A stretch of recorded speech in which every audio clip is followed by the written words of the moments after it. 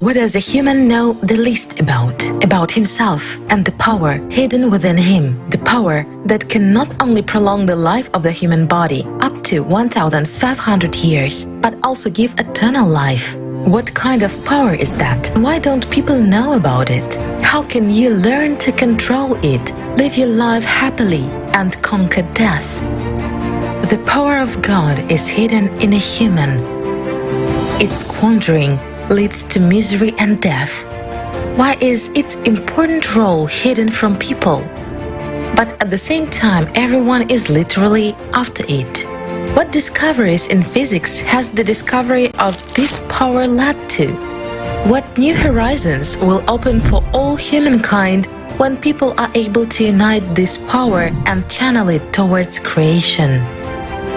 What valuable gifts has God given to humans? In what ways are humans like God? To know more, watch Kaleidoscope of Facts on ALLATRA TV on August 13, 2022. Initiated by the participants of ALLATRA International Public Movement from Romania and Moldova.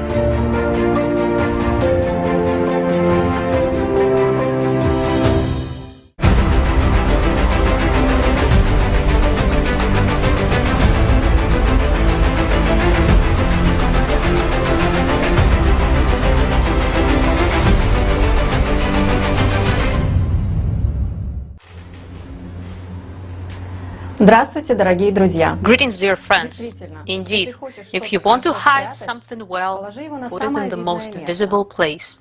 It is amazing how many mysteries a person hides in himself. With every new kaleidoscope of facts, I get convinced that we people really know very little about ourselves and our abilities.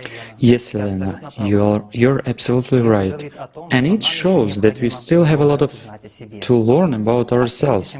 And in today's Kaleidoscope of Facts, we're going to talk about the most valuable resource that every person has.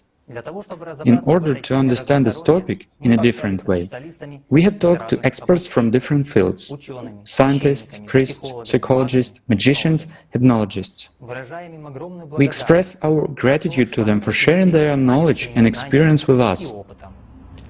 And we invite everyone who is interested to join in creating the next editions.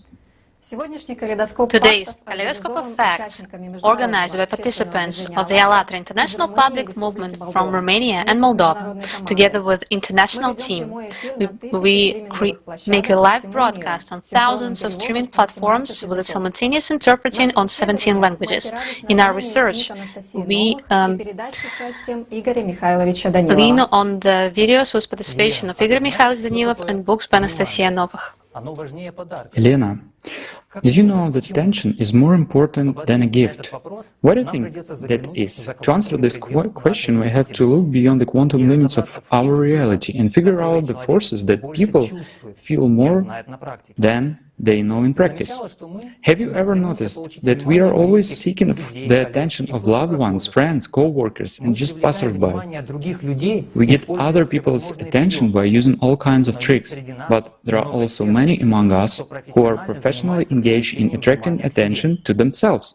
Let's watch a video on this topic.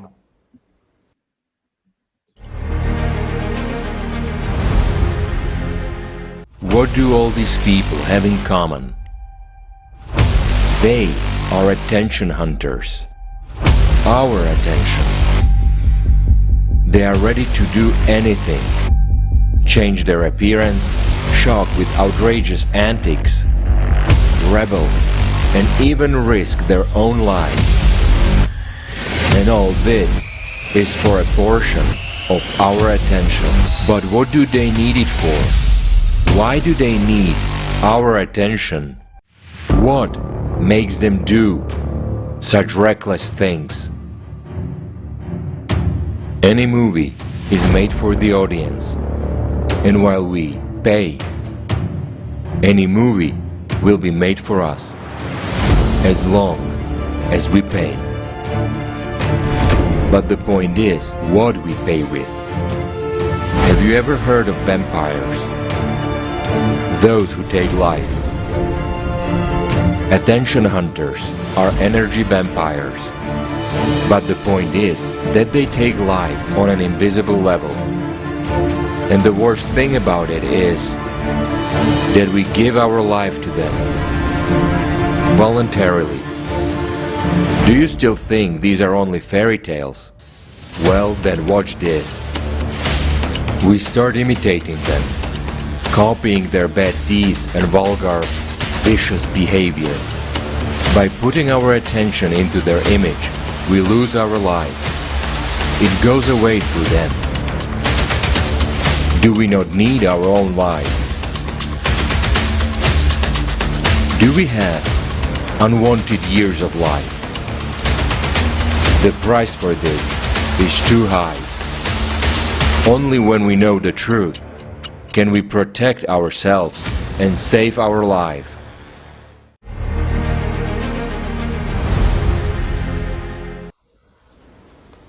Most likely, many have seen in this video familiar and common to modern society situations and faces, isn't it? Isn't our information space being actively filled with this content today? And with each time, there are more and more of these attention seekers. Their tricks are becoming even more absurd and stupid, but this is only the first glance. After all, it all works. They're very good at getting our attention, and we have to wonder why. Why do people hunt for attention? What does it give them? Who do they serve? To explore these questions, let's watch a fragment of the program Circle with Igor Mikhailovich Danilov.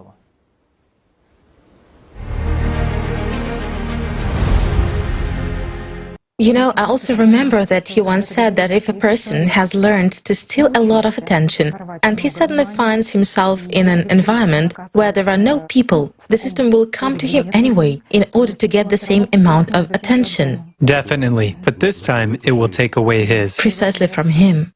Let's look at the lives of many popular people. There's another little interest. Why does magic not work, let's say, on public people who are very, very famous? It doesn't work. Presidents or some prominent performers who never go off the screens. At the moment, when they are on the screens, as long as their image and name are known to a huge number of people, and a huge number of people evoke in themselves those phantom images, magic doesn't work on them. Well, it will work, but imagine what kind of power one should have to overpower. The system itself protects them, doesn't it? Of course, to overpower the resistance, the very protection of the system itself, you see? I mean, this is beneficial and interesting for the system. It's a source of its income. Let's say it is nourishment of the system itself. Masses of people spend their time, life, and invest their attention in this person's image. Can you imagine? Of course the system will protect its assets, but let's see what often happens to those people after they lose, let's say, the platform where they can get that attention from people, okay? That's where the same thing begins to happen stereotypically to almost all of them, with rare exceptions. When a person has drastically changed his or her way of life, realized something, overcome it, and lives on, or a person, let's say, has another platform for getting attention. He has something to pay the system with. Then still... Otherwise, it devours him, doesn't it? Otherwise, it simply devours him. I'm just saying, anyone and everyone can trace it all.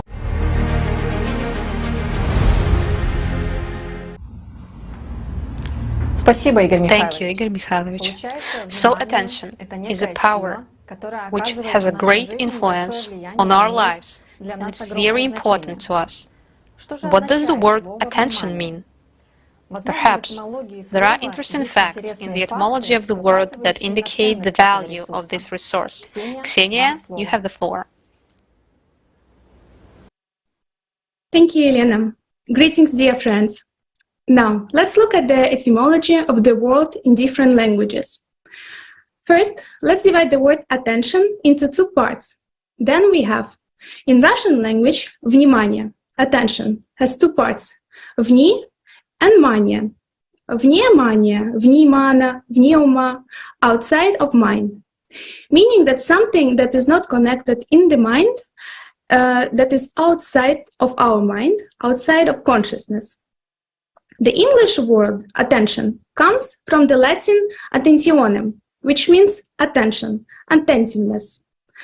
Now on your screen you can see a diagram which shows the attention comes from the genitive case of attendere, which means to listen to, literally to reach out to. The Greek verb prophison, professo, has two parts, pros and echo. The first part, pros, to, means first, former. The second part of the word echo is translated from ancient Greek as both to have and to grasp, to hold by force. Scholars also count as etymology-related words the Slavic verb siagati and the Sanskrit sachti, to fasten, to attach to oneself. It turns out that attention is an attempt to grasp the truth when one wants to get to the bottom of things. Our attention can be a force that binds us to an object or phenomenon over which we can desire for possession. Now, let's look at the Chinese language. The word attention in Chinese is chui sui. This character has two parts, chu, which means to flow, to pour in, together, to flow in, to pour out, and yi, translated, means thought, idea, desire, aspiration, attention. So it's turned out that where there is a desire and aspiration, something is flowing in, gathering there, flowing away. In this case, we can presume that it's some kind of energy that is outside of matter. In Arabic, attention is translated as intibahu. The word comes from the verbs to awaken, to be enlightened. Dear friends, from all of the above, a brief conclusion can be drawn. Attention is constantly flowing substance that is outside of this matter. It doesn't belong to the mind, consciousness. If human beings do not purposely direct the attention, it is still consumed and dispersed unconsciously and affects the world and human destiny in one way or another. This is why wise people have always said that it's important for a person to define the purpose of his or her life and to permanently invest the attention in it if he or she wants to achieve it. Thank you for your attention. I now give the floor to the presenters. Thank you, Ksenia. It's interesting because even this expression, thank you for your attention, we use all the time without thinking about it. But attention is really a very valuable resource. The proper distribution of this power directly affects the length of our lives. Lucian, you have the floor.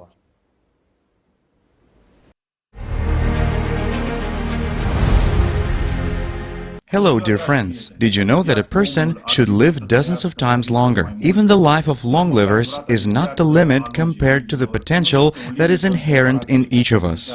You might say that this is or you might wonder, then why don't people live that long nowadays? Let's figure it out together and find the answers to these questions, so we understand how longevity is related to the power of our attention. Right now, on the screen, you can see the pictures of young, fit, beautiful people. You probably think they are about 20 to 25 years old. But the Chinese woman in the picture, Lu Yelin, is actually 50 years old. Her 23-year-old son has to constantly explain that this is his mother, not a girlfriend. In the second picture is a Singaporean, Chuan Do Tan. He is 53 years old. He used to be a photographer, and now he is known as a model. Chinese Hu Hai, at the age of 68, likes to wear youth clothing, does yoga, and practices meditation. It seems that these people have managed to invent the elixir of youth. I think a lot of people would like to look the same at their age. Science registered the case of the oldest person, whose birth and death dates are well documented. Her name was Jeanne Calment. She lived 100 122 years. Calmont was actively engaged in sports. She played tennis, rode a bicycle at the age of 100, and did fencing. Also, the pathophysiologist Alexander Bogomolets was engaged in research in the field of aging. In 1937, he opened a center for studying the phenomenon of longevity. Expeditions of gerontologists went to the Caucasian regions. Among the local elderly, there were found people aged from 130 to 180 years. But none of them had birth certificates. According to the results of the research, Bogomolets wrote a solid work, The Prolongation of Life, the main principles of the struggle for longevity, no satiety. One should beware of desire. It is a powerful incentive for creativity, love, incentive for long life. 150 years should be recognized as normal longevity of man. Everyone who is interested in the topic of longevity has come across the name of the Chinese Li Qingyuan. Li Qingyuan had lived for 256 years. There were certificates found, awarded to the long-lived man by the Chinese government for 150 and 200 years. Once the Chinese man uttered an interesting phrase: retain a calm heart, sit like a turtle, walk swiftly like a pigeon, and sleep like a dog. People close to him said that Li Qingyuan could sit in the same pose for hours without interruption, devoting himself to meditation. The man believed that it was a calm mind that helped a person live an extra 100 years. I invite you to watch an interview with Dr. Maria Kuman, PhD, Professor of Holistic Research Institute in the United States, and an author of books.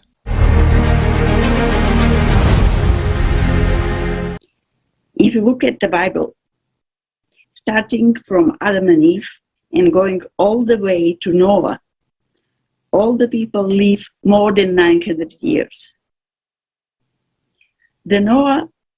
The birth of Noah is described in the book of Enoch. He wrote 30 books. And he's the only one that died at age 365. The other patriarchs before him, he lived 950 years. But his children lived almost one half of this. Approximately one half of this. So this was different kind of people, so to say. And what is very interesting, this cutting the lifespan into half has been done a number of times, not only during Noah's time. After Noah, for 4 generations, the average lifespan is 480 years. Then you have 3 generations of patriarchs that live only 240 years. And in the Bible it is written that during the time of Sargon the Great, when the notables of Israel were taken to live in Media, the lifespan was shortened to 120 years. So we are given to live 120 years. And if we live less than this, it is because of the stress of life. And I'm citing 8 different religions saying the same. Don't do to the other what you don't want to be done to you. If we all follow this simple rule, we will not have stress of life. But we don't do this. And I hope when I explain scientifically the role of positive and negative emotions, you understand the substance of Jesus' teaching. He came here to, when John the Beloved, his beloved disciples, asked him what is the main things in his teaching, he said he wants to be remembered with love one another, love your neighbor, love your enemy. Why love? We don't have idea what love can do. That's why we don't practice it. If we would know more, we would practice it more.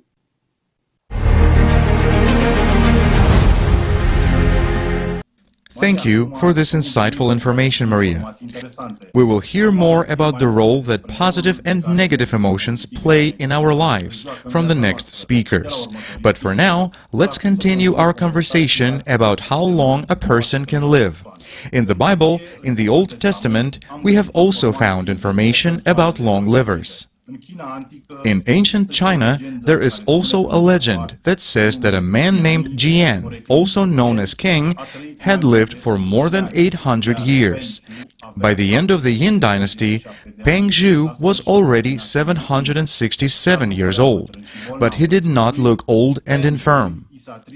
Peng Zhu is ascribed the doctrine of the life force, which is developed in the human body. When it becomes insufficient, a person falls ill. When it depletes, a person dies. And this is a very important point. What is this life force used for? What role does the power of our attention play in this? How much can we potentially live if we use this power properly? I propose to watch an excerpt from the video with Igor Mikhailovich Danilov, Obsessive Images.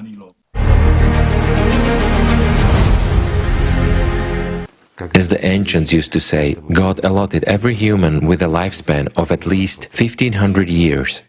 And the ancients wondered why people live such a short period of time. The answer was simply amazing. God, He is very kind and generous, and He endows us with everything. A long life, a very long one, as well as happiness, joy and health. He endows us with everything. Yet why do we have it that way? Why do we live a short period of time? Why do we fall ill? Why do we not have peace, happiness and joy? That's a good question, isn't it? We have a wrong lifestyle. What do you mean by a wrong lifestyle? Should we properly eat, get enough sleep, have rest, somehow love ourselves, take care of ourselves, and somehow exploit our body carefully? Psycho-emotional state. Well, psycho-emotional state, we should be satisfied with everything, right? And again, our psycho-emotional state depends on external factors, doesn't it? It does. For instance, if we are surrounded by a good, wonderful team, where we feel good, or in a family, where we respect one another, where everything is splendid, where everyone takes care of each other, and everything is wonderful, right? That's the way it should be. Yet, have any of you seen such perfect conditions in real life? There is nothing perfect in this system, indeed. Absolutely right. Yes. Now, we already deformed a priori. Literally fantasize. Why? If a family, let's say, consists even of 3 people, and if they do not engage in their own spiritual development and have not achieved any results yet, they cannot be perfect. Just cannot be. Why? Because they have images, they have emotions, they get irritated, they fight for being the alpha.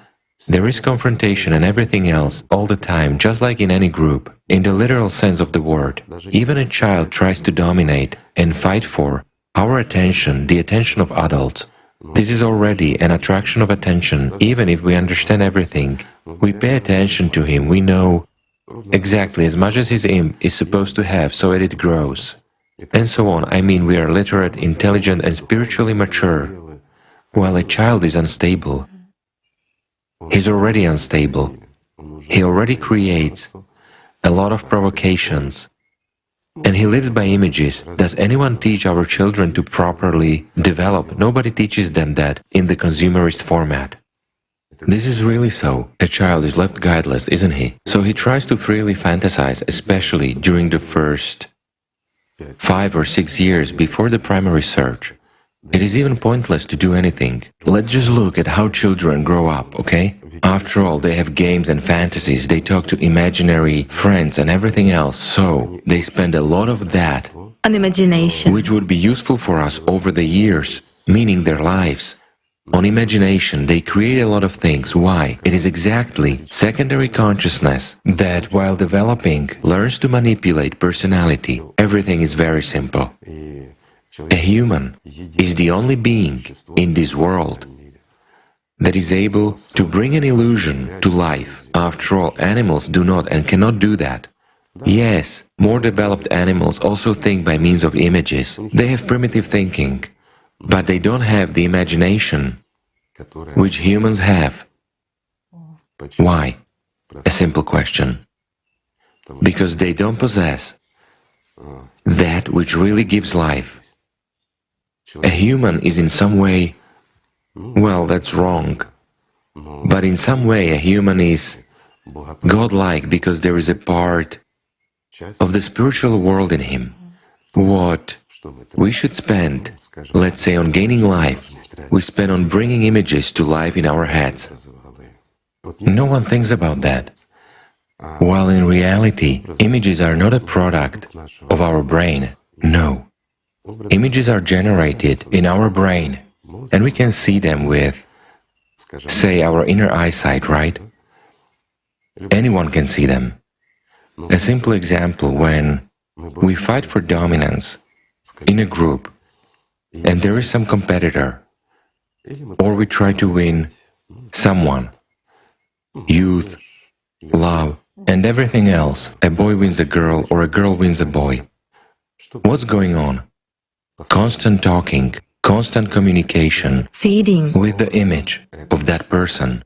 Or a dispute arises with someone. Okay, it doesn't matter where you are, friends, at work, at home, in a family, anywhere else. It doesn't matter. You encounter a stronger demon, and the game of imps in your head begins. This micro-fight is maintained in Of course. continuous, yes. Yes, and we prove something, we explain. In other words, in the beginning we create an image of a non-existent person. I'm saying again, there is a specific person, but we create an image of a non-existent person. A phantom. A phantom in the literal sense of the word. It doesn't exist in the material world, but at the same time, it exists in the subtle material world. It really exists. We talk to it. We spend our life energy on it. It lives at our expense. This is extremely beneficial for the system itself. It is beneficial to our consciousness. Why? We pay with our lives for an illusion, don't we? Thank you, Igor Mikhailovich. So it turns out that a person can live for at least 1,500 years. This information makes me wonder, what are we doing with our lives? What are we wasting our potential for? In fact, we live so little because we spend our life force on creating images, negative thoughts and emotions. Olga will tell us about how destructive and pernicious this all is for a person.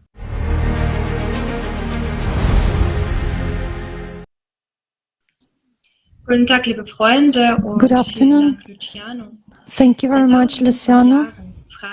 For thousands of years, people have been asking themselves, why do we age? What are the causes and mechanisms of this process?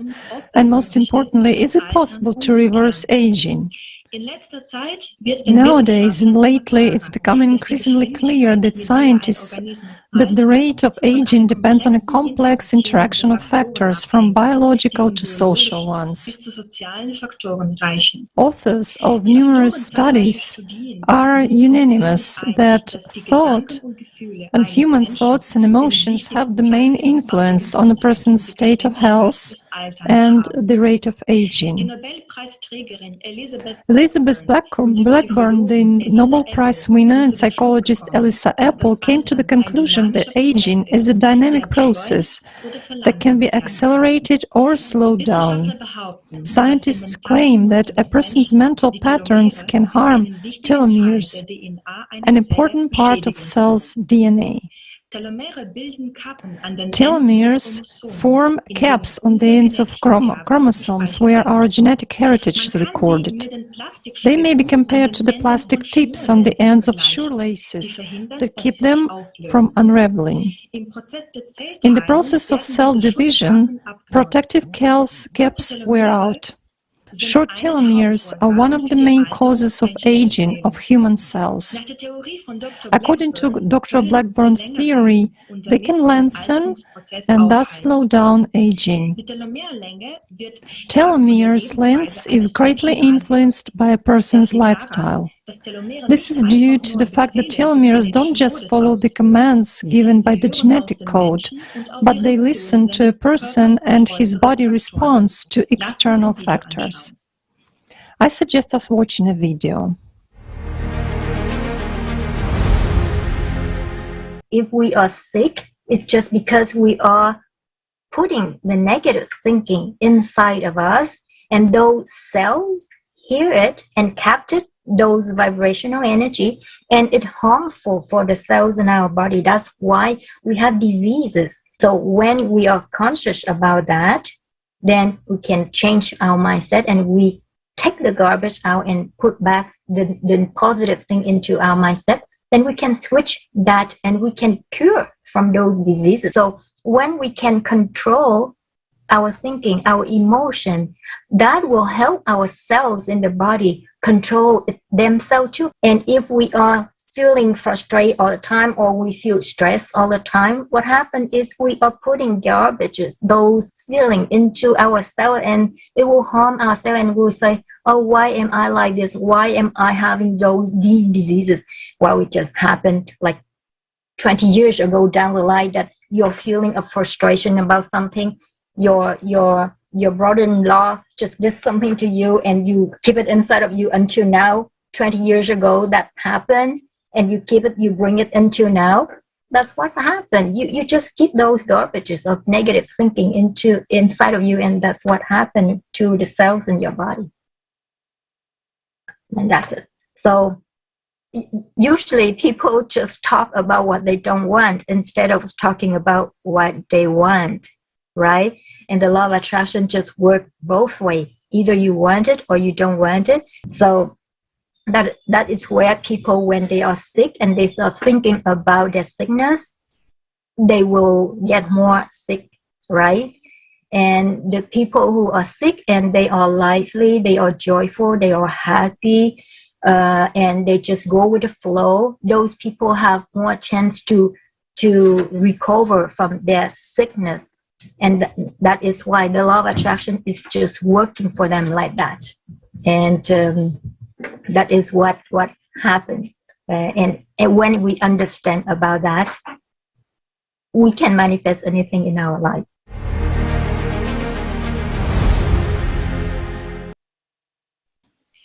Thank you, Mina. A group of researchers from the Max Planck Institute have managed to prove an important fact. Chemical reactions in the body occur regardless of whether the cause of stress is real or it's an imaginary situation. The body releases the same amount of cortisol, both with negative thoughts, when negative thoughts are directed to the future and to the past. Psychologist Lisa Feldman Barrett uses the term affective realism to describe the brain's ability to construct associations.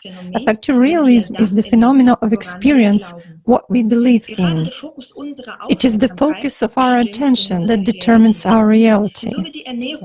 Thus, with nutrition, our thoughts, feelings, and beliefs affect our health. Now let's listen to Yuri Zakharov, professor of experimental medicine at the Ontario Institute for Regenerative Medicine in Canada. He will tell us about the phenomena of the power of our thoughts and attention.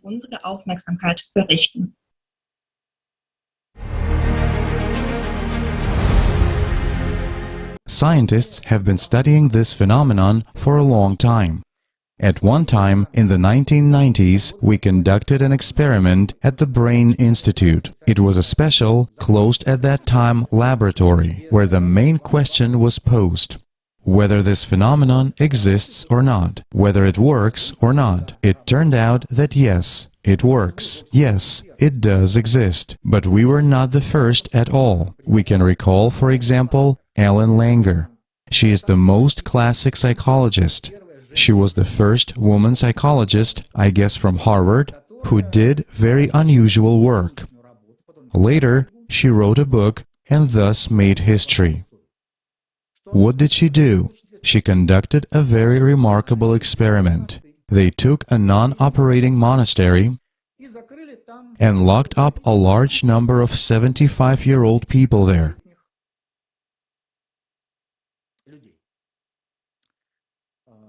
The atmosphere of 20 years ago was reproduced in this monastery.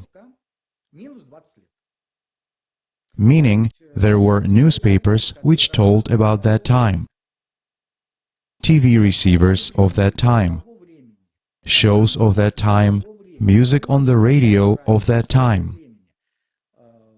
The food was also of that decade. Moreover, as they were elderly people, they took certain medications. During this period, they stopped being given any medications at all, and they were just being watched to see what would happen. And after a certain period of time, it turned out to be a very interesting story. Well, at that time, the concept of biological age was not yet sufficiently defined. There were no modeling clocks, but there were different questionnaires. There were functional tests that examined joint mobility, muscle strength, and so on. And it turned out that people became about 10 years conditionally younger just by being in that environment. In other words, they actually lived in it and convinced themselves that they were minus 20 years old.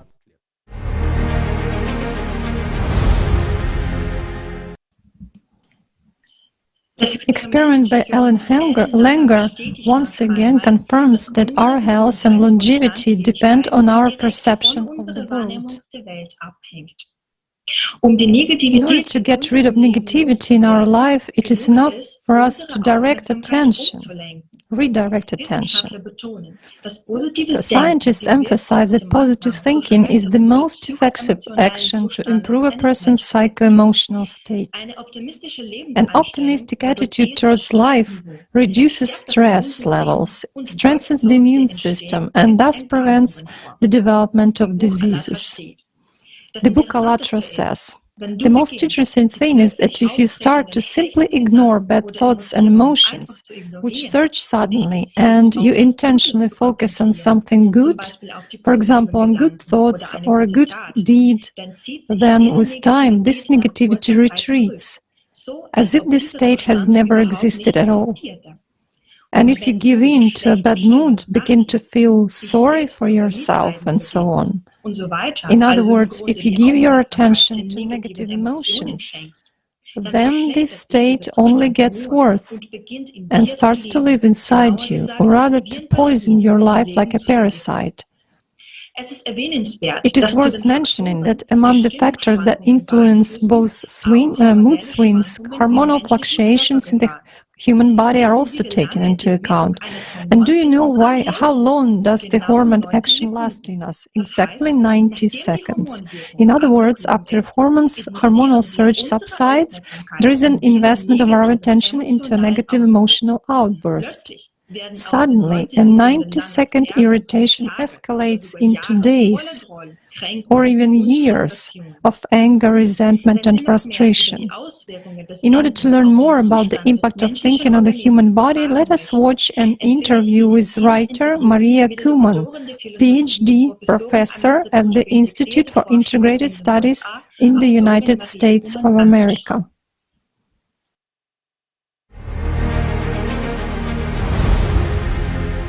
The life force is not given a priori. It depends very much how we live our life. The Creator gave us freedom of choice. And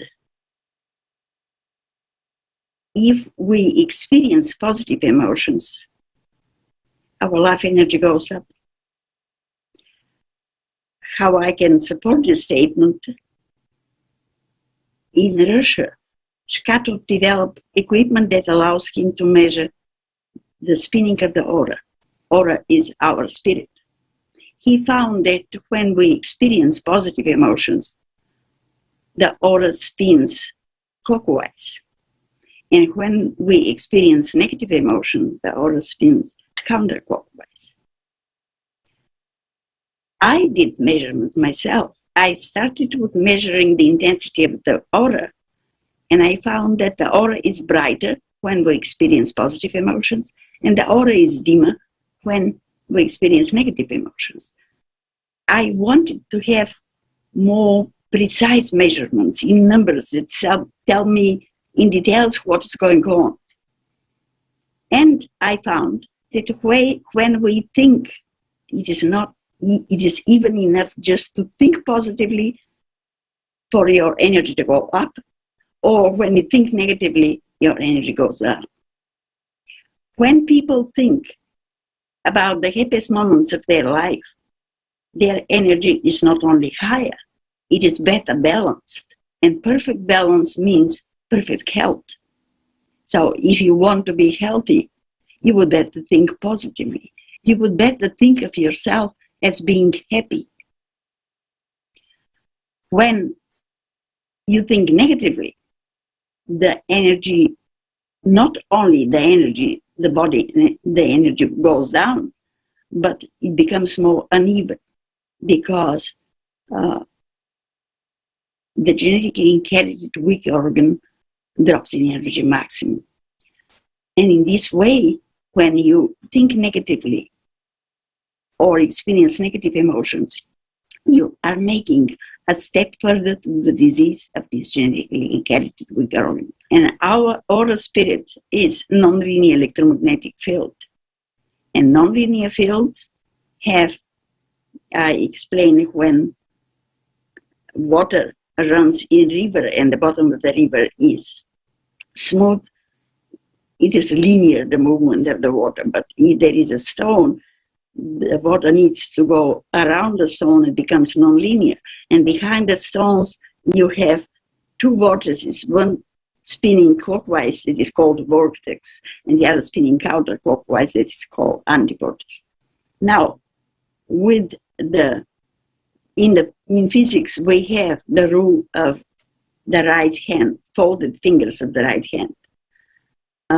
When the folded fingers are in direction of the spinning, the thumb is showing you the direction of the magnetic field or the direction of the energy.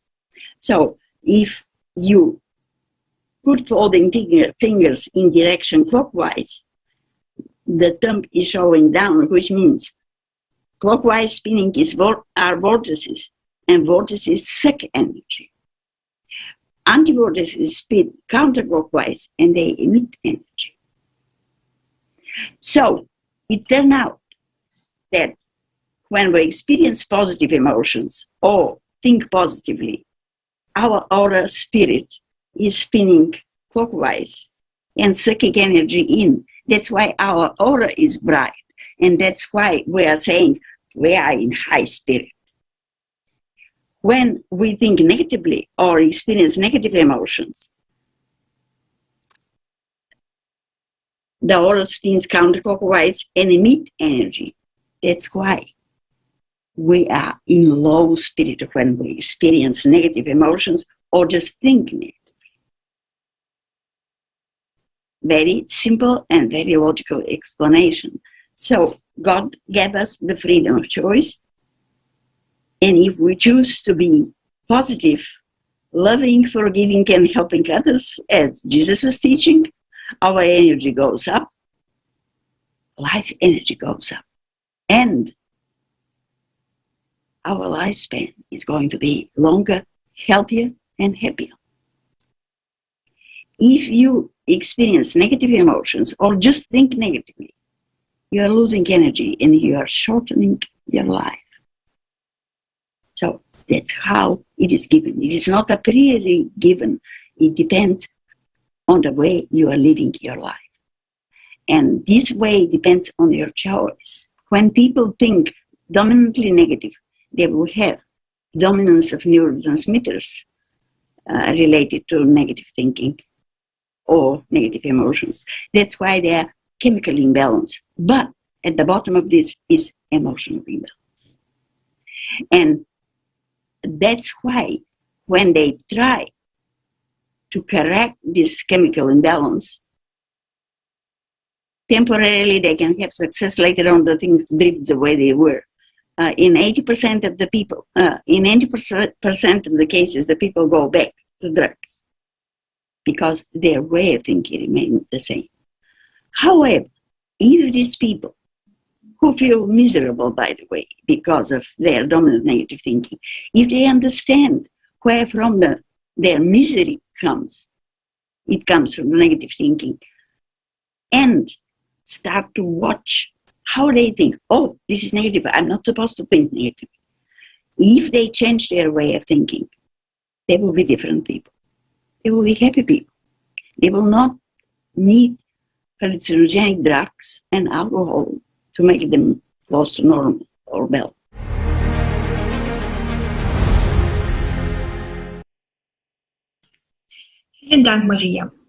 Thank you, Maria. So, a person's quality of life directly depends on the focus of his or her attention. Everything that happens in our head is somehow reflected in reality. We, by the power of our attention, buy ourselves everything: diseases, health, or longevity. According to the latest scientific data, on average, we have more than 6,000 thoughts every day. At the same time, 95% of them are repetitive thoughts. What we thought yesterday, a week ago, and what we will think about tomorrow. Moreover, 80% of thoughts are negative. By changing our thinking to a positive side, we have an opportunity to improve our health, increase the quality of life and longevity. We can potentially live more than 1,500 years ago, 500 years. It is our choice that determines where our life energy will be channeled. If you want to live a happy life, start controlling what you invest your attention in. Thank you. Спасибо, Ольга. Thank you, Olga. After the information that you voiced, I understood how emotions influence the quality and longevity of our life. An interesting fact, scientists have found the action of hormones that cause an emotional outburst in a human stops after 90 seconds. And here's the question arises. Why then do we continue to get emotional for days and weeks? Why don't we calm down after 90 seconds when the hormones stop working? What triggers these emotions in us, and why does someone in us wants us to live less than we are supposed to? What is this self-destructive mechanism? What role do images and phantoms in our heads play? Roman, I give you the floor. Thank you, Elena. Good afternoon. So what is a phantom? The word phantom itself comes from the French fantôme, which in turn comes from the Greek phantasma. In the translation, it means apparition, ghost, creation of imagination, fiction. It means that the concept refers to something ephemeral, subtle, weightless. We form images or phantoms since childhood. This includes fantasizing and playing with imaginary friends. The process of fantasizing is actively stimulated by human consciousness. That is, consciousness offers different images in the head. And according to our choice, we either put the power of our attention into them or not.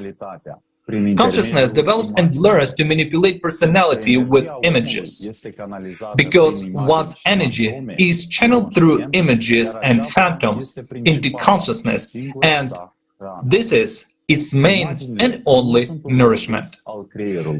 Images are not a product of the brain. They come from outside, and only after that they are transmitted to us as personalities, and we can see them with our inner vision.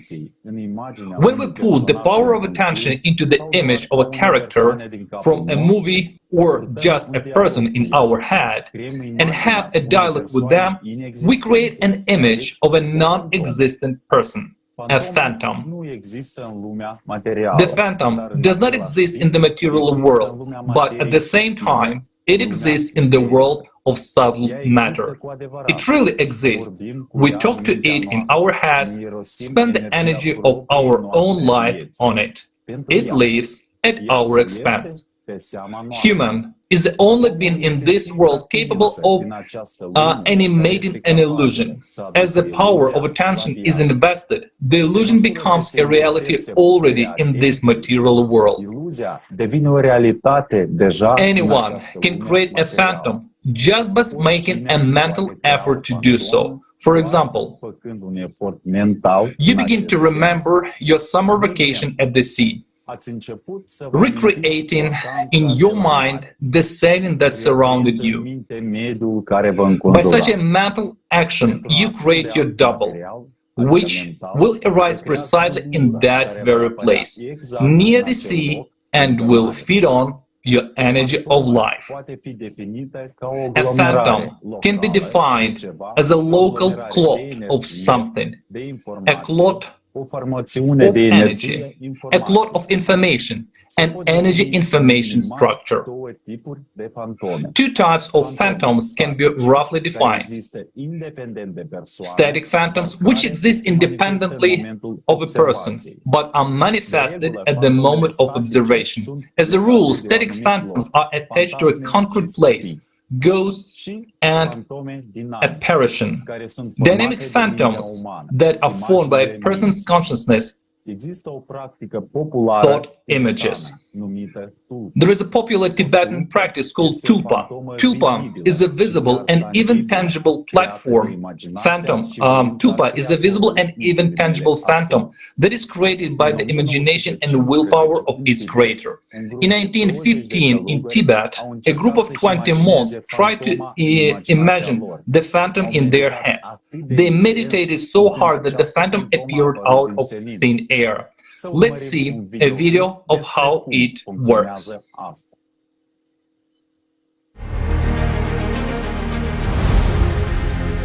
Can people create a phantom? They can. But there is a certain law. There must be a certain number of people, excuse me. It's not 5 or 7 people who are sitting at a table, but many more. They must invest their attention at such a concentrated level so that this particular image would arise. They must make maximum efforts for its manifestation, and then it can really form. However, as a rule, a phantom is not a material structure, it is rather a manifestation of subtle matter. And it will definitely exist at their expense, meaning this is a kind of an agreement. Well, for example, we would like... How does this work? I'll simply explain. A necessary number of us have gathered, no fewer. It's possible with a greater number, and not with a fewer one. I'm not saying how many, otherwise people will play with it. Although, one can find these practices described. They are described in more detail in Tibetan literature. What's the point? We'd like to make a god for ourselves, or sort of a genie. And we begin to focus our attention on it with certain characteristics of it. For example, we'd like to have an assistant, Mickey Mouse, that is, a little mouse. The most interesting thing is that in a while, literally, everyone who was engaged in this process of creation and were extremely focused on it, those who were just sitting, watching, and doing nothing, for those it wouldn't work. Whereas those who were making a really good input would start noticing lots of mice appearing around them. And out of the blue, mice would start showing up. This would manifest. These are the first manifestations that this begins to work. Then there is more. They have gathered again. Some input is made. There are material requests, as if to a genie, and somehow something might be achieved. Somewhere, might start working. Things deemed impossible might come true, but it's all in the material world. If this is pleasing and beneficial for the system, such things do exist. But one needs to understand that it's a direct path to subpersonality.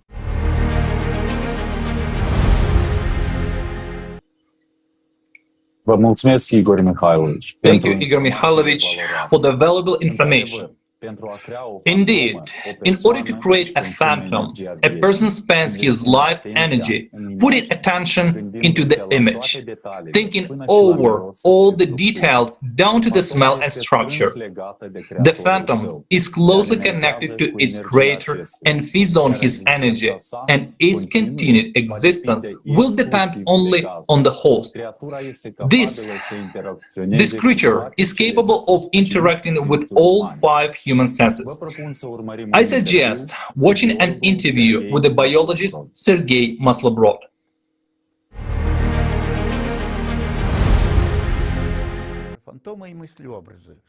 Phantoms and mental images. What is it? This is something that exists in our world, often in an invisible form. But it exists in the form of some kind of energy information cloud. This is some kind of field, often of an incomprehensible nature, definitely not electromagnetic. This is something that can exist in the form of a visual image. There is a device, the so-called IGA device, indicator of geomagnetic anomalies. The decipher was created by Kravchenko. This device works on the registration of electromagnetic radiation, of very delicate registration. The slightest change in the electromagnetic component is caught by the device. So it can identify pathogenic zones, where there are voids, where there are some pipes, not even metallic ones. But the electromagnetic component is a consequence of the phantom itself. And by all accounts, it's not electromagnetic in nature.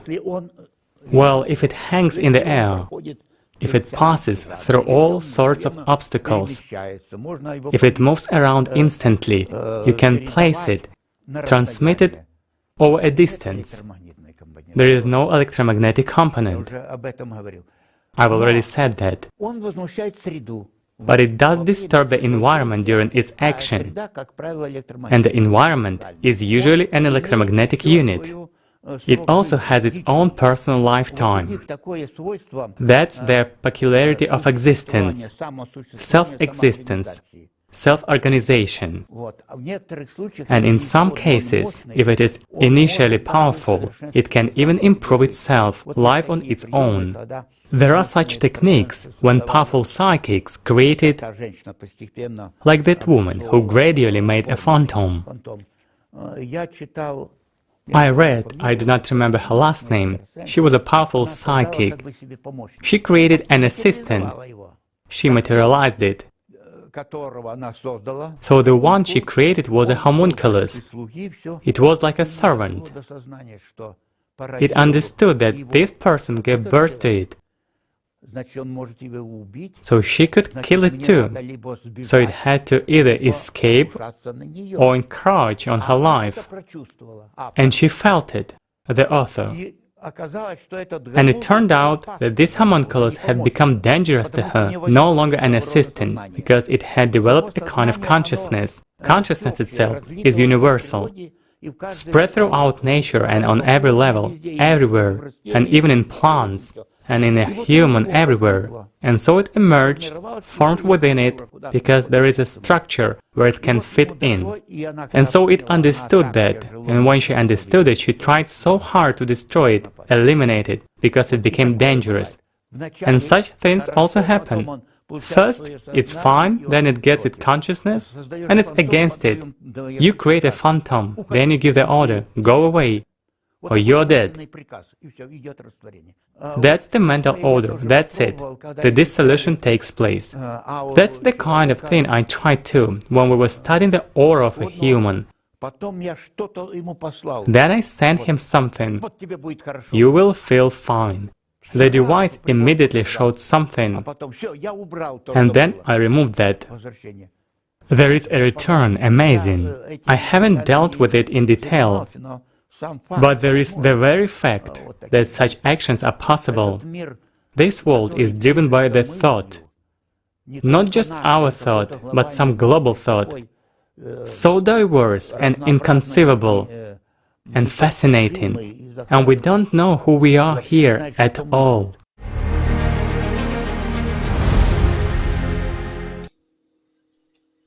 Thank you, Sergei Nikitich.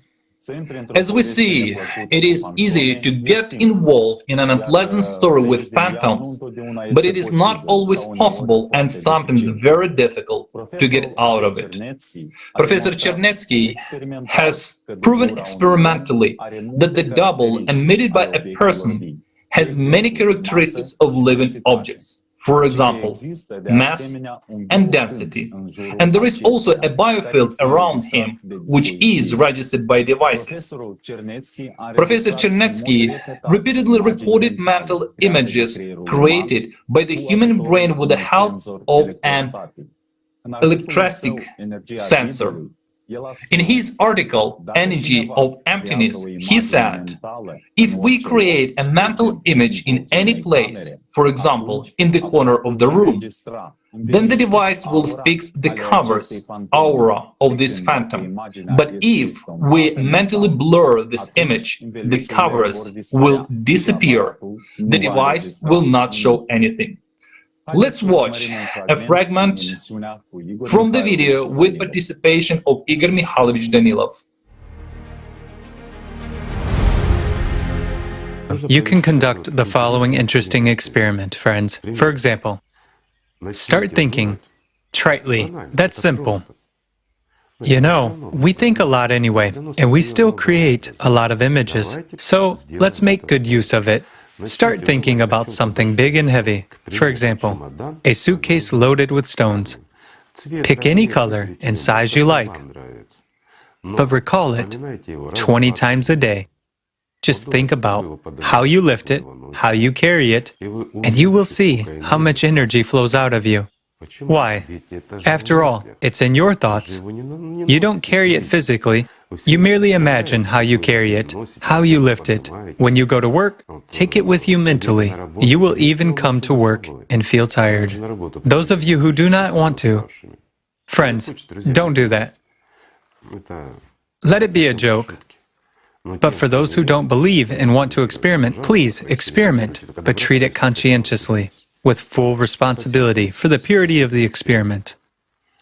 When you come home, bring your suitcase with you. If you go somewhere for work, take it with you and imagine, clearly imagine its weight, size, and dimensions.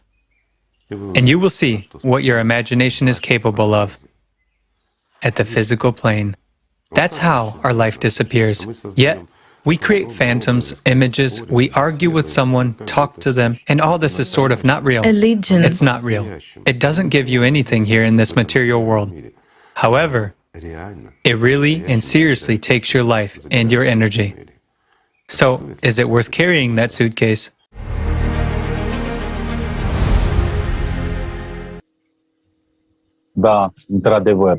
Yes, indeed. If in your head you walk around all day long with a suitcase like that, you are bound to feel a drop in energy. Phantoms were repeatedly registered by means of photography as well.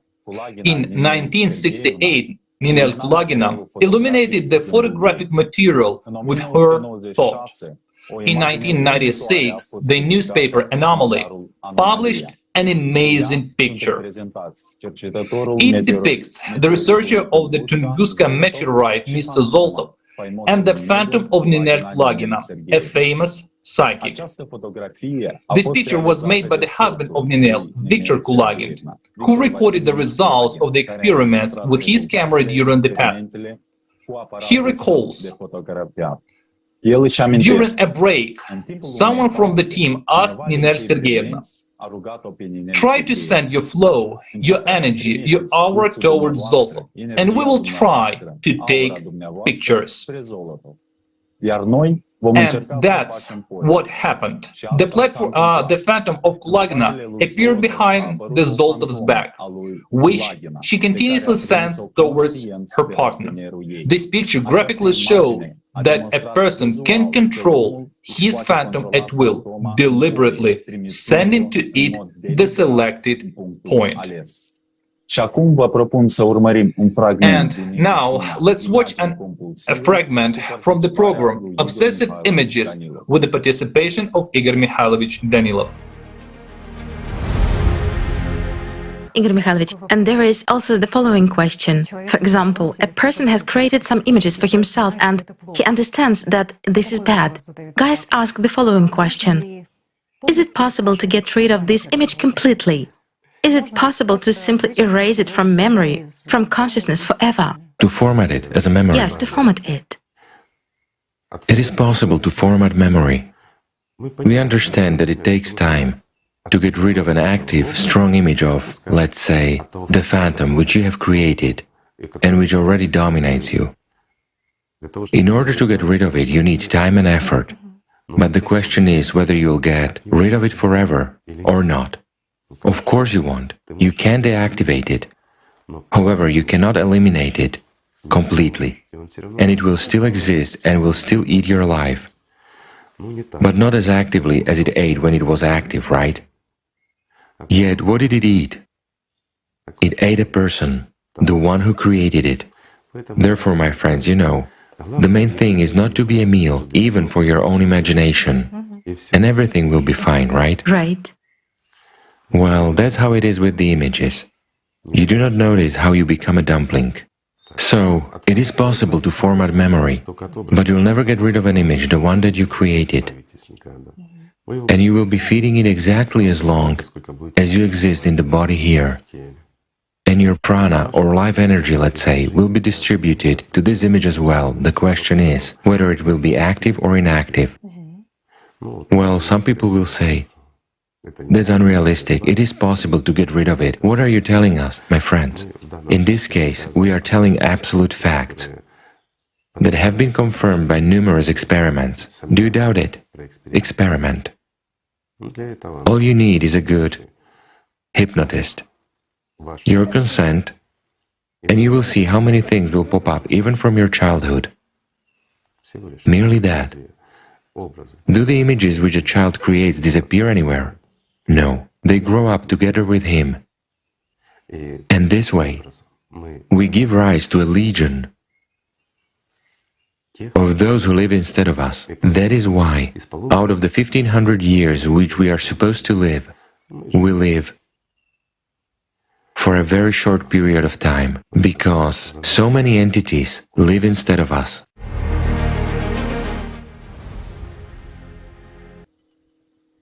Thank you very much, Igor Mikhailovich. Considering the fact that a human being is a lifespan of at least 1500 years, comes the understanding of why we actually live about 80 years of this lifespan. Because we waste our life energy on thoughts and images in our heads, creating a huge number of phantoms, consciously or unconsciously. I give the floor to the host. Lena? Thank you, Roman. We've just heard some very important information about phantoms. It turns out that this is the same image that we give our attention to. Phantoms exist at the level of information. They settle and remain in the subconsciousness of a human. They don't go anywhere, but continue to exist using our vital energy. That is, they live at the expanse of us. So next time, creating the next image of phantom, think about whether you are ready to give years of your life to it. And this is not in the figurative sense, but in the literal sense, because more we create phantoms, the less we live ourselves. As Igor Mikhailovich said, there are techniques that allow you to receive full information which is stored in the subconsciousness. These techniques allow you to make sure that everything a human heard, have seen, or have thought about, it's stored in subconsciousness. Oleg, please tell us more about that.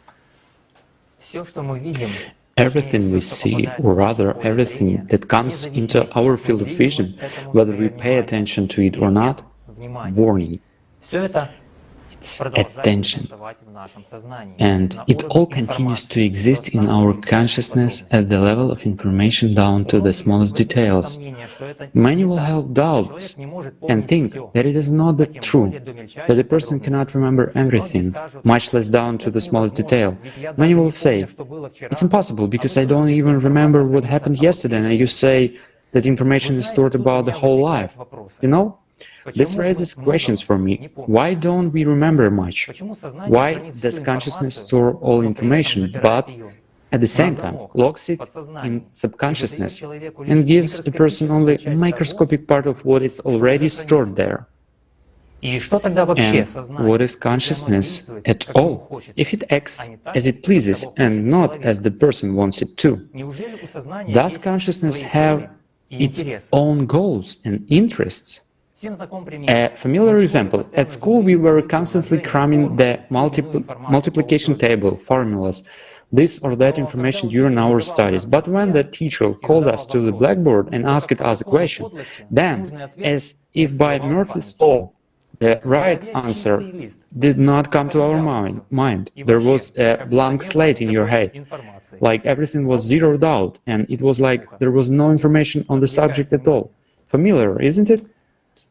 But any information we have ever heard or seen, including with our peripheral vision, is recorded in our subconscious.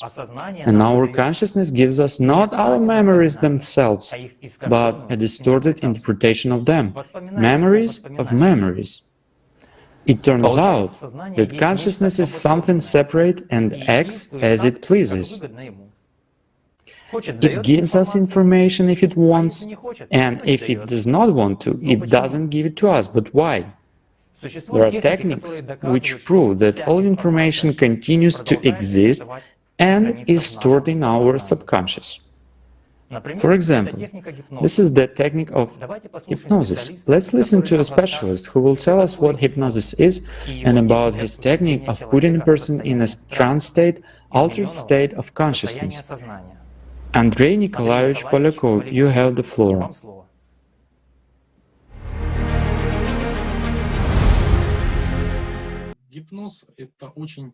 Hypnosis is a very interesting state. It is a trance state,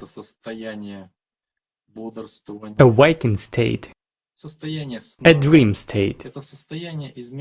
It's an altered state of human consciousness in which a person can solve certain problems. There is classical and Ericksonian hypnosis. Classical hypnosis is directive hypnosis, and it implies certain commands, while Ericksonian hypnosis uses hidden indirect suggestion techniques, which also help to solve problems effectively by altering consciousness, working with the subconsciousness, and bypassing critical thinking. All hypnotherapists are also hypnotized, and they too go into a trance. They kind of enter this state and establish an invisible bridge of communication, meaning an invisible connection, a channel. And through this channel, both the hypnotherapist and the one being hypnotized solve these problems together. When, let's say, you start working with a person, through this channel you can see the state the person is in. You show him 2 fingers and ask, how many fingers? And the person tells you how many fingers there are. So there's already a calibration, and you begin to understand the person's state. If he tells you 2 fingers, that means he's already a visual person. He's only calibrating information with his eyes, and he didn't connect his ears. But the information was, I'm just explaining the mechanism of subconsciousness and these techniques. So I actually asked how many fingers I had showed with my hand, right? I was showing 2. These are the calibration moments that determine what state a person is in. It doesn't mean that he's got some serious mental problems. No, it just helps to see what state a person is in, what their leading state is. Some are kinesthetic. They need to touch, and only then they can feel what they are connected to. Some need to smell, to taste, and so all these moments are used in work. When a person comes, it's important to calibrate him and understand which channels must be used to achieve certain goals. Whether it will be auditory, visual or kinesthetic style. Immersions can be different. Sometimes a person can immerse instantly, even with his eyes open. A person may not necessarily be sleeping or something like that. He can get into this altered state with his eyes open, and his brain begins to emit different frequencies, which also change. And when the hypnotherapist talks, he makes, let's say, certain finger snapping. And these snaps correspond to certain activation of alpha, beta, gamma, and theta waves in the brain. So these moments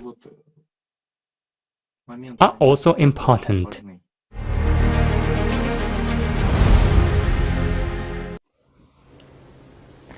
Thank you, Andrei Nikolaevich. Is it possible to rely on human memory? German psychologist Hermann Ebbinghaus studied memory in 1885. He came up with the forgetting curve, also called the Ebbinghaus curve. He conducted an experiment on memorizing a meaningless series of syllables with no meaningful associations, e.g. bow, geese, loch, etc., etc. It was found that after the first unmistakable repetition of a series of such syllables, forgetting goes very quickly at first. Already during the first hour, up to 60% of the received information is forgotten. In 10 hours after memorization, 35% of the learned information remains in memory. After 6 days, we will retain 20% of the syllables we learned at the beginning, and this number will be retained for about a month. As a matter of fact, human consciousness is a forger. It retains the exact image of an event for some milliseconds only, and when long-term memory starts working, it distorts the event completely beyond recognition, and in this distorted variant presents it to a person. That is, memory in our common understanding is not how information is kept in its pure form in human subconsciousness, but exactly how consciousness presents information in its distorted form to the person. Here is the fragment of the video with Igor Mikhailovich Danilov.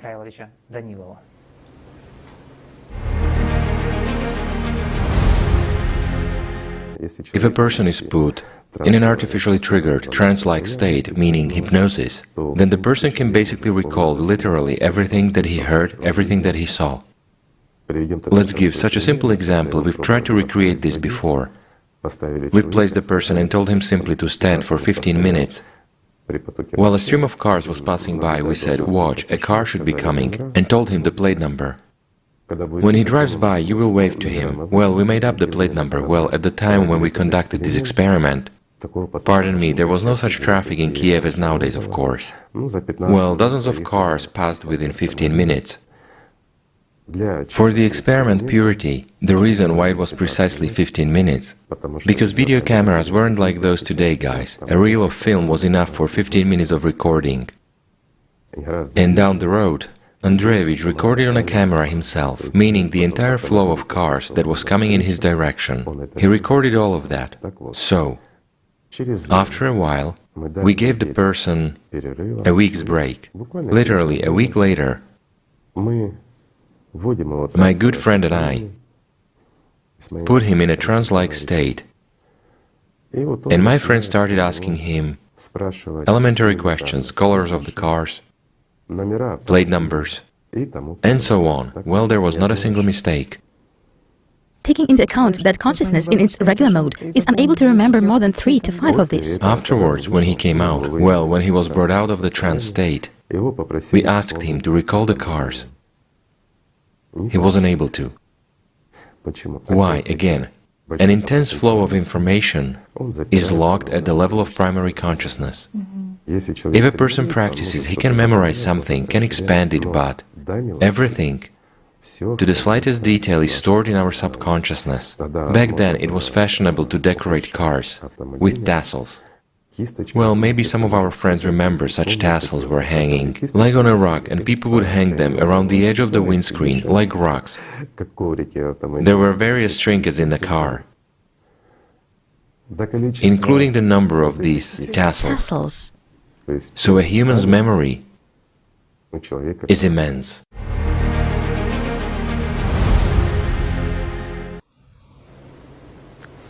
Что показывает электроэнцефалограмма головного мозга при гипнозе? What does the electroencephalogram of the brain shows during hypnosis?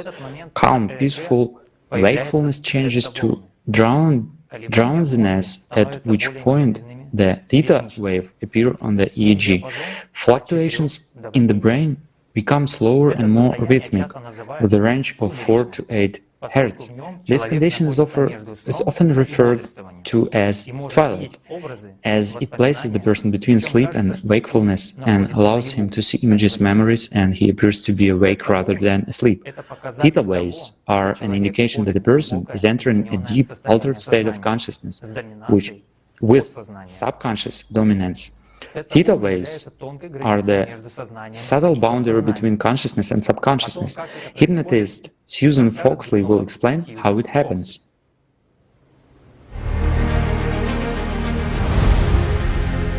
When you're doing hypnosis, it's really important to get out of beta and get into theta. So I get my clients in a very relaxed state, a very, very relaxed state where the mental chatter is ceasing and getting into theta waves. And you can't change the subconscious mind unless you're in theta. And so I get my clients into theta brain waves, and then we plant that image of what they would like to visualize and feel and smell and taste and touch and hear. And as long as I'm describing that image in their mind, it plants that seed for as long as that image is there.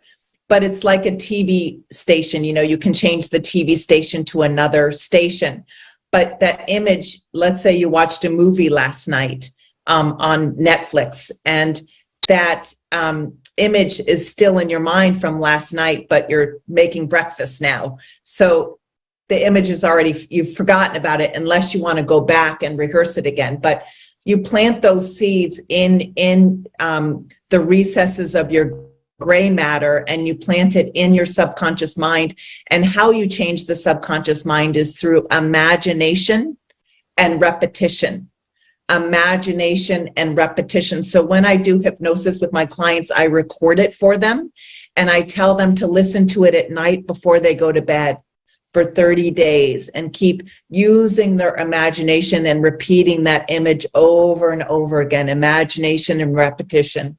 Imagination and repetition. And the image is there just as long as you're visualizing it. But just like a photographer taking a photo, the longer you keep that still in your mind, the more likely as within, so without, you're going to attract it to you more easily and effortlessly through using your imagination and repetition. So it's in there, and it's like the seed in your subconscious mind, and it can take a while to show up. It could be now, or it could be next week, it could be next year.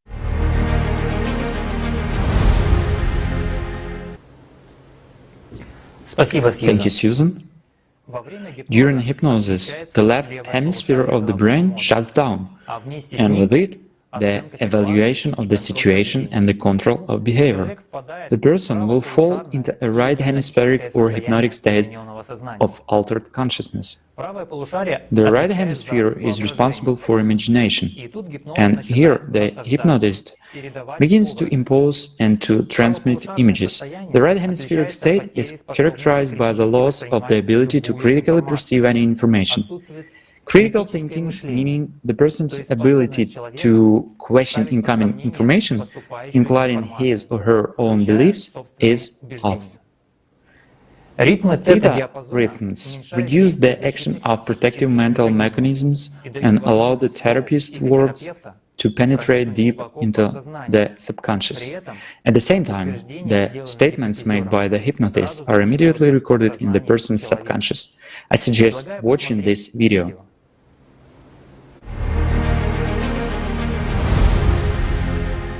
there is research done in Russia and in the US, and they show the same.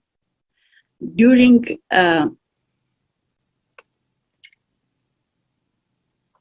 prayer or meditation, the brain is not active.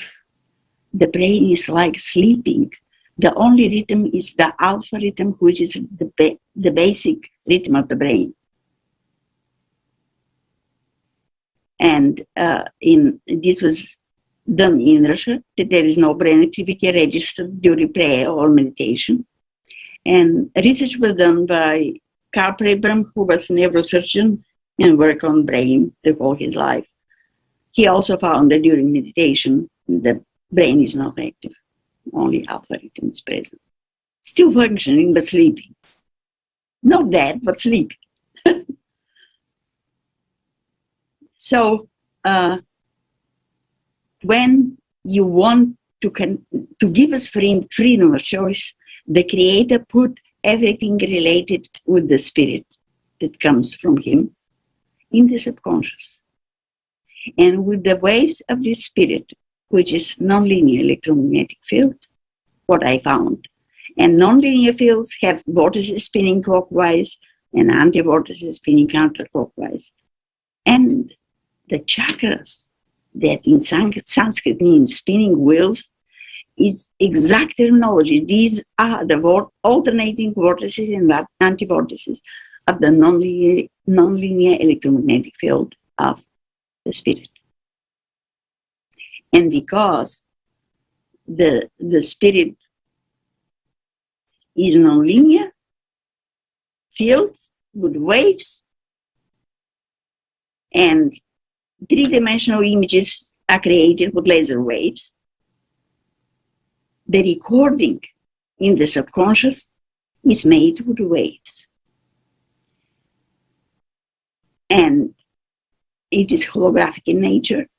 And holographic record is very compact.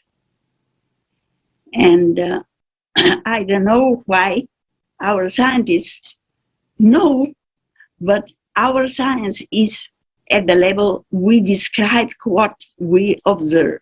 When the sleep switches between conscious and subconscious, it reads in the conscious everything that's recording during the day and sends it for permanent storage in the subconscious, where it is recorded on holographic principle in a very condensed form. Why our scientists don't ask the question, why? They know that the sleep is a constant switch between activity of the brain, they register this with an electroencephalogram, and activity of the subconscious, which is emotional activity, and it is registered with galvanometers.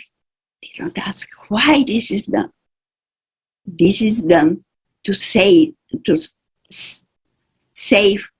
in the subconscious everything that's recording during the day. And hypnotists know that all our life is recorded at subconscious level because they put the conscious to sleep to be able to reach the subconscious. And the subconscious tells them all that happened during the lifetime, and they look what caused the trauma, what caused the problem that the patient is having. So they know that we have full records of our time, it's conscious. But our science somehow ignore what the hypnotists are finding. Another thing that the hypnotists are finding is hypnotized people with sleeping conscious can calculate at least 10,000 times faster, which speaks about what we must have a more powerful computer than our conscious computer at conscious level. We do. And it works with waves, with the waves of the spirit. That's why it is quantum computer.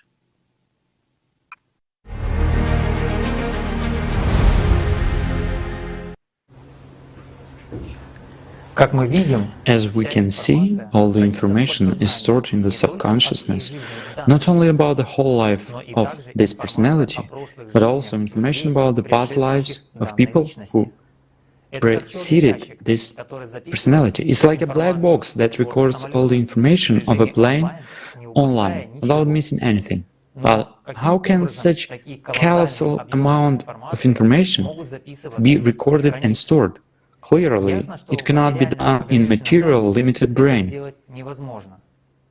Maria Kumai, a scientist from the United States, will tell us more about this.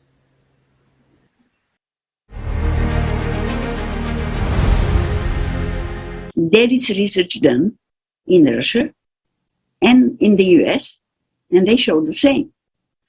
During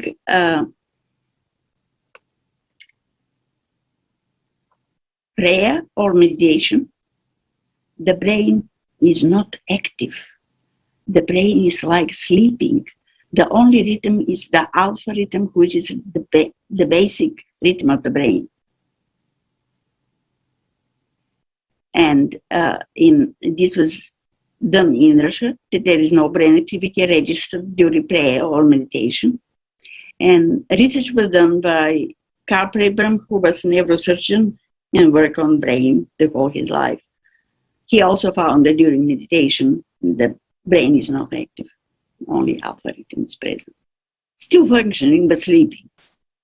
Not dead, but sleeping. So, when you want to give us freedom of choice, the Creator put everything related with the spirit that comes from Him in the subconscious. And with the waves of the spirit, which is nonlinear electromagnetic field, what I found. And nonlinear fields have vortices spinning clockwise and anti-vortices spinning counterclockwise. And the chakras, that in Sanskrit means spinning wheels, is exact terminology. These are the alternating vortices and anti-vortices of the nonlinear electromagnetic field of the spirit. And because the spirit is nonlinear fields with waves, and three-dimensional images are created with laser waves, the recording in the subconscious is made with waves. And it is holographic in nature. And holographic record is very compact. And I don't know why our scientists know, but our science is at the level we describe what we observe.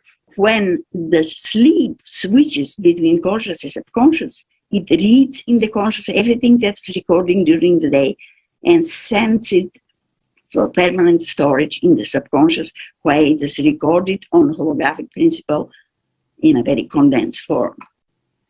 Why our scientists don't ask the question, why?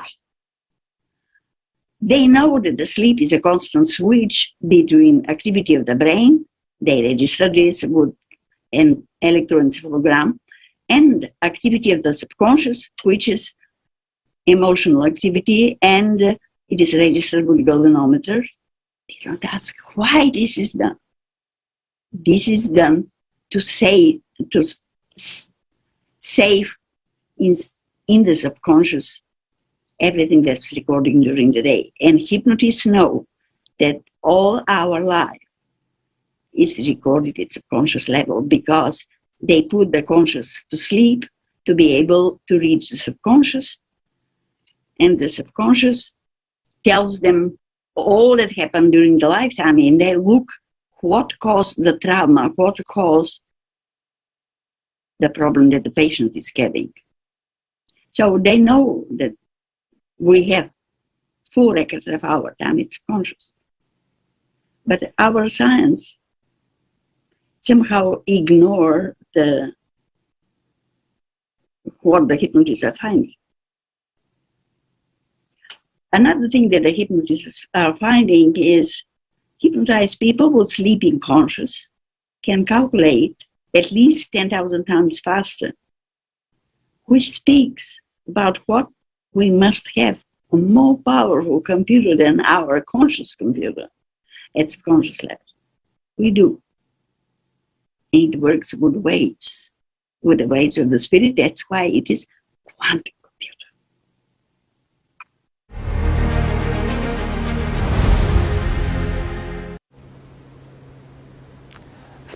Thank you, Maria. Indeed, the study of the functioning of human consciousness requires an interdisciplinary approach and an understanding that a human is a more complex being than is commonly believed today. And it would be great if scientists begin to study not only the visible body shell, but also the invisible energy structure. Right now, scientists are using the tools that are available to them, including hypnosis. But it's worth thinking about how safe this tool is for a person. And it was said before, human consciousness in hypnosis takes all the hypnotist's instructions at face value as a guide to action. In the consumerist format of society, such a tool as hypnosis can be used to program a person to be negative, up to the point that a person hearing a certain word code can turn into a zombie. This is often used by various special services, turning people at the right moment into a controllable puppet. Often people turn to hypnotists when they are just too lazy to change themselves, just to work on the health of their bodies and to work on their bad habits. But of course, no one thinks about what they will pay for this later.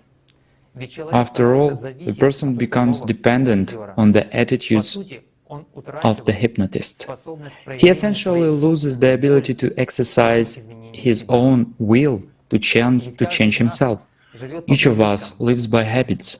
Some habits benefit us, others don't. Think of how much effort it takes to change a habit or develop a new one. It takes one's own will and action over a long enough period of time. A hypnosis session reduces this time frame considerably, but in return, the person loses the ability to change themselves using their own personal willpower. In a sense, the person becomes dependent on the will of the hypnotist. He becomes addicted to the drug.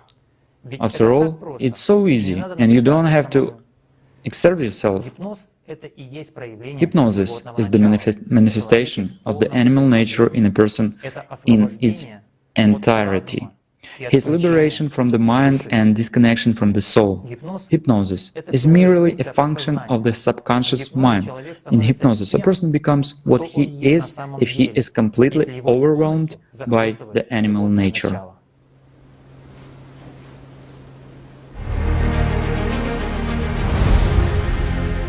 A simple example, in the state of hypnosis, it is suggested to a person that he's a singer or an actor or an actress, doesn't matter, and he will sing. He will perceive himself on the stage. 100%. Personality doesn't give a damn. It finances all this. Why? It's not essential for it. These are details that it is uninterested in. But this is interesting to primary consciousness. So as a matter of fact, in this three-dimensionality, we are this major self, this little immature egoist. Why immature? Because primary consciousness is limited in its development. Up to the primary surge, so it is slightly smarter than a primate, but not more. It remains with the same beastly, that which predominates in us later on, you see? Primary consciousness is a mediator between personality and secondary consciousness. And hypnosis affects exactly primary consciousness. That's where all of these substitutions as well as suggestion and everything else occur. By the way, the placebo effect and a lot of other factors are hidden behind this. And this is very interesting, because there exist such word combinations which are already deep-rooted. That subpersonality displaces personality, or say, What happens to personality? Nothing. It turns out that no one replaces anyone, right? No one and nothing. If personality is undeveloped, well, personality is mostly, pardon me, undeveloped. Who engaged in development? How many people in the world know that they are personalities? Based on psychology and everything else, everyone will say, yes, I'm a personality, and so on. Well, another term. Our entire personality is locked on primary consciousness, more rarely on secondary consciousness, because dialogues arise in us there and the like. Meanwhile, even observing this chatter, these dialogues from the position of personality, we are not aware that we are personality, that we are the one who observes that, the one who finances it all. In other words, we don't understand who we are and what we are. We precisely live in displacement of this theatricality, of this foolishness, of this entire mess that takes place in either our primary or secondary consciousness. But for us as personalities it is, I'm just saying, neither name nor anything else matters. It's enough to bring in some command with a substitution, and we already perceive it as reality, because it's not valuable to us. But if a person develops spiritually, how does he develop? As personality. And here he begins to understand that his personality, he begins to live. He begins to live here, to live already as personality. Then he sees what consciousness is, how it plays around, he understands all this. Then he certainly sees that whoever comes and gets mixed with him, whoever wants to plug into his socket, what kind of gadget, subpersonalities or anyone else, there are so many of them in this invisible ocean. He will see and know it all, and will already choose and decide whom to finance and whom not to finance.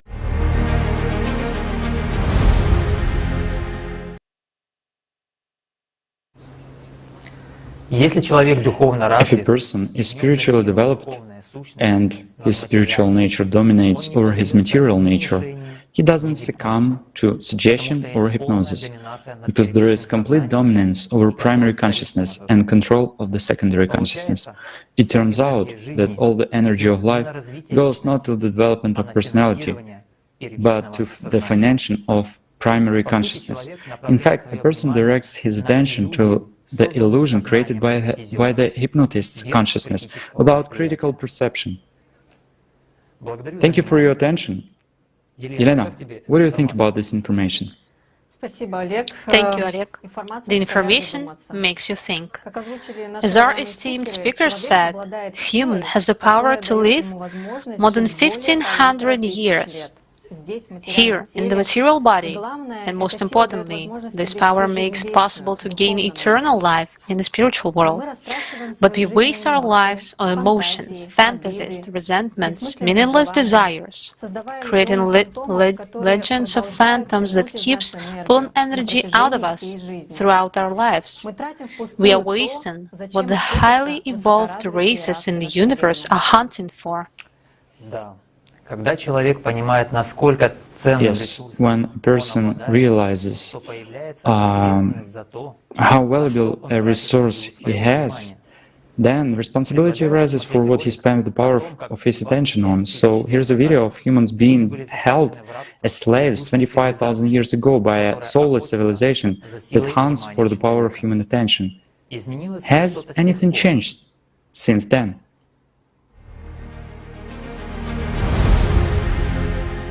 There is a power, the most valuable power in the universe. Humans are its carriers. Despite the fact that everyone has it in abundance, everyone tries to steal it from each other. The powers that be do everything they can to redirect that power toward themselves. This power is so valuable that 25,000 years ago the planet Earth was captured by a high-tech alien race of Apexians. They enslaved people for the sole purpose of stealing and taking from them this most valuable resource. What is this power that is so precious to all? Where is its source? That power is the power of our attention. The Apexians are a superior animal race. They possess great technology due to their cohesion and collective intelligence. But they don't have a soul. In other words, they are very smart animals. But humans have a soul, which is a source of pure energy, the source of the power that makes up everything in the universe and the universe itself. The paradox is that people themselves do not understand the value of this gift, but Apexians are very aware of that. They are so aware that they travel hundreds of thousands of light years to capture what is given to humans simply by birthright. The total intelligence of Apexians far exceeds the total intelligence of humankind, because we people are divided, and until we people unite and become a civilization in the true sense of the word, we will be weak in every way. Only by uniting can we channel our most valuable resource into unity and creation, saving ourselves from future difficulties. And of course, we will be able to confront global space threats. The Apexians are soulless alien creatures, and in order to deceive humans and force them to voluntarily direct the power of their attention to them, they introduced religion into human society, and they called themselves gods, to whom people literally prayed. The power of attention is so valuable to the Apexians that those who invested the most attention and prayed the hardest would be exalted by them, giving them power over others, restoring their health and granting them earthly goods. This is where people have their genetic belief that if a person prays to God, then God must give him all material things he asks for in his prayer. The Apexians built specially shaped temples so that those who came to them would give even more of their energy. And it's not magic, it's physics. After all, the geometry of buildings is closely related to physics and has either cumulative or devastating effect. In those distant times, humankind was able to unite and ask for help from the Anunnaki, a superior humanoid race. The Anunnaki expelled the Apexians from Earth, freeing humanity from slavery, allowing people to decide for themselves how to live. But surprisingly, with the liberation from the Apexian slavery, the hunt for the power of attention in human society did not cease. People themselves began to invent different ways to steal it from each other, imitating their former masters. After all, religions exist to this day. Besides the material world with its cruel laws, there is the spiritual world. This is our true home. But people constantly forget this. And in order to restore the lost knowledge of the essence of human nature and possibility of spiritual development, messengers from the spiritual world and the prophets were sent to the material world. They told people how to control their attention, where to invest it, how to activate the infinite inner source of power, the soul, how not to be a slave and not to give away the most precious thing you have to parasites, but to grow and develop a spiritual being who has tremendous opportunities. This is why Apexian followers have always so zealously destroyed and distorted the knowledge that the prophets brought, so that people would not know the truth and would give all their attention to them, strengthening their power and authority over people. And people themselves would become the powerless dead and, at the end of life, turn into a subpersonality, expendable material.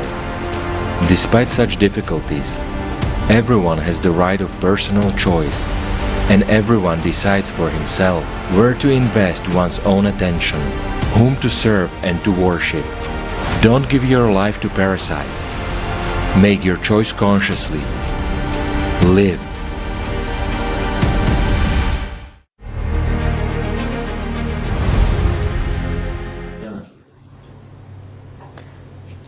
It's very sad that we see so many attention seekers among us these days. After all, we humans, unlike the soulless creatures, the Apexians, we have a soul, the source of pure power of Allah, and we don't need to hunt and seek to take this power from each other, for each of us can discover the source of infinite energy within ourselves. Yes, exactly, Elena. Mankind is lucky that the Anunnaki responded to their call for help. They freed us from the slavery of the Apexians, and for 24,000 years, humanity has been deciding how to live. But have we completely rid ourselves of the legacy of the Apexians? Anyone interested in this question is invited to the Kaleidoscope of Facts Code of Gods on September 13th. For now, let's watch the trailer.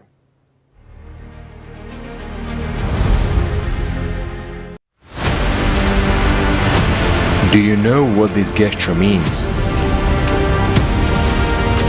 What do the coin's gesture and the alien mummies found in Peru have in common? Why do people copy the greeting gesture of aliens, imitating them? After all, we copy those who we want to be like, those who we worship. Why did people begin to worship alien mummies? What don't we know about our real history? On September 13, 2022, watch the live broadcast of Kaleidoscope of Facts International Research Project, The Code of Gods. It's time to give the truth back to people. Initiated by the participants of Alatra International Public Movement from Israel.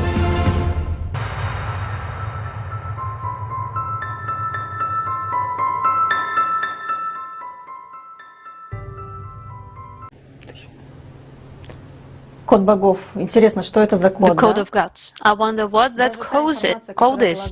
Even the information that was announced in the trailer is shocking. I'm really looking forward for this episode of Kaleidoscope of Facts. So guys, join September 13. There are still a lot of white spots in the history of our humanity, which we don't even know about. You're absolutely right. The power of attention is a tool, and it all depends on who's using it and for what. The history of our civilization is full of examples where the power of attention was used by people in power for the detriment of humanity. Unfortunately, it hasn't stopped even today. Robert, you have the floor. Thank you, Oleg. Greetings, dear viewers. As we have already understood from previous speeches, the power of attention is a creative force. Like any force, it can be directed both toward good and evil. In our consumer format, it is more for evil. There was a period in human history when the state tried to combine the work of many different institutions and to direct the power of attention of a huge number of people to creation of evil. And not just to direct, but to do it based on a deep understanding of the principles of our attention and the subtle and energetic interactions of our world. The results were impressive. And the name of the state is Nazi Germany. Hitler himself once said, "He who sees National Socialism only as a social and political phenomenon understands absolutely nothing about it." This is a key phrase. Let us try to understand Hitler's logic. It is important. After all, what Nazi Germany created in the scientific and technological field allowed, after its defeat, to shape scientific and technological trends for decades and practically form the current technological shape of our civilization. Without the Germans, nuclear research, there would have been no nuclear weapons, nor would there have been a peaceful atom. Perhaps there would have been no ballistic missiles or hypersonic weapons. The projects of the Germans, V, ballistic missiles, V1 and V2, or V1 and V2, and the orbital bomber Silbervogel marked the beginning of research in this direction. The bomber itself had to deliver nuclear weapons with weight up to 30 tons go into orbit, and ensure the destruction of the largest cities in the world. The list of inventions is long. There was medicine, television, and radar. But how and at what expense were the Germans able to achieve such technological advances? And the story about the history of mankind, where successive races of immaterial beings, Hyperboreans, Lemurians, Atlanteans, and Aryans, became in the future the basis of the entire Nazi ideology. The Austrian Guido von List, who was born in 1848 and died in 1919, who had a heavy influence on Nazi occultism, had a hand in this. His scientific work laid the foundation both for Ahnenerbe's activities and created a particular worldview among the Germans. While Blavatsky spoke of the brotherhood of all peoples, Guido von List made the Germans the heirs of the Aryans, where the Germanic aristocracy performed the role of spiritual teachers and supreme magicians. The pra-Germans lived on the mainland of Artogaea, with its capital at Thule. They actively used the runes as symbolic writing, which carried in itself the occult meaning. The ideas of Guido von List found wide circulation during World War I. Many German soldiers believed that the Germans were at the highest stage of evolution, and they sent to List the runes they found in the trenches everywhere, as a sign of confirmation of the correctness of his theories. The future Führer of the German nation, Adolf Hitler, was also a follower of List's theories. But far more influential on the subsequent history of the Third Reich's technological successes was Blavatsky's assertion outlined in The Ice is Unveiled that through mysticism, one could obtain reliable knowledge that neither science nor religion could sometimes do. This statement, in the light of the fact that the sects of the Theosophy have made race theory a nationwide dogma for many Germans, becomes a guide to the emerging secret orders that in the future will form the backbone of Thule, Vril, and Ahnenerbe. A note of caution is required here. Many secret societies are characterized by attempting to learn what others do not know through secret practices. Such were the Rosicrucians, who drew their knowledge from Atlantis, and such was the sect of the Kabbalistic Mohammedans, Dönme, of which Rudolf von Sebottendorf, the founder of the Thule Society, was a follower. The latter mastered certain practices of attention management, and being enthusiastic about the ideas of von List, he dreamed of bringing the future Führer of the German nation into the public eye. And such an opportunity presented itself to him in 1918, when in the range of sight of the society Thule got a Lieutenant Hitler, who was brought to a meeting of the society by the poet, journalist, and politician Dietrich Eckart.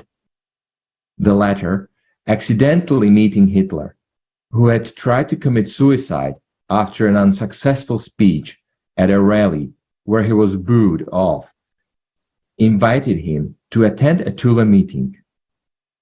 At the meeting, Hitler suddenly fell into the Führerisch fainting state. While in it, he shouted words about the greatness of the Germans, about the need for a new war. What the members of the Thule Society heard satisfied them more than enough. The decision was made. They formed the future new Führer, the leader of the German nation. The practice and preparation of Adolf Hitler for his new mission began. He was taught hidden knowledge, ways to influence the minds of people. But the main thing was homosexual practices. Their essence was simple: to raise from a minor demon a big one, which could subjugate the will of other people.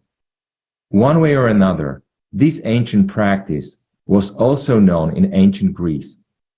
Alexander the Great was also raised on it. It is at this point that Karl Haushofer, a representative of the secret society Green Dragon, comes into play. And from this time begins the history of one of the most effective orders in Nazi Germany, Vril Society. However, it is impossible to understand the history of the Vril Society without understanding the origins and essence of a much more global, most effective community, which was the Green Dragon.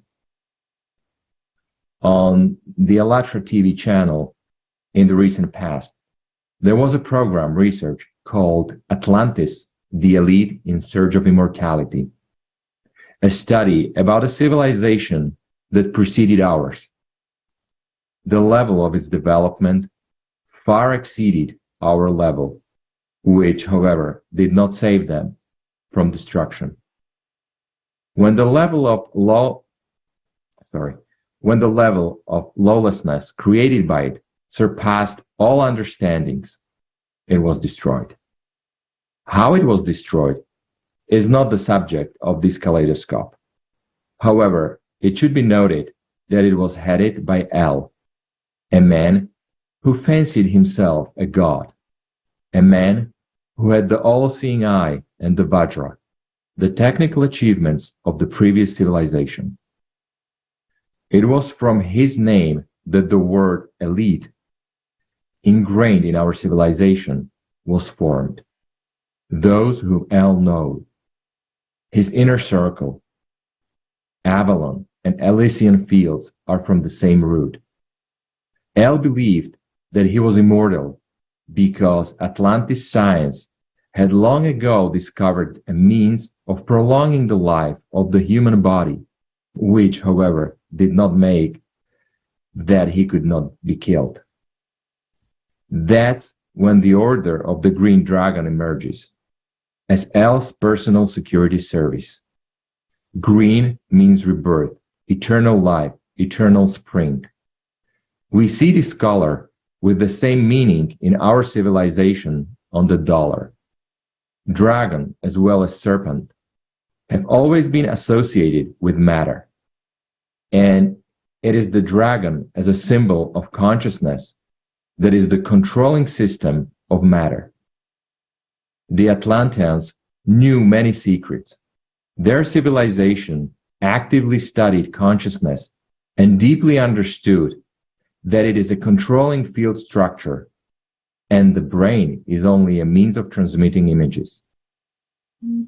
The Atlanteans performed experiments to bring people back to life 40 days after their death, successfully.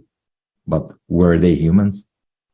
Working with the consciousness opened many secrets. Its research allowed finding the proper methods of concentrating and controlling the surrounding reality. The fact that it was a way of magic and there would be a price to pay was of little concern to them. Despite all the twists and turns of subsequent human history, the Order of the Green Dragon survived. Over time, it also found those whom it could and should serve. By the beginning of the 20th century, the Order had an extensive network of subsidiaries to which, in one or another way, knowledge and certain practices were passed on. And a number of friendly individuals, like the same founder of the Thule Society. Haushofer himself became a member of the Green Dragon in 1909, when he was an advisor to the Japanese army. It was he whom the Green Dragon commissioned to form the correct view of geopolitics by the future Führer of the nation. Adolf Hitler, after the Beer coup, this task was accomplished by lecturing on geopolitics in Landsberg prison to Rudolf Hess, who was appointed Deputy Führer in 1933, and to Adolf Hitler himself. But that would come later. And in 1919, Karl Haushofer received important information about the eminent medium Maria Orsic, who, according to her claims, managed to contact the civilization of Aldebaran and obtain schemes of flying machines based on new physical principles. Haushofer realizes that this is true. First, it fits what the available knowledge of the Green Dragon, and second, he understands the way how Maria Orsic obtained the information. She fits his plans perfectly. A member of the Nazi Party of Austria, advocating unification with Germany, a medium ready to do anything to see things through, harsh, beautiful, principled, slightly lacking understanding of her abilities, but the Green Dragon has techniques that can refine this beautiful gem to a diamond. Techniques for working with attention, or rather, working with it correctly. It all adds up. The future Führer is being pumped up in the Thule society that he is a potential Führer. Haushofer had no doubt that members of the Green Dragon possessed the technique of sneaking through, and one of the possible future scenarios talked about exactly that. But the future Third Reich needs technological superiority to win. All the Germans would not be enough to destroy all the armies of the world. This problem will be solved simply. The Germans in the future will have access to the city of the gods, Asgard, with its colossal library of knowledge, preserved from the civilization of Atlantis. However, the history of the future Nazis' search for Shambhala and later Asgard is a separate story. Let us note only that the first detailed description of Asgard was preserved in the minutes from Yakov Blumkin's interrogation by the Cheka OGPU investigator, who was the first to be given the opportunity of a sightseeing excursion. There are mentions of the huge Vajra, which can melt gold into gold oxide at temperatures over 5,000 degrees. There too are mentions of a superpowered weapon that was in a military base buried under the ice of Antarctica. But this is still the future. It is still probable. Only a little later will Haushofer take an active part in opening up access to Tibet to the Nazi through the capabilities of the Green Dragon and the Yellow Hats, the Tibet-based sister order of the Green Dragon. In the meantime, he realizes that deciphering the vast knowledge requires multiple clarifications, which can only be obtained through properly orchestrated contact with a more technologically advanced civilization. Haushofer receives the command to create the Vril Society. The newly created society includes representatives of the Lord of the Black Stone Order, the Black Knights, the Black Sun, structures under the control of the Green Dragon, and Maria Orsic. She was tasked with creating a group of 5 people: Maria Orsic, the medium, an assistant medium, and 3 supporting ones. After some time, the group was formed. Sigrun became the assistant medium. and Trotte headed the supporting group. Thus began the history of the real society. Under the real society, a company was set and sent to help the German industry refine engines and other construction products. The logic is clear. If the society can gain new knowledge, it may as well, through its capabilities, clarify the perspectives of certain products and their constructional disadvantages.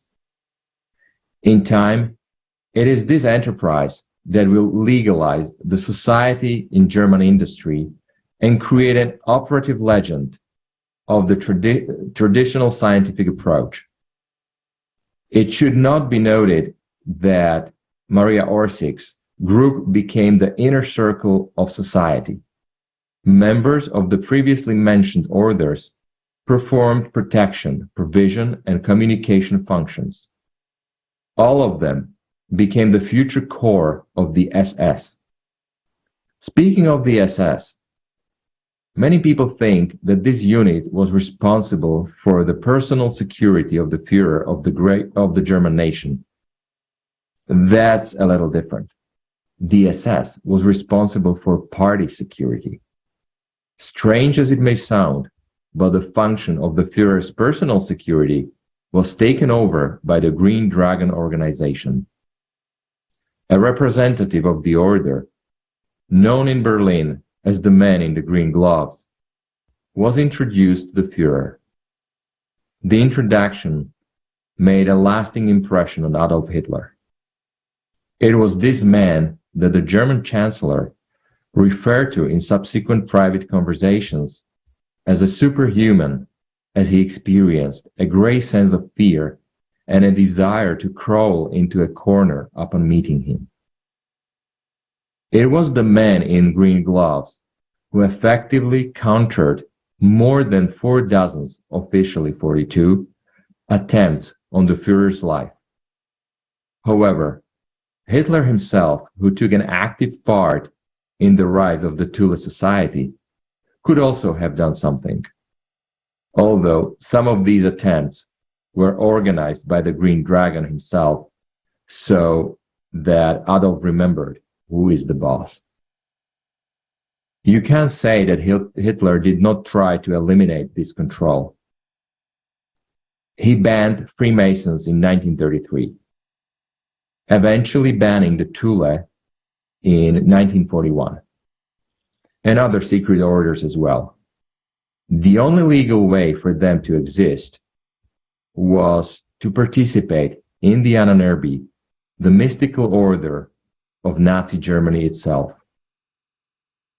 But what Hitler definitely could not prevent was the threat of his elimination from a distance. The acquaintance with Haushofer and his geopolitical doctrine, which involved the creation of the Berlin-Moscow-Tokyo axis, was reflected in his work Mein Kampf. In fact, this was the path that Nazi Germany followed. An alliance was offered to Stalin. The latter did not refuse, sending his authorized representative Molotov to Berlin. For the first time, the Nazi orchestra greeted Molotov with the performance of the Internationale, which was the absolute exception to the Nazis. Stalin and Hitler were already giving their zones of control. Something was going back to the USSR, India. Negotiations were going on about the USSR's control of the Bosporus, and in principle, with certain mutual concessions, everything could work out. But suddenly, the Green Dragon Order's understanding of the situation changes, and Hitler receives a command from the man in the green gloves to attack the USSR. It was unexpected. It completely contradicted Mein Kampf, but Hitler couldn't refuse to carry out the command. He was well aware of what the order was capable of. Thus began the Great Patriotic War for the Soviet people.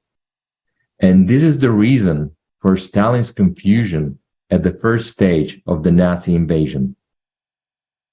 It must be said that the Green Dragon supported Nazi Germany to the end. It is a well-known fact that in 1944, the streets of Berlin were flooded with Tibetans dressed in Reich military uniforms. They performed mystical rituals and silently died during the Soviet assault on Berlin. Many changed themselves to machine guns. Soviet soldiers claimed that it was these groups that put up the fiercest resistance. They did not surrender in captivity. Before they died, they performed some mystical rituals, apparently to ensure their rebirth in this earthly life. The man in green gloves himself died in this battle. The order of the Green Dragon was very powerful, but it still didn't take something into account. More precisely, its Tibetan and Japanese branches did not take it into account. This is the background of the creation of the real society. To be more precise, this is the background based on which this creation was possible.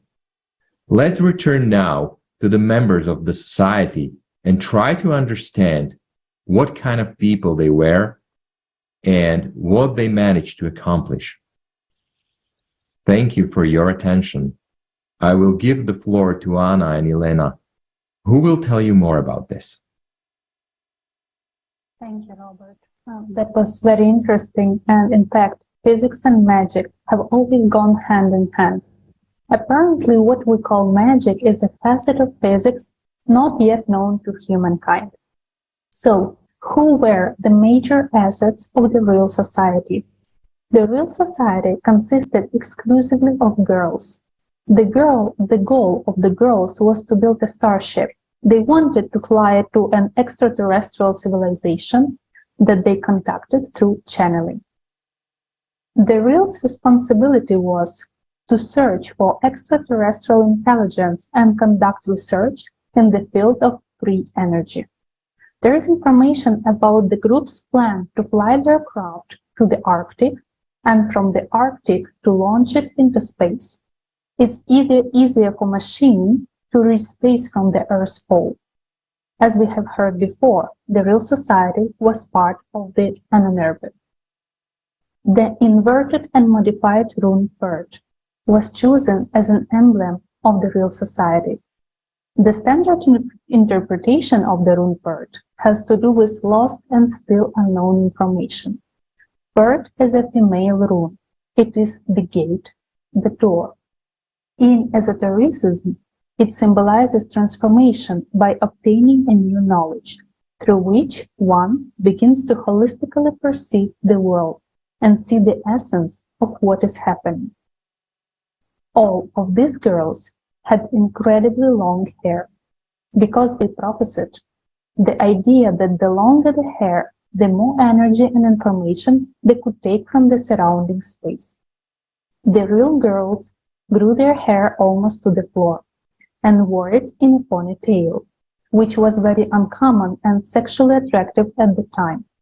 This became a distinctive characteristic of most of the women who integrated into Maria Or's group in the real society. To identify themselves, members of the real wore a disc with images of their two strongest mediums, Maria Orsic and Sigrun. The image on the disc is a double biofield of the medium. Judging by this image, despite long psychophysical training, it was impossible to maintain the performance of the channel on one's own.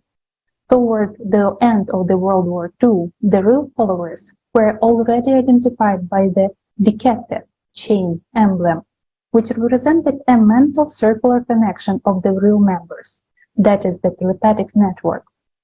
At first, the real society consisted of three very beautiful girls who looked quite similar. Beside Maria Orsic herself, They were her friends, Traute and Gudrun. Later, the group grew to 5 girls. The leaders of this group were the source of the most important information for Hitler's Germany.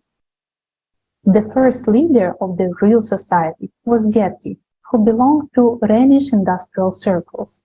At the time, Orsic was the leader of the direction of transmedial communications. Maria had a strong-willed character. She did not care about age, rank, or regalia when communicating with people. Orsic had a gift of seeing into the future. She was born with these psychic abilities, having inherited them from her grandmother. However, at first, she was afraid of voices in her head. Maria Orsic, sometimes her last name is pronounced as Orsic or Ortish, was born in Zagreb, Austria, according to another version in Vienna. Her father was a Croatian immigrant from Zagreb, and her mother from Vienna. Her grandmother was a famous medium. In Munich, Maria came into contact with the Thule group, and soon she, together with another girl, Traute, from Munich, and several of her friends, formed an inner circle of all German society of metaphysics, better known as real society. According to this myth, Maria Orsic's group acted as the initiator of the real society. According to other sources, Maria Orsic only created her group within the real society, but it was the mediums of her group who were the source of the most important information. Thank you for your attention, and I would like to pass the floor to Елена. Спасибо, Анна. Thank you very much, Anna. Let's talk about other participants of real society. Traute was born in South Tyrol. In the school, she met Maria, who also went to the boarding school quite early. She later lived in northern Germany, and then she came back to Vienna. At this time, she also received messages from Aldebaran, and she was instructed to contact Maria Traut. Maria and Traut understood very fast that they have a common goal, the path to the golden age. Nothing is known about the participant Sigrun except her name. Gudrun is the only girl in their group who had short hair, although I would like to point out that the length of hair does not affect a person's psychic abilities and ability to store energy. Today it is known that 2 competing groups have formed within the real society, the long-haired and the short-haired. The latter, led by Erika and Leonie, oppose the use of women's hair in biotechnological devices. The short-haired girls published a manifesto, Isai's proclamation, and withdrew from the real society. They created their own society, the ISIS Union.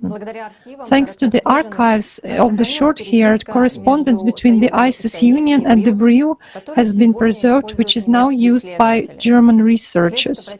We should pay attention to the fact that in the materials of the real society there are no such words as occultism, magic or technomagic devices, but we are only talking about scientific developments. In December 1919, a small group of representatives of the Thule Society and the Society Lords of the Black Stone rented a small house in the woods near Berchtesgaden, Germany, where they went with Maria Orsic and Sigrun.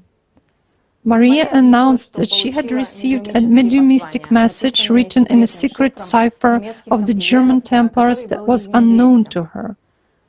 The message contained technical information for construction of a flying machine, which came from the Aldebaran star system. It was, at that time, 68 light-years away from the constellation of Taurus. The extant document of the real society really mentioned that these telepathic messages came from Aldebaran. Maria Orsic recorded 2 folders of papers, one in a language written in Templar cipher and the other one in the incomprehensible language. Maria herself believed that the second folder was written in some ancient Oriental language, which she identified as Pan-Babylonian. These reports were taken up by the scholars close to the Thule Society, Hugo Winkler, Peter Howard Jensen, Friedrich Gerlis, and others. They figured out that the mysterious language was actually the language of the ancient Sumerian civilization that preceded ancient Babylon. Sigrun, along with members of the Thule Society, was able to translate messages from this language and decipher strange drawings of a round flying machine.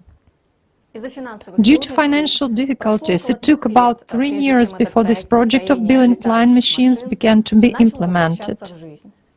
It was not until 1922 that the machine parts began to arrive from various manufacturers. All of this was fully paid by the Thule and Vril societies. In December 1943, Maria attended a meeting organized by the Vril Society at the seaside resort in Kolberg together with a girl named Sigrun. The main purpose of the meeting was to develop the Aldebaran project.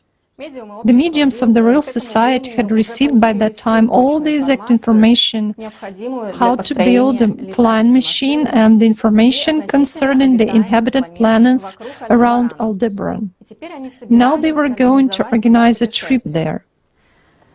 This project was discussed again on January 22, 1944, at a meeting of Hitler, Himmler, Schumann, a scientist professor of the Technical University in Munich, and Kunkel, a member of the Thule Society. It was decided that the Vril Hunter device could be sent through the extratemporal channel at superluminal velocity to Aldebaran. According to Rothofer's testimony, the first test flight in the timeless dimension took place in late 1944. This test flight nearly ended tragically because after the flight the Vril Hunter looked as if it had been flying for hundreds of years. Its interior planting looked very old, worn out, and had severe damage in several places.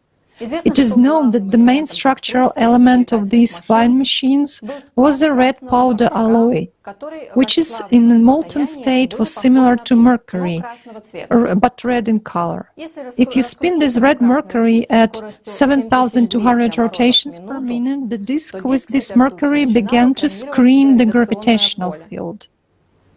While flying through an extratemporal channel at superluminal speed, the flying machine could be controlled only by a female pilot, and she had to be in a state of uninterrupted orgasm, because only in this state could a person control events while being in timeless space. The best pilot proved to be Sigrun. An interesting fact was that Maria controlled the machine mentally with a magnetic tape attached to her forehead, without traditional control levers. It is worth noting that the technical data which Maria received was used for creating other types of UFOs. The most famous of those was the Vril 7 Geist, which was built in Arada Brandenburg and flew in 1944. Maria controlled the Geist mentally with her abilities of channeling, and she did not need the headband that the Schumann made for her. Identical data would be used by the Russians to create their own UFO, which flew twice over Siberian Leningrad and explicitly disappeared from the face of the earth. In 1945, all the girls disappeared without leaving any trace. On March 11, 1945, a letter was sent to all members of the Thule Society, which was written by Maria Oshich and ended with the words, "No one left here." This was the last evidence of her group, and since then no one has heard from Maria or any of the other members of her group. It has been speculated that they all flew away in flying saucers, either to Antarctica or to Aldebaran. A few years ago, the German science magazine PM claimed that Hitler had ordered the construction of flying saucers at the end of World War II. According to the publication, a prototype actually flew, and there were a total of 15 prototypes. The magazine quoted eyewitnesses who claimed that UFO was marked with an iron cross, the symbol of the German army, and the machine was seen flying over the Thames in 1944. In addition, the Americans reported that their radar detected this flying machine as a potential danger. Meteor Maria Osich was repeated to have disappeared in 1945. Zebotendorf, founder of the Thule Society, committed suicide by jumping into the Bosporus. Most of the members of Thule and Vril came from the upper classes of society. After the war, many Nazi scientists were employed by NASA, where they contributed greatly to American space exploration programs. Thank you very much for your attention. Stas will tell us about the power of Vril, what was known about it in ancient times, and how it manifests itself in life. Stas, you have the floor. Hey everyone, dear friends, thank you, Elena. The power of Vril has been used by people since ancient times. In different times, manifestations of this energy were called differently. In ancient China, for example, everyone knew that there was a certain force called qi. The word meant the breath of life. Energy, pneuma, the fifth element, the life force that makes the cosmos alive. Qi is a fundamental concept in the Chinese philosophy, and not only in Chinese philosophy. Qi is found in many cultures around the world. For example, in Japan, it was qi. In India, it is called prana or shakti. The ancient Egyptians called it ka. In ancient Greece, it was ether. In ancient Rome, pneuma for Native Americans, it is Great Spirit. In Africa, it is known as ash. And in Hawaii, ha or mana. In the mythology of the peoples of Oceania, the life force is called Maori. In Germany, it was called the Vril force. The term real power, is first given in the fantasy novel Vril, the Power of the Coming Race, 1871 by Sir Edward Bulwer-Lytton.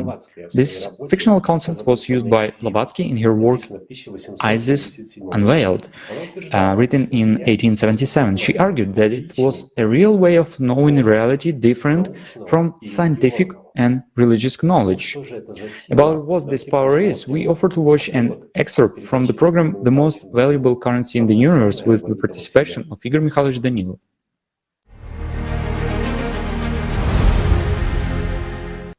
What is behind the power of Vril? What kind of energy is it? Well, I'm putting it simpler. If you could. There is the power of a lot. The power of a lot gives a person tremendous opportunities. The main opportunity is the attainment of life. And it is actually intended for a person to revive the power of love within himself, to direct it towards the spiritual world, and thus to acquire life eternal, right? That is, it gives rise to reciprocal love. This is the power of a lot, but it cannot be used in our daily material life. Why? Because using the powers of a lot in our everyday, three-dimensional material life converts a lot into anti-a-lot. Our personality is capable of this. Is personality this very converted? Absolutely right. It is exactly personality, yes. So it is sort of dual. It is dual. It partially relates to the spiritual world and partially relates to the material world. That is why, when personality receives this power of a lot, or it's not Vril, it is a lot, it exactly converts it into anti-a-lot, what they call the Vril power, okay? To which extent is this power, that very anti-a-lot, mighty if we take it in its pure form? Well, if we take it in its pure form, let's put it this way. All the forces that exist today, all the energies that we know, and a lot of others that we don't know yet, are all nothing but a component of a lot. In other words, electricity... They are its electricity and whatever else, also combustion processes, and gravitational, gravity, and everything else. In other words, all kinds of energy that exist are nothing other than a lot. Excuse me, a lot moves the entire universe. It moves everything, even in our hand. Well, some people will say electricity, but electricity is a lot, right? Even tension in a spring would not work without the powers of a lot. Do you understand? So everything is anti-a lot. Well, it's just that, you know, how to explain it more correctly here. Let's suppose that we take crude oil, we heat it up, and we get different fractions, okay? I mean, pure gasoline, diesel, oils, and lots of other useful stuff. So each fraction is a different kind of energy formed from that very anti-a lot, or that very power of real. Therefore, with its help, you can do, excuse me, anything. You can blow up mountains and drill mines. Yes, yes. It was described that this power is also electricity, and this is true, as you've said. Lightnings. It could be possible to drill super hard rocks, cure people, of course, and even somehow regulate climate in a region. Don't they cure nowadays? I'll tell you more. What is a nuclear reaction? It's a release of anti-a lot. This is actually the power of real. Well, that's what he called it.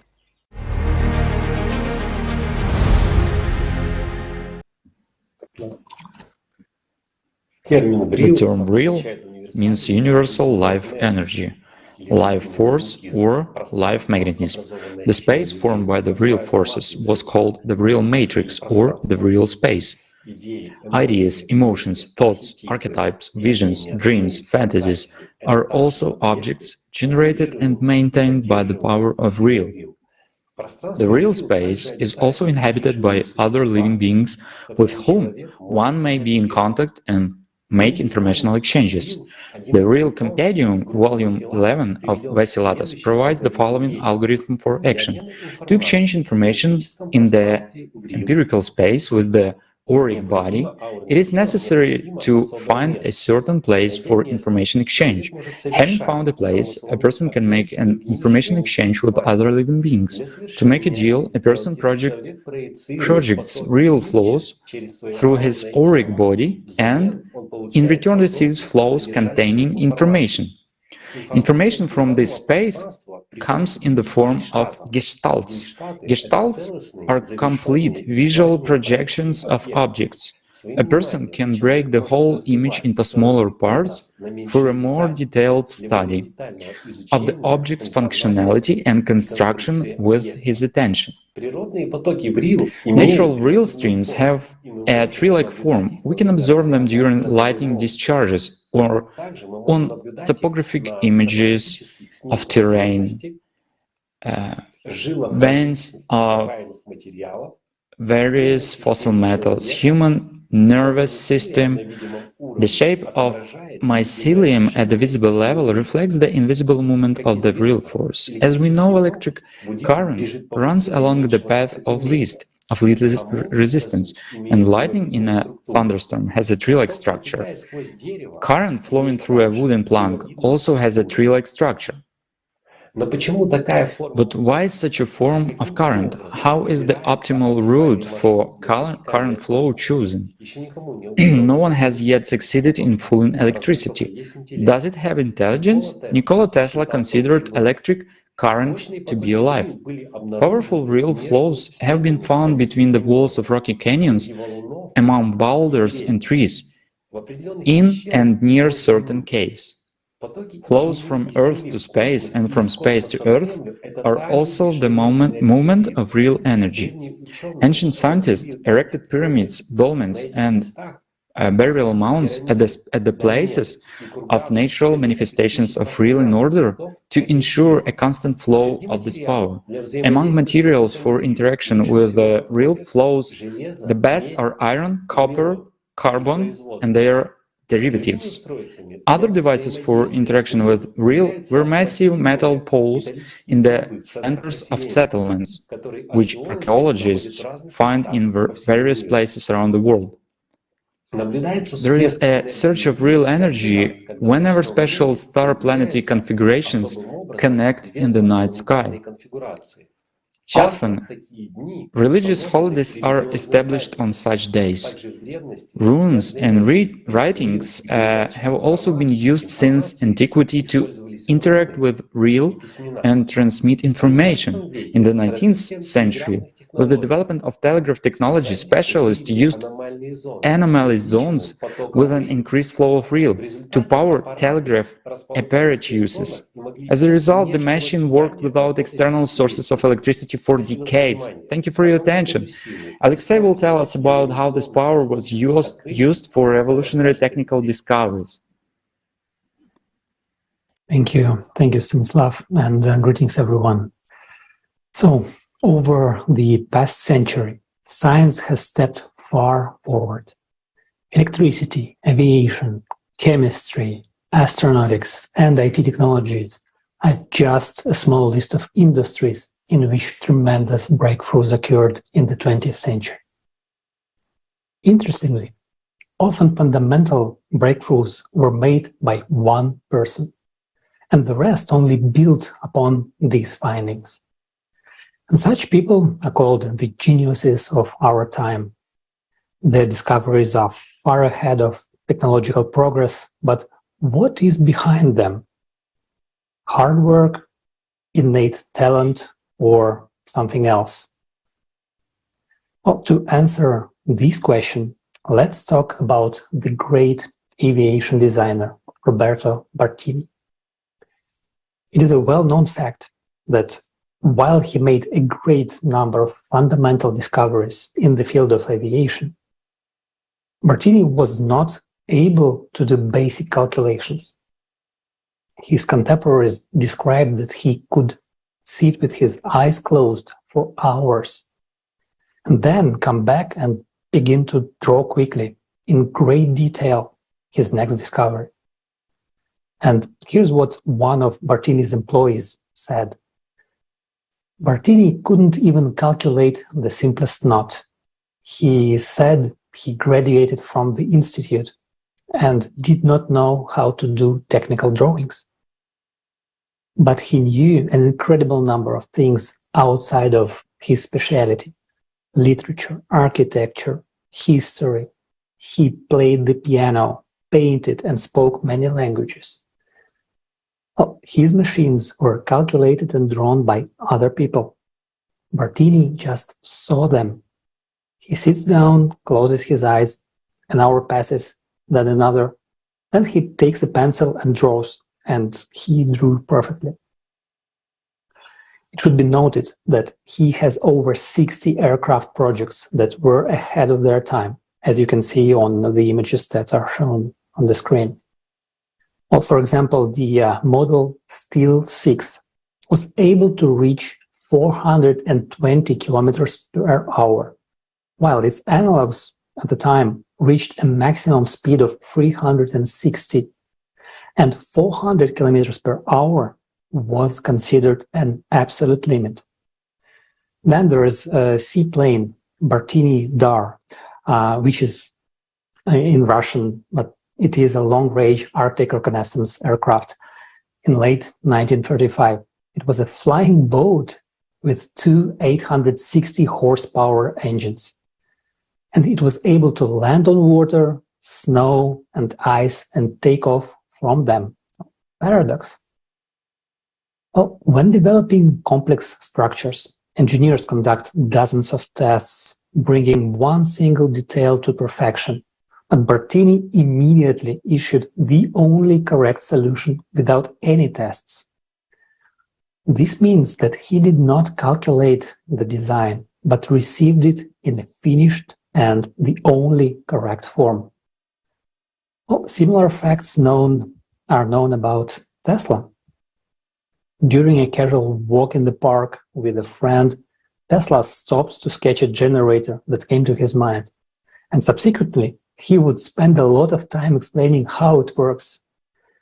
Well, today, Tesla is known as one of the discoverers of the Earth's electromagnetic field, and he is the author of unique projects for producing the so-called free energy and transmitting it wirelessly to any part of the globe. But few people know that This brilliant man worked on anti-gravity projects at the beginning of the last century. In 1915, he wrote to the US Secretary of Defense, "My remotely piloted aerial machines, devoid of sustaining planes, meaning the wings, ailerons, propellers, and other external attachments, which will be capable of immense speeds and are very likely to furnish powerful arguments for peace in the near future." Let's watch a short video with Sergei Nikitich Maslobrod.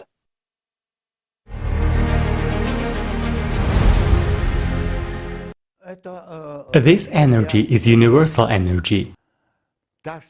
The one that surrounds us is inexhaustible, but there is the law of conservation of energy. If something has departed, it means somewhere has arrived. You draw something from this powerful reservoir, but you yourself are like a transmitter. Which, by the way, I would like to remind you that Bechterev and the great scientist Tesla also spoke about. And he also said that he was a transmitter. He was a genius scientist. He did such things. And he said he was a transmitter. And he created these works of his, these devices.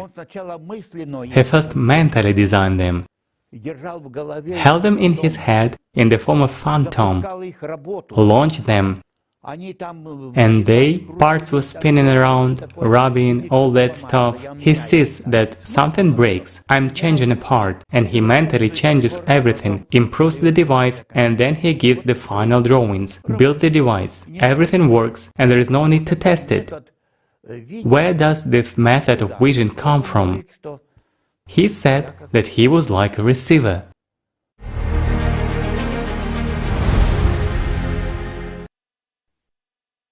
Thank you, Sergei Nikitich. This is a really interesting and effective technique. In Germany, they knew about the possibility of obtaining free energy from the surrounding space. And this is what German scientists called the magical term vril. I would like to emphasize that Bartini and Tesla did not discover anything. They only received knowledge in exchange for vril, thanks to the tunneling practice which they were taught in the same educational institution.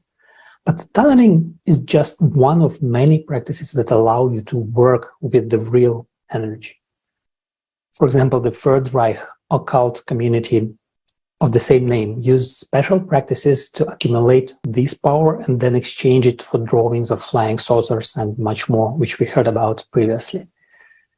And attention is the most valuable thing a person has, and it is the most valuable currency in the universe, for which one can buy any information from the system. But what is the price of such deal? Is it even profitable for us humans? Let's watch a fragment of the program with the participation of Igor Mikhailovich Danielov.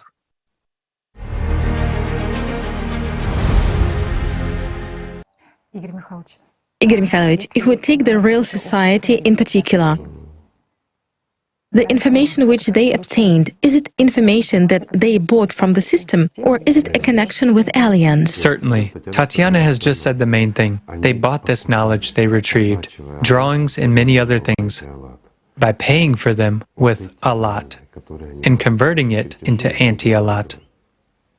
It is indeed a very valuable exchange fund, so to say, or what to call it more correctly? Well, it is actually the most valuable currency in the universe.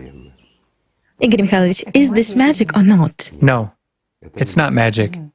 Any magic is based on anti-a-lot, let's put it this way, but there is a tremendous difference. They worked in a group, using certain practices. The practices they used were Tibetan and Japanese. Let's say they used techniques and methods from the Yellow Hats and the Green Dragon organizations in order to achieve this result. But if we translate all of this into finance, it would be as if they used two banks, so to say, in order to pay for what they received. Interesting. Thus, they paid with their lives for the information they received.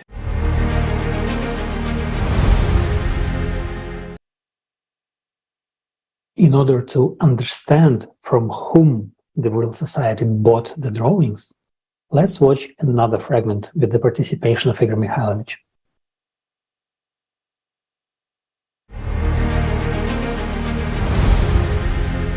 And who was the Vril Society in contact with? If we put it simply, with those who... Many people say, is it possible to contact the Anunnaki? It's impossible to contact the Anunnaki. Impossible. Why? Because the Anunnaki, they are almost pure a lot. Almost, I emphasize. I'm not saying pure, but almost. Why would they need your auntie a lot? Why would angels need your attention, so to say? Absolutely right. They want you to direct your attention. To your development. Yes, to a good channel for every person. That's right. As for the Apexians, they, on the contrary, would give anything you want in exchange for attention. Well, if it is sufficiently and properly generated, and the transmission is correct, you see? Not like in a joke. Dear friend, he says, I haven't received the letter where you asked me to send you money. You know, if everything is lost at the moment of transmission. So... All right, Igor Mikhailovich, but in order to buy something from the system, you should know what you want to buy. Yes, first of all, you should know what you want to buy. Secondly, you should obtain this currency. Concentrate it in a sufficient amount in order to buy what you want and properly impart it. Then you will get what you want. The art of bargaining. Of course. Bargaining and everything else. How can it be otherwise? After all, pardon me, this is the material world with beasts in the literal sense of the word, real beasts. It's just that they are very advanced intellectually.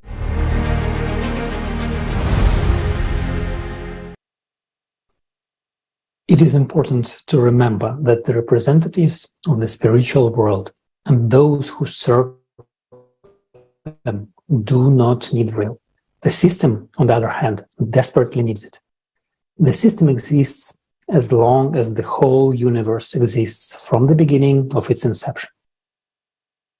It is constantly learning how to cheat because the only way to overfill its tanks with energy is to trick animate beings and force them to give their power of attention to it. That's why trading with the system always occurs only in its favor. And the fate of people who try to satisfy their megalomania by exchanging their lives for knowledge from the system is unenviable, both during their lifetime and after the death of their physical body. Oh, after all, if you are unhappy in life, full of unfulfilled desires, then how can you be happy beyond? And thank you for your attention.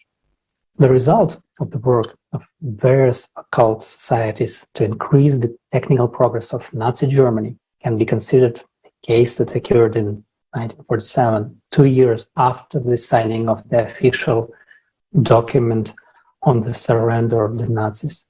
And to tell you more about this, I pass the floor to Jason.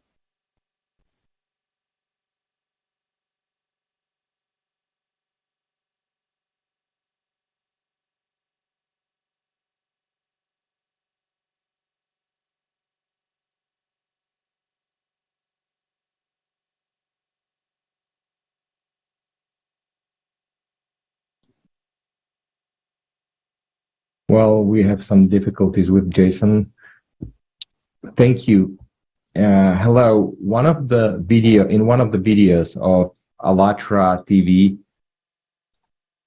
Igor Mikhailovich Danilov proposed a project for connection with extraterrestrial civilizations. And not just for connection, but for getting quite specific information of technological nature, which is so necessary in our era of instability and global changes. The basis of the project, as one might easily guess, is the deepest understanding of the physics of our world, and especially its subtle material energy part. It must be said that the foundations of this understanding are laid out in the report Primordial Alatra Physics as intelligibly as possible. However, human beings, that's how they are constantly gnawed by doubts. Is it possible in general? Let's answer right away. It is possible. And here's why. The origin of the technological breakthrough of the Third Reich was the information obtained by Anna Nerby in Lhasa, where the Tibetan monks opened to them an access to the manuscripts in the underground city of Asgard, and the activities of a group of women led by Maria Orsic. All materials on the creation of flying machines based on new principles, as well as the archives of Anna Nerby, went to the victorious state, though in different proportions, and are still not known to the public. It should only be noted that the aircrafts were constructed and were fully operational. So what proofs of the existence of the flying vehicles based on new physical principles exist in the official sources? In the official monthly magazine of the Navy established by the Russian Federation USSR within 1947 and 1948, materials relating to the US mission High Leap in Antarctica were published. Another solid piece of evidence is the archival materials of the USSR KGB Research Institute of the Orion Project, case number 83-154-965, which addresses a similar mission, but this time of Soviet submarine cruisers. However, one of the best experts on this issue is Leonid Ivashov, retired Colonel General, President of the Academy of Geopolitical Problems, who established a research paper, The World Turned Upside Down, where all these issues are studied in detail based on the saved materials of the KGB in the early 90s. And there was also the testimony of German submariners from the Führer's personal convoy who surrendered to the Argentine authorities.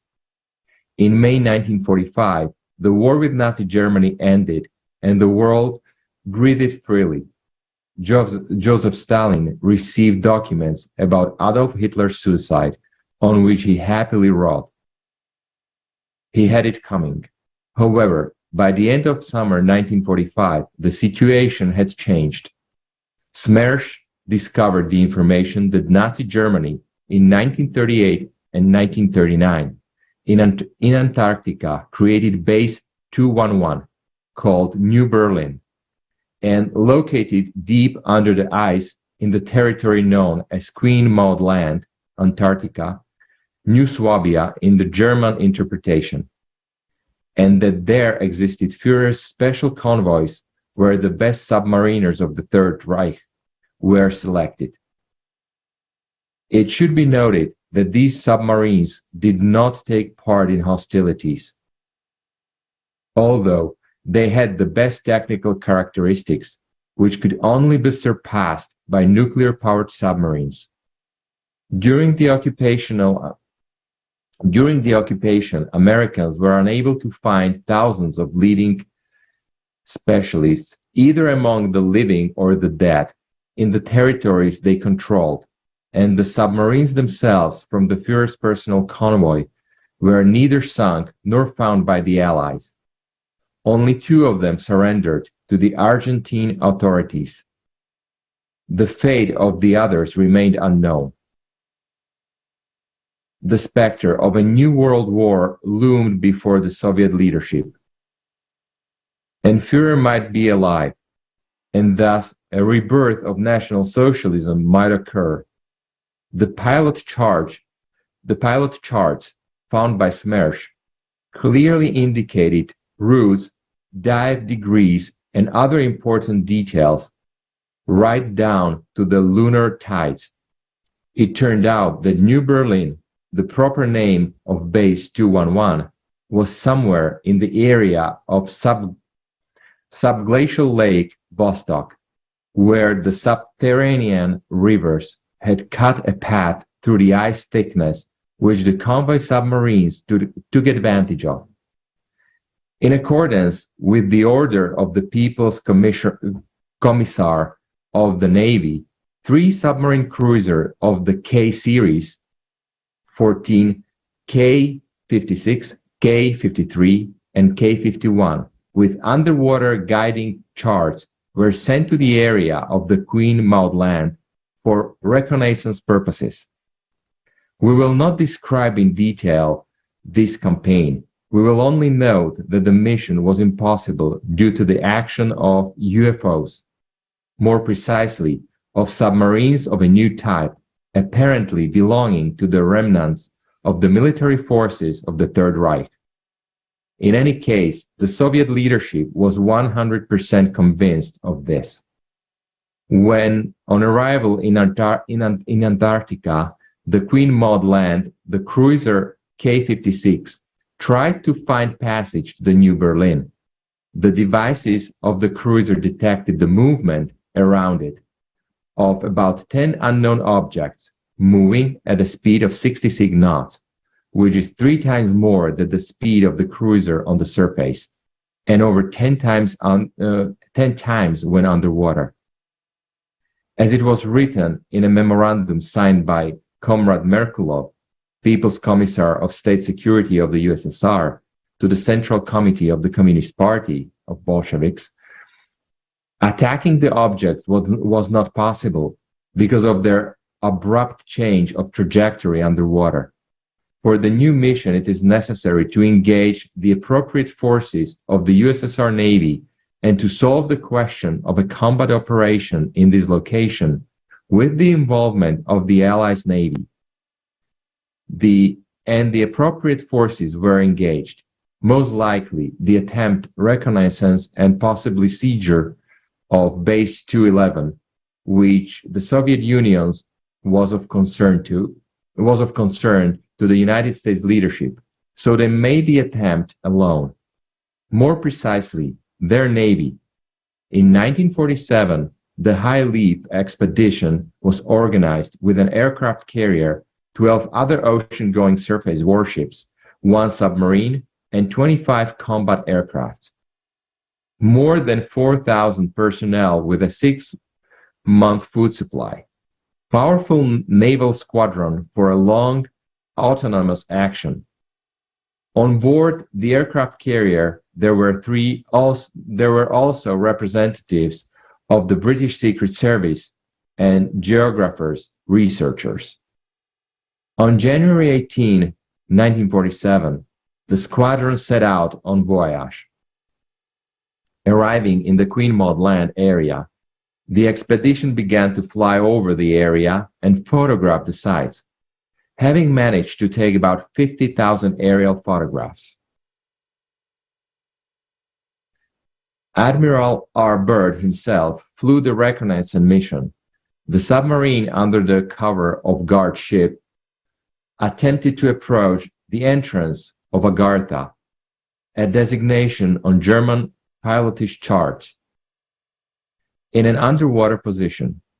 But suddenly the squadron was attacked by flying vehicles of strange appearance and extraordinary capabilities. These unidentified objects looked like discs or helmets of the British military. They emerged from the water at breakneck speed, moved absolutely silently, and with beams of red light literally cut in half the fighters who tried to attack them.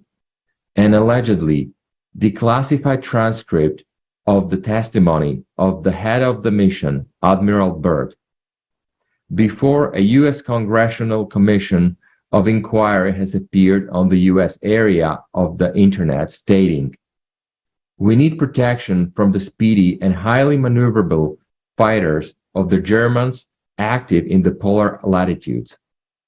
We cannot confirm the veracity of this report." That's the Internet. But proceeding from the general logic of what is going on, and relying on former Soviet sources, which, unlike the American ones, have been to some extent declassified and, most importantly, documented, let us still assume that the squadron could well have been attacked by flying discs from the German base 211. Personnel were subjected to an unknown atmospheric phenomenon which caused mental disorders up to turbidity of consciousness. One destroyer was sunk, an aircraft carrier was severely damaged, several aircraft were destroyed. Official American press, however, reported about drastic change of weather condition, as a result of which the squadron having lost Murdoch destroyer, 13 aircraft, and about 40 servicemen, according to some sources, 68. They had to return to the coast of America. The US authorities preferred to forget about the expedition, taking all the participants to sign a non-disclosure pledge. Note that the attacking objects, neither in the first case nor in the second, sought to destroy all the ships, cruisers of the expedition.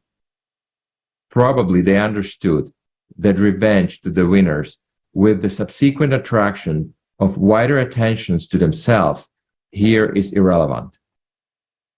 They were simply protecting the entrance to their new home, the defense of this entrance by flying machines, which appeared, thanks to Maria Orsik's ability, was apparently the best option.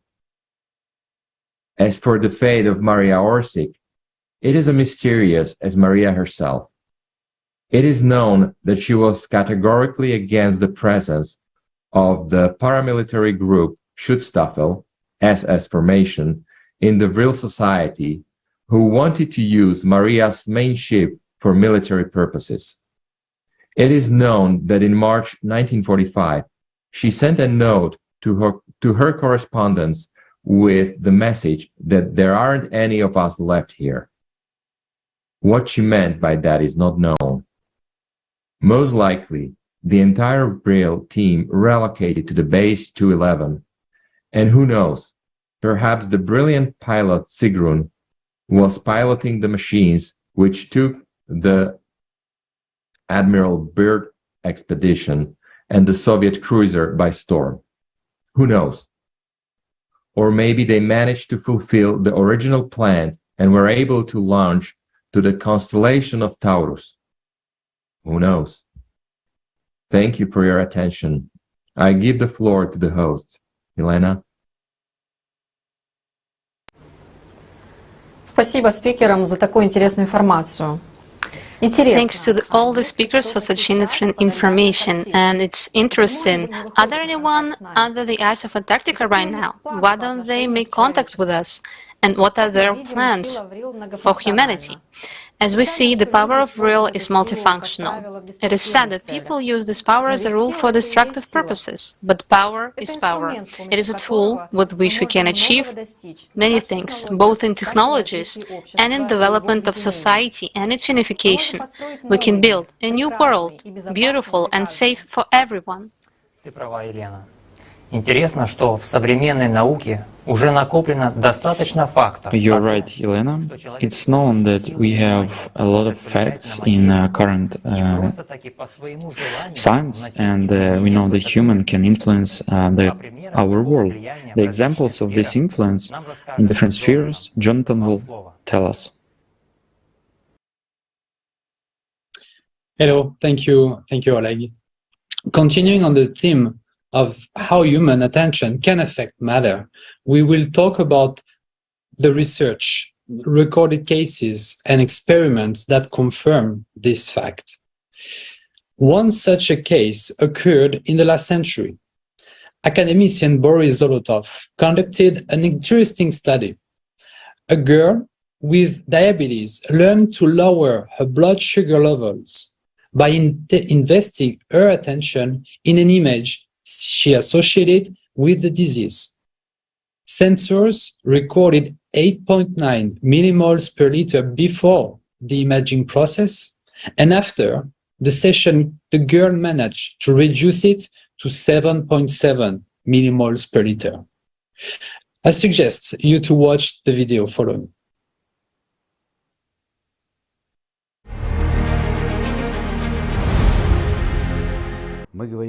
We are talking about the fact that thought affects material objects of the surrounding world. Well, it is clear that it affects each other. We affect each other. There is no doubt about that. So by means of attention, we transmit our energy, our bioenergy to the surrounding space. We can focus it also on some object, and then, of course, we begin to interact with that object. You see, the process of learning is not just reading a book, right? It's a process of interaction with the object, and when a person studies something deeply, he penetrates into this object. That is when this interaction takes place, and this requires energy. So we can explicitly say that attention, the process of paying attention, is the process of transmitting one's biological energy to some object. Concentration of attention is the turning off of all external factors. What is deep meditation? It is the process of concentrating one's attention when a person plunges completely inside himself or connects with some spaces of the noosphere, and for him the external phenomena do not play any role. And he may sit in the middle of the busiest crossroad in the city and meditate, and it won't have any effect on him. So, scientifically speaking, there is what is called sensory deprivation. This means that at this moment, when the person concentrates on some object in earnest, his perception of the entire surrounding space is completely turned off. It is clear that the subcortex reacts to everything, but a person sees nothing, does not notice anything. Any energetic influence, be it healing, working with sensors of some kind, the influence, say, on the surrounding space, water, or anything else, this all is primarily a concentration of attention. And control of attention is the first step to control one's own consciousness. And then, as we've also mentioned, we can influence the material world around us with our consciousness, so we can cause various effects.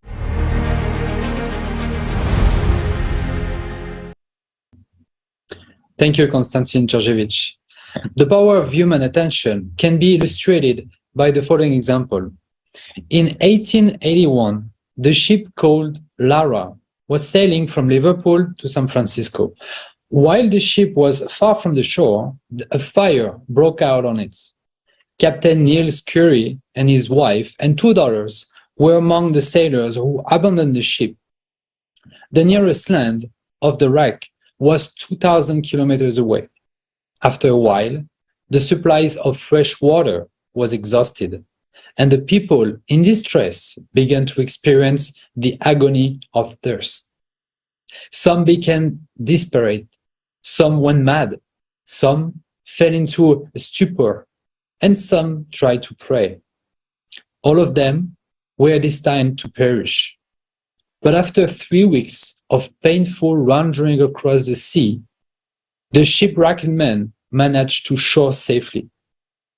When Neil Currie was asked what had saved their lives, he replied, "We were dreaming of fresh water." Somehow, in that state, we started to imagine the water around the Digny going from blue sea water to greenish fresh water. I mustered my strength and scooped it up. And when I tasted, it turned out to be fresh. Researchers at Princeton University have discovered what physics cannot explain and have continued to prove it for several decades. They have been studying the effect of human intention on random events generators. Scientist Dr. Roger Nielsen, who was directly involved in these experiments, will talk about it.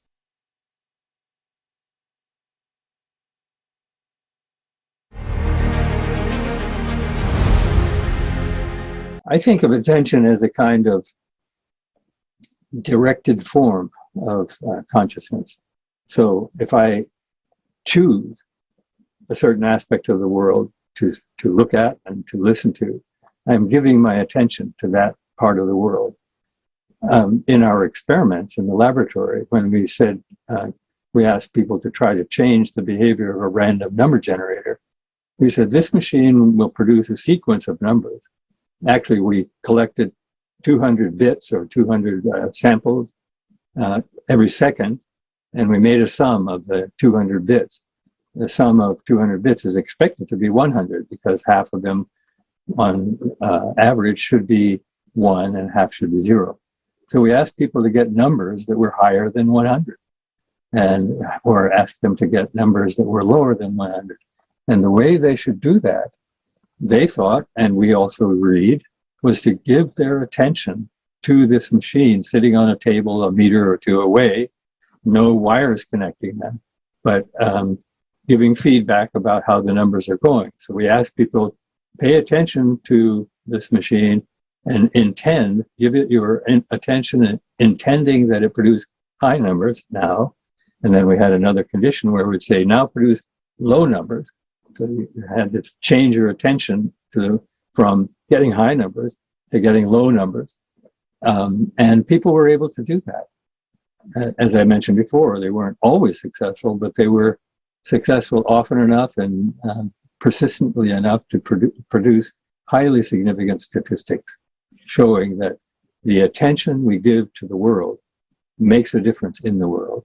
We have many, many, many millions, or actually it's many billions of neurons, and they are connected to each other in the sense that they can transmit information from one to the next, and from that one to the next. I think that we are, each of us, we are in the center of a huge influx of influences from other consciousness. Otherwise, this business of global consciousness wouldn't make any sense at all. And those of us who are paying attention to the experiment, we know that there's pretty good evidence that it's a real kind of thing. Consciousness connects us to each other and to the rest of the world through our vision, through our hearing, through our various senses, but also through our internal mechanisms of consciousness. That I haven't said that very clearly yet, but what I mean to say is that beyond the senses of vision and hearing, we have also a kind of understanding, like the understanding you get when you read something. Nothing really happens except that you see these marks on a page, and they get transferred visually back into your brain somehow. And your brain, because we have learned to read, our brains are able to say, I'm reading about a wonderful walk through the woods written by David Thoreau or something like that. You know? And it isn't an objective thing, but this idea, the understanding that I'm reading, or what I'm reading about is a walk through the woods, it becomes part of our experience. And that's because we have consciousness of a certain very highly developed kind.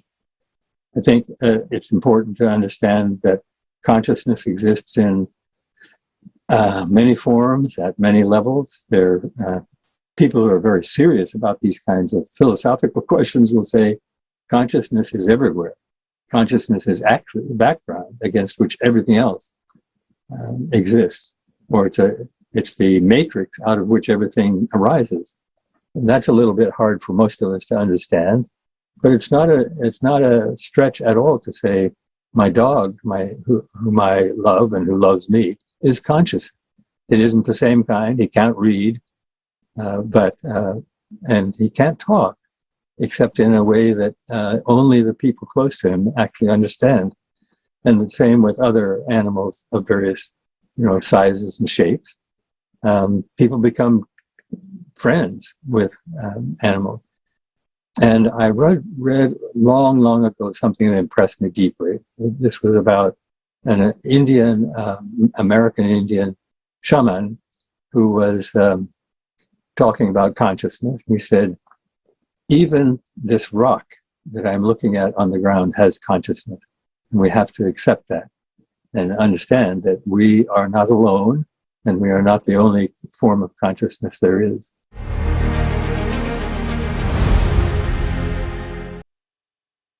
Thank you, Roger.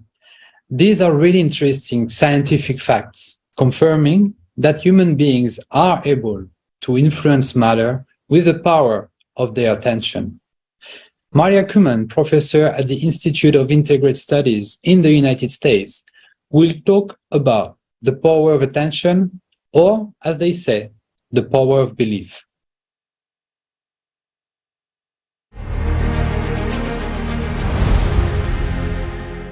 What is the power of faith? Indeed, many years ago, the Russians had research done. They suggested under hypnosis, which put the conscious mind to sleep to access the subconscious. They, in a state of hypnosis, they told this person that he is genius piano player. And he was quite mediocre piano player. After this suggestion, he was so convinced that he is genius piano player that he played the best of all his playing. And when they measured his biological currents, they were 500,000 times stronger. This is the power of faith. 500,000 times stronger. So that's why the Bible says only the believers are blessed. If you are a believer, you have access to this coefficient of increase 500,000 times. If you are not, you don't have it. So attention can do miracles. We call them miracles because we don't acknowledge the fact that we are material, body, and spirit. They come from the spirit. They are miracles. What is the spirit? The spirit is very weak field. 1,000 times weaker, as I said, than the electromagnetic field created by the material body. And how this weak field rules and regulates everything in the body, that's what I found. It rules and regulates with the information it carries. It is informational field. Only now when we started trying to make quantum computers, we started speaking about informational fields in informational science. We are very much behind because we refuse to believe that we are body and spirit. If we would acknowledge the spirit, we would know a lot more about the informational fields, and we will not have problems making quantum computers, which will be supercomputers. As our subconscious computer is a supercomputer, the conscious computer is nothing comparing to the treasure that we have at subconscious level. Placebo is you believe that you are going to be cured of what you take. 56% of the people get cured with nothing because they believe what they were given really will help them to heal.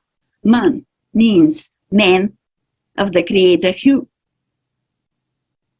If we name ourselves humans, we need to know the value of human life. And the value of human life comes from the spirit that comes from hue. When the spirit leaves, the material body is an empty shell. If we don't understand the value of human life, we don't have the right to name ourselves human. We will be only material body, without spirit, without emotions, without compassion, without ability to love. I am always saying that if you don't have what to give, give love. Love is such a thing that the more you give, the more you have.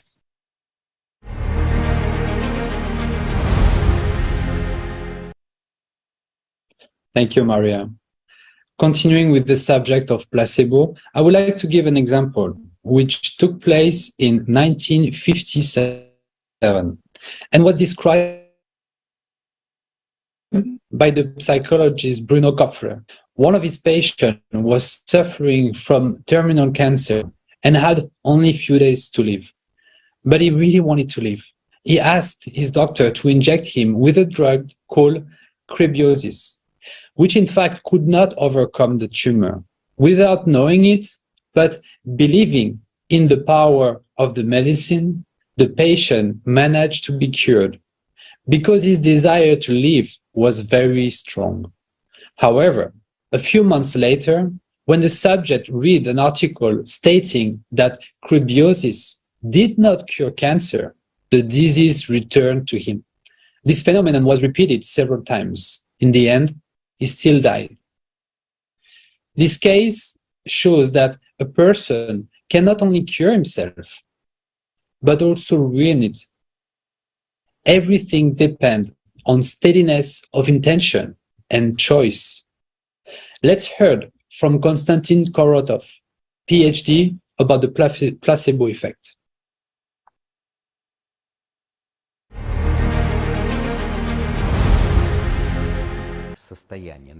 The state of our body is largely a state of our consciousness and our brain as a whole. And a person can suggest himself that he is healthy or that he is sick. And when a person is sick, he can change the work of his body with his consciousness, because their body is a self-adjusting, self-organizing system. But you have to give it an opportunity. You should not interfere with the body's self-organization. It is necessary to follow the dictates of your body, the signals it gives you. And then, indeed, you can be in a good state, awake, energetic, and live such a good life for many, many, many long years. And the placebo is just that very indicator that shows a person that, yes, I can get better. And so to speak, a person starts to treat himself with an internal process. And this little pill is just a kind of a trigger, which triggers the internal process in a person. And this is now generally recognized in science. The number of examples is unimaginable, and the most difficult diseases, up to and including cancer, can be cured this way. The way you tune yourself up, the way you behave and hold yourself in this life, that same way your body will respond.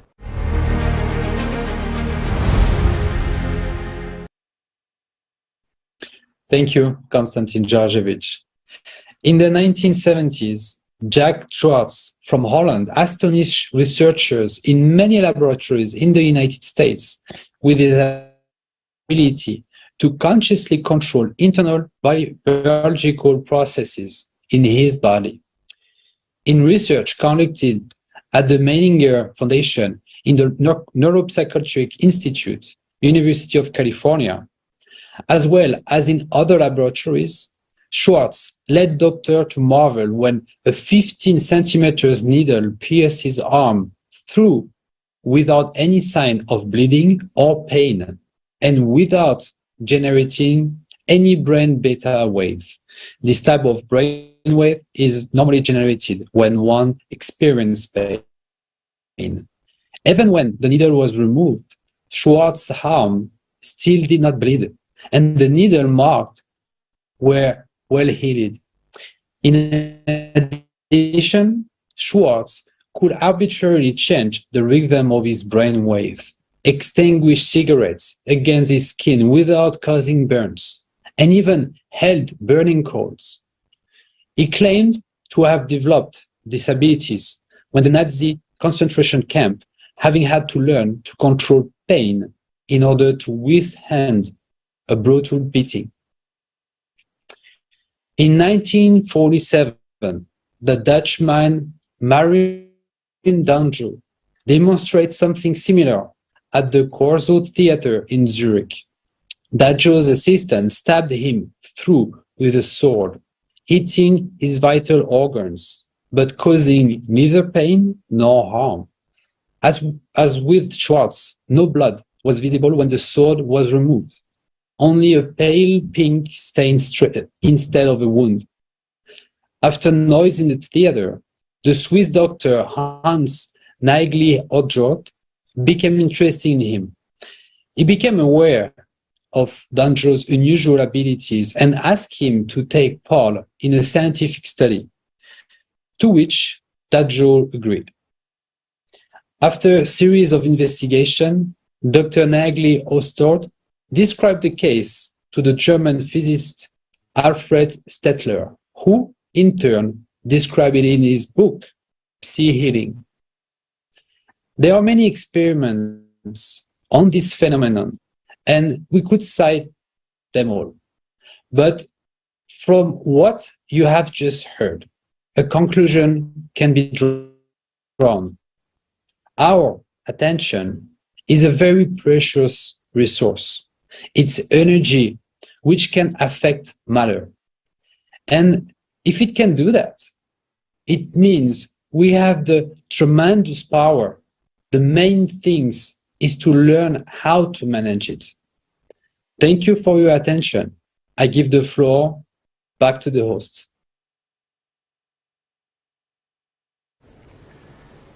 Thank you, Jonathan. We have the power of attention to affect matter, and this fact is proven by science. But we use that power every day, all the time, often without noticing where we are spending it. Although there are those who purposely use this power to gain material benefits.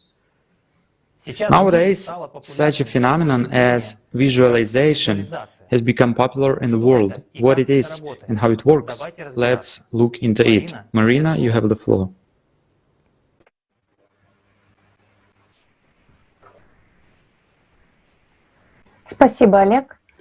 Thank you, Oleg. Yes, indeed. Many people are interested in visualization. So what is it? Visualization is concentrating attention on images that a person wants to realize in reality. Martha Pritula, an art therapist from Ukraine, will tell us about how visualization works. I started using visualization before I even heard this word, and later I realized that this tool is called visualization and how it works in life. This already came with the awareness when I began to study art therapy and understand the mechanism of its work, and why in some cases it works and in others it doesn't. Visualization is the ability to draw pictures in your imagination. All of us actually do visualization. We just don't track it and are not aware that it's visualization. When some not very positive events happen to us, and if you pay attention, especially everything that is related to fear, or for example to your illness. Now, I'm studying in depth the topic of psychosomatic diseases and their correction with the help of art therapy. So when a person falls ill or presumes that he has some kind of an illness, his fantasy, his fears begin to blow up this disease, that he's just about to die from this disease.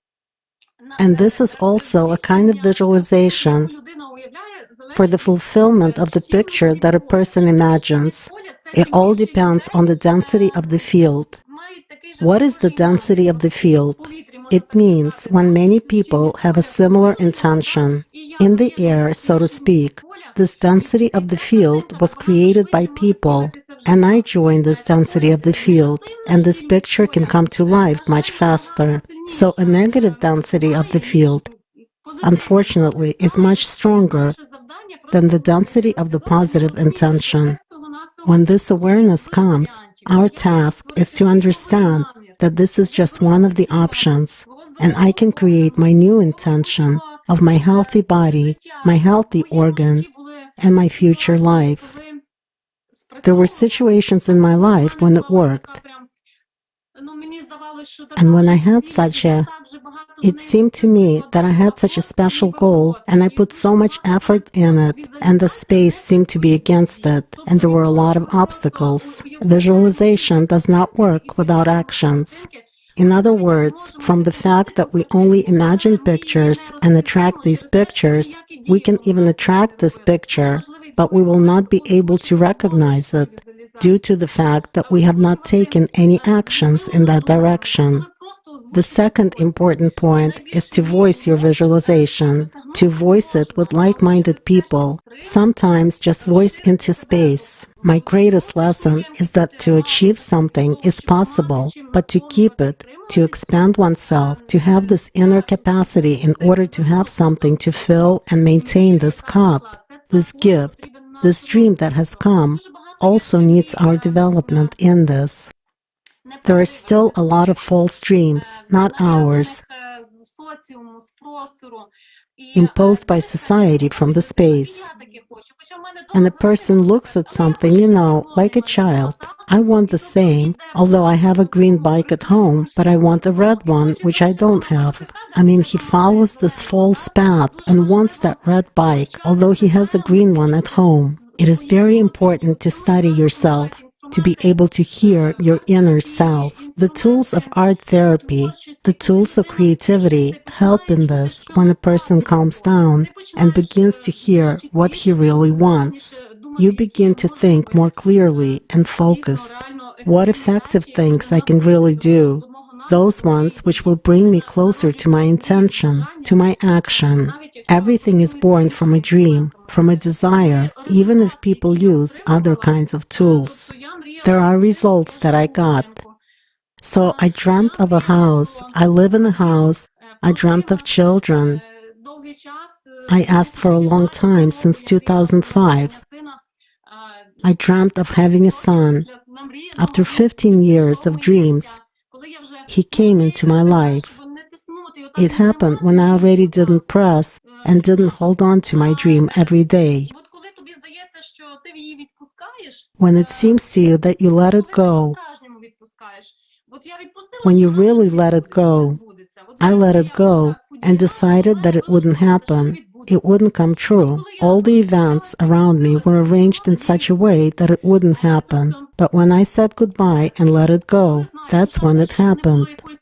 So they know. The soul wants you not to have such dependence on a dream, a tie to a dream. It wants you to be free. It wants you to do it and be free inside. We have a tool for this. This is our body, so that we could implement everything through actions, through ordinary actions. Therefore, you simply begin to attract certain events to yourself like a magnet, and the space itself helps, begins to attract. It is like a magnifying glass in the sun. You start to increase and keep increasing. Ordinary, banal actions are required. Without these actions, faith is dead. And visualization is dead, and everything is dead, no matter how important and necessary it can be. There must be actions. Concentration, the power of attention, means action. Visualization, the power of attention, means action. When there are these two things, there must be an action as a consequence. The clearer our intention, our dream, the clearer visualization, whatever it can be called, the more focused the center of our attention is, and the more vague the state is. So why should you write your wishes, your intentions every day? To concentrate your attention, to focus your attention by some specific mechanical actions. It is very important to track yourself. How is my attention during the day? Where is it? Different techniques are advised. To put a hair binder on your hand, set an alarm clock to check, do I remember my goal, my picture? Am I there? Where is my attention? Where? Where am I? I watched the news and I was already distracted. I was already in a different direction. I was deeply touched by the story of some of my loved ones, and my attention, my all energy already flowed there. So attention is energy. How directed is the focus? And that's why there are reminder techniques to keep track of yourself throughout the day. Where does my attention go? How much time am I actually in harmony and concentration with my goal, with my intention, with my visualization? It's a very interesting process to track yourself. It turns out not so much time as we think. And our state always depends on something, but it should depend on us, and we must be conscious controllers of our state. To have tools to be able to become the owner of our state again. A human can control nothing but himself. He can keep focus and attention on pictures, but he cannot control the date when these pictures come true. He can keep focus and attention on those pictures. He can expand them, fill them with his attention, but to control in regard to the clarity and quality, it's only his state that he can control. The most important thing is to figure out which pictures are mine, from my field of spirit, and which are imposed by the mind, picked up from the space, as I said, false pictures. It is very important to get rid of those pictures so that they do not take our priceless vital energy, priceless life force, which is measured out for everyone. We do not have such an eternal earthly life, and we don't have a whole eternity. Another 500 years ahead to do everything that we wasted half our lives on, 40 years of our life, some spent 30 years, but it's okay. I still have time. Now I understand everything. I still have time.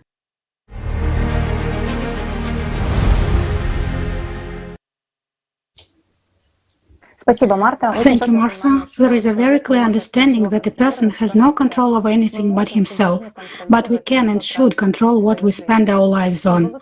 To better understand how visualization works, let's understand what happens in our brain when we draw pictures.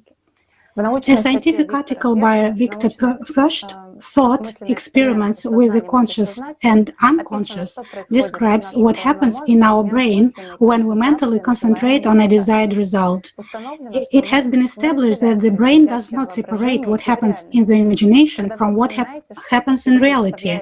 When you remember something or imagine your future actions, the same chemicals are released in your brain as in the real situation. Your brain behaves the same way, whether you are experiencing the event in reality or just imagining it. According to Hebbian theory, recognized in neuroscience, neurons that fire together wire together. By imagining the future, you create new neural connections in the brain that help you think and, most importantly, act differently. In particular, visualization stimulates the reticular activation system, an area in the brain that acts as a filter of information and allows you to notice only what's important to you. Concentration shapes our neural reality, or reality refracted through our own nervous system. Neurophilosopher Olga Duda will tell us more about this.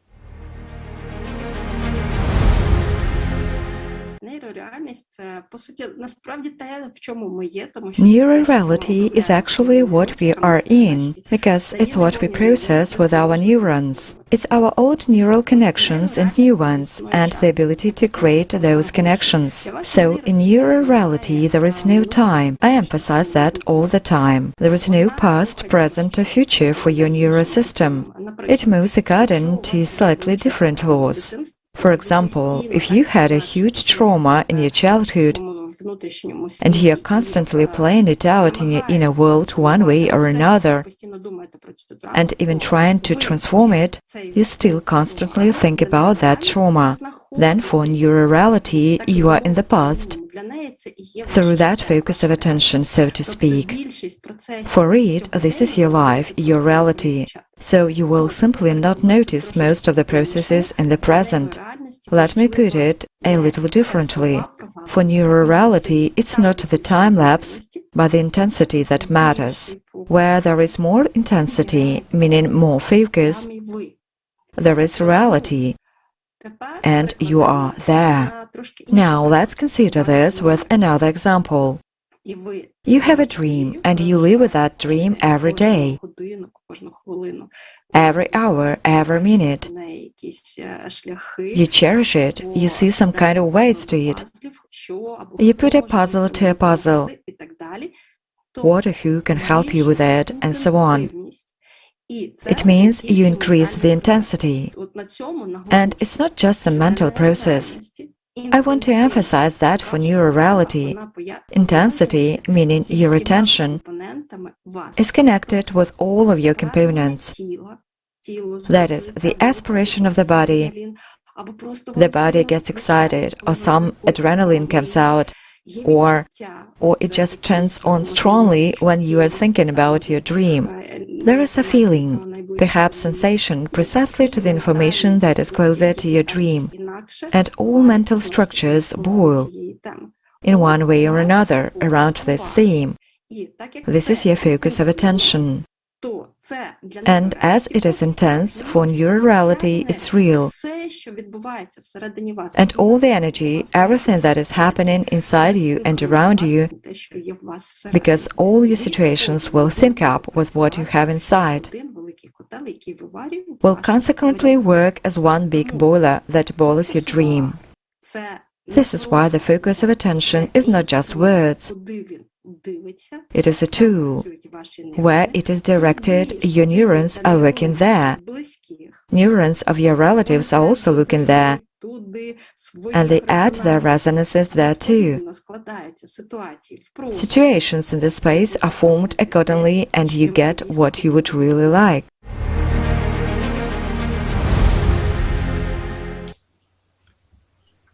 Thank you, Olga. We ourselves shape that reality in which we live, either consciously or not, but everything that happens to us is the result of our choice. Where we have directed our attention, that is what we have got. This proves once again that a person must learn to control their attention. Let's watch a video with Mina Won, a certified visualization expert from the USA. For me, visualization is putting an image into your mind, an image of what you want to realize into your life. Then you imagine it in your mind.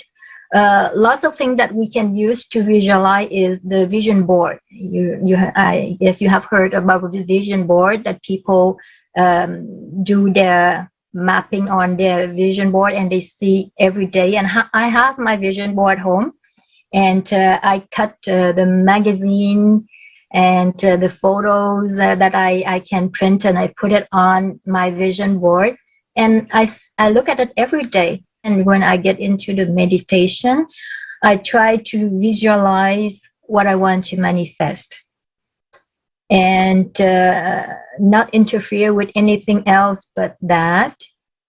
And but sometimes it's tricky too when I am too much concentrating on my visualization or the image that I want to manifest. It won't happen. And I realize that when we are too much concentrating on what we want to manifest in life, we can go to the other side of the stick. Apart from meditation and vision board, write it down. Writing is very important.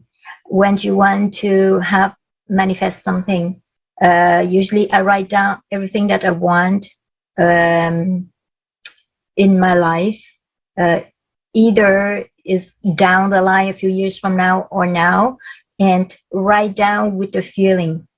I'm writing down my grateful sentences every morning.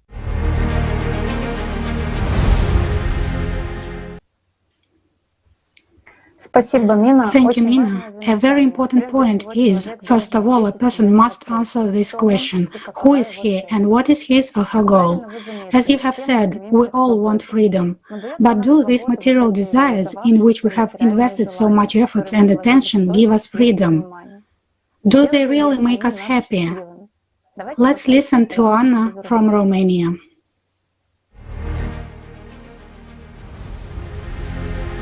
Greetings, my name is Oana Paicu, I'm from Romania and I work as a probation counselor.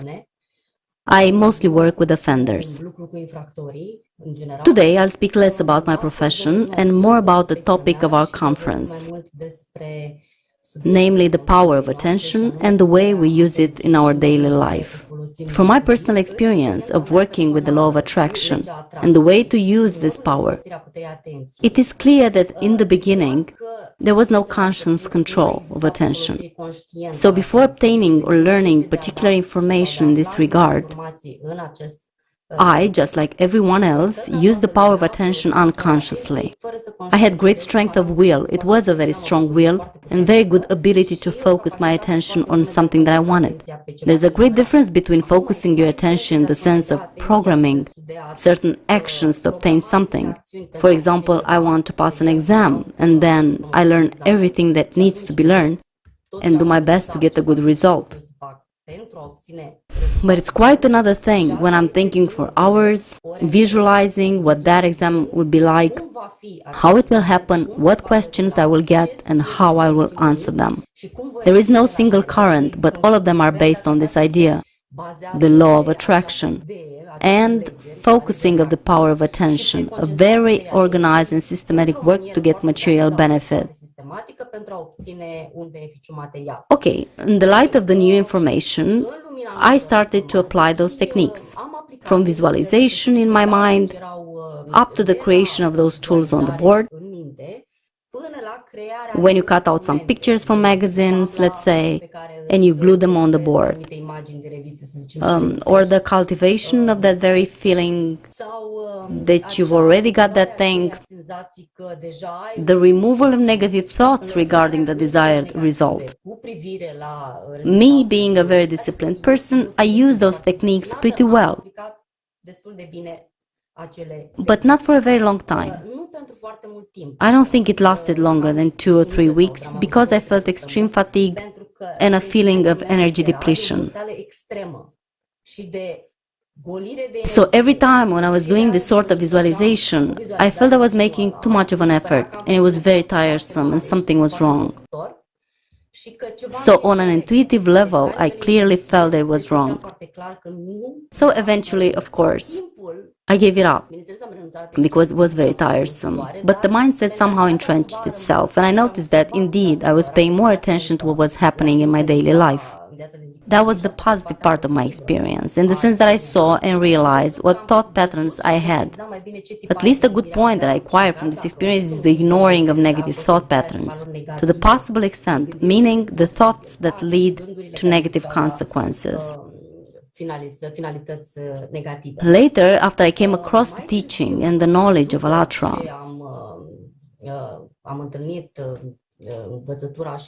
I had this revelation that the law of attraction does exist, but the important point is that it must be used in a completely different way. Human mind has quite a limited ability to see solutions, because it always takes into account only those variables which are familiar to it, while a big amount of other variables may appear out of nowhere. From my personal experience, I also noticed that when an uncontrolled desire became obsessive at some point, where a certain fear couldn't be controlled,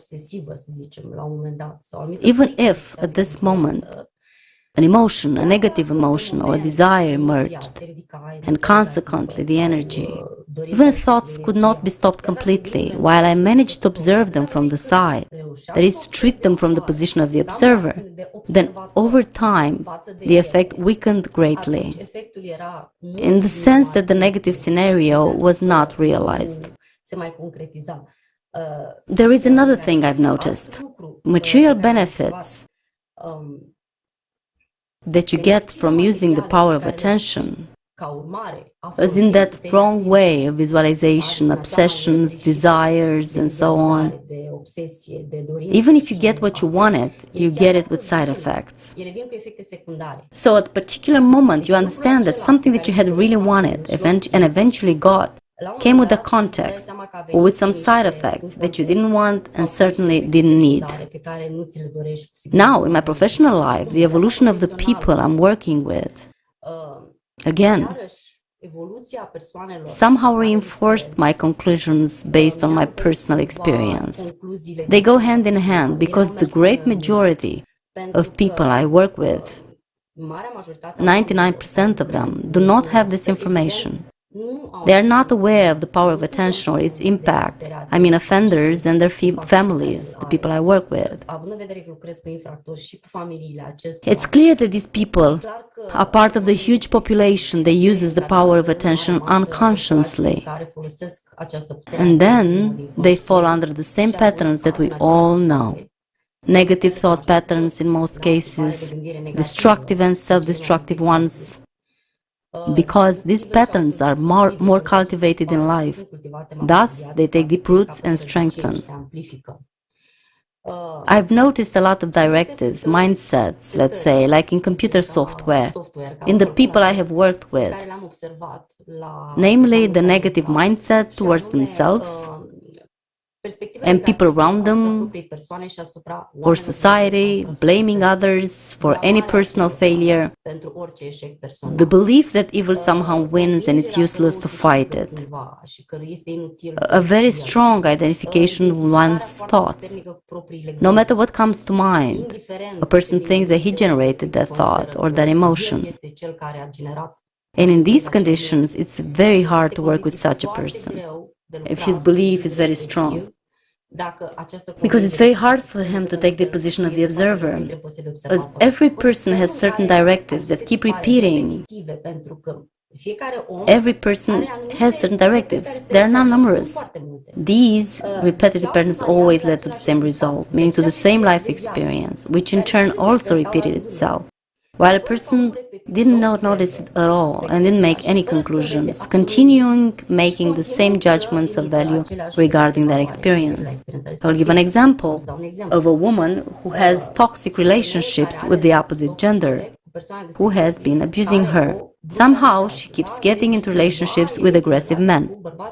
This aggressive behavior is not obvious in the beginning of the relationship, but it develops with time.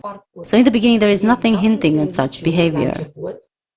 The man behaves very nicely later in the beginning, and later when they are together, jealousy and aggression appear. Such a person may have 3, 4, 5 relationships of such kind and would learn absolutely nothing, thinking that it's just my bad luck in life. I'm quoting here.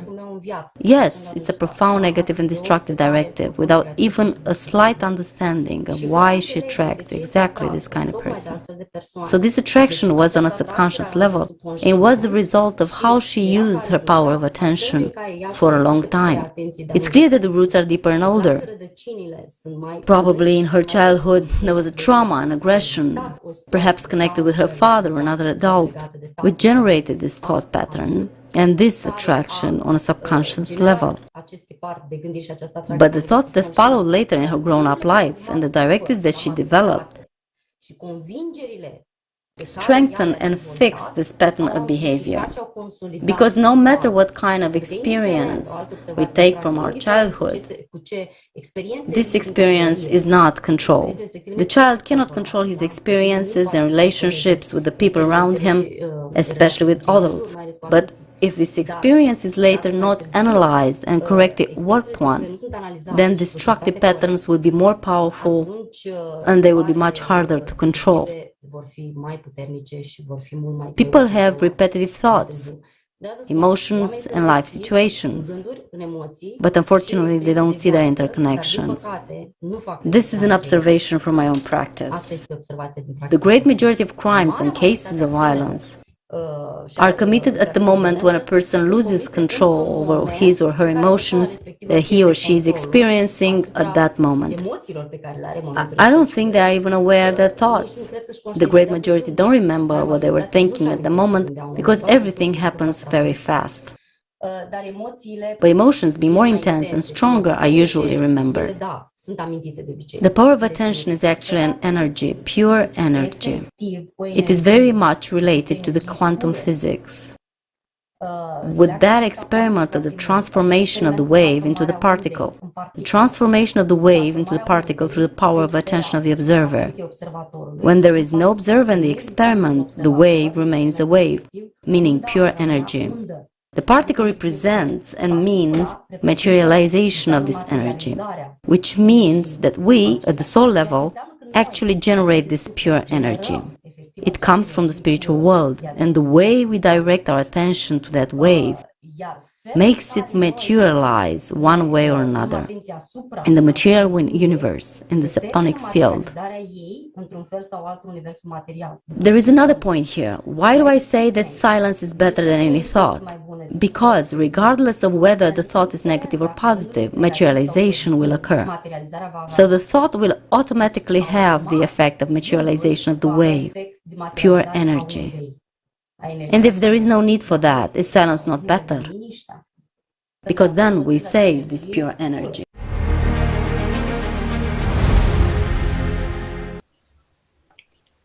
Thank you, Anna, for sharing your experience. Visualization is only a tool, and it's up to the individual to choose what and how to spend the given resources. Maybe it's not too reasonable to spend your life on what you can get with real actions in the material world, using your body and consciousness as tools to get everything you need. So, let's watch an excerpt on this topic from the video Energy of Life with the participation of Igor Mikhailovich Danilov. Why? Some people succeed in visualizing some material benefits, while others do not succeed, even though they spend exactly the same amount of time. The frequency of investment of your attention, in other words, this is magic, my friends, real magic, for which a person is deprived of life. And why is he deprived of his life? Because he wastes his power. This is indeed magic.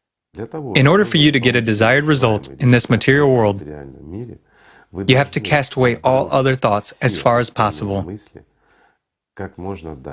You shouldn't disperse your attention and should focus it precisely on the point of a desired object. For instance, if you desire a house, you must see it clearly. You must live in it, down to the smallest detail. Tell me, is it worth it? Do you want a house? Earn money and build it. If you don't have such an opportunity, do not fantasize. That's a simple example. After all, when you take action, a completely different kind of energy is spent than when you dream. When you spend power physically, or when you calculate something, you spend prana. Whereas when you dream, when you invest attention in a fantasy, you spend a lot. The difference is crazy. That power you can restore, for example, after having a rest or something else. Well, generally speaking, prana is also a reserve of, so to say, fuel. It's a tank of gasoline that is given to you for your entire lifetime. Nonetheless, its consumption actually provides for all our life circumstances, except for the sinful ones. While a fantasy is a sin, in other words, you should not fantasize, like playing a computer game, right? Meanwhile, we engage in that. We talk to someone in our heads. For instance, you have touched upon the Olympics, right? If a person is keen on sports, if he enjoys sports programs, he will definitely put himself on the podium. For sure. I mean, he lives the life of those who are shown on TV. He looks at this image, the image of an athlete or someone else, and he literally deprives himself of this vital energy, of this very power of attention. Why? Because he really invests in his fantasy, which should be invested inwards, meaning that which can give life.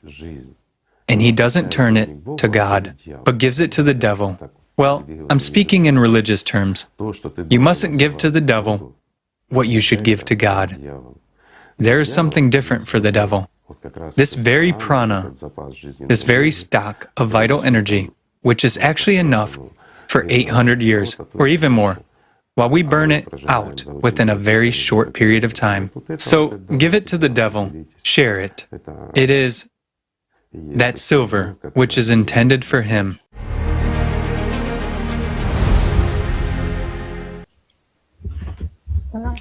Nowadays, there are a lot of books and movies with the titles creative visualization.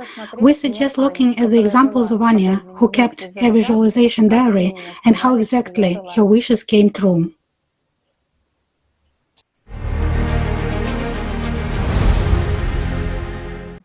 The book is in a form of a bookmark where a date was indicated when you're planning to achieve a dream, then the bookmark already achieved and a big fat tick indicated when you achieved it. In other words, it's a template that you fill out. Yes, it's a template. You should paste a picture in it for visualization, at which you should look, imagining that you already have it all. And then you write down in real time what exactly you want. I had a dream. A lady with a dog. Since I had no children, I wanted to take care of somebody.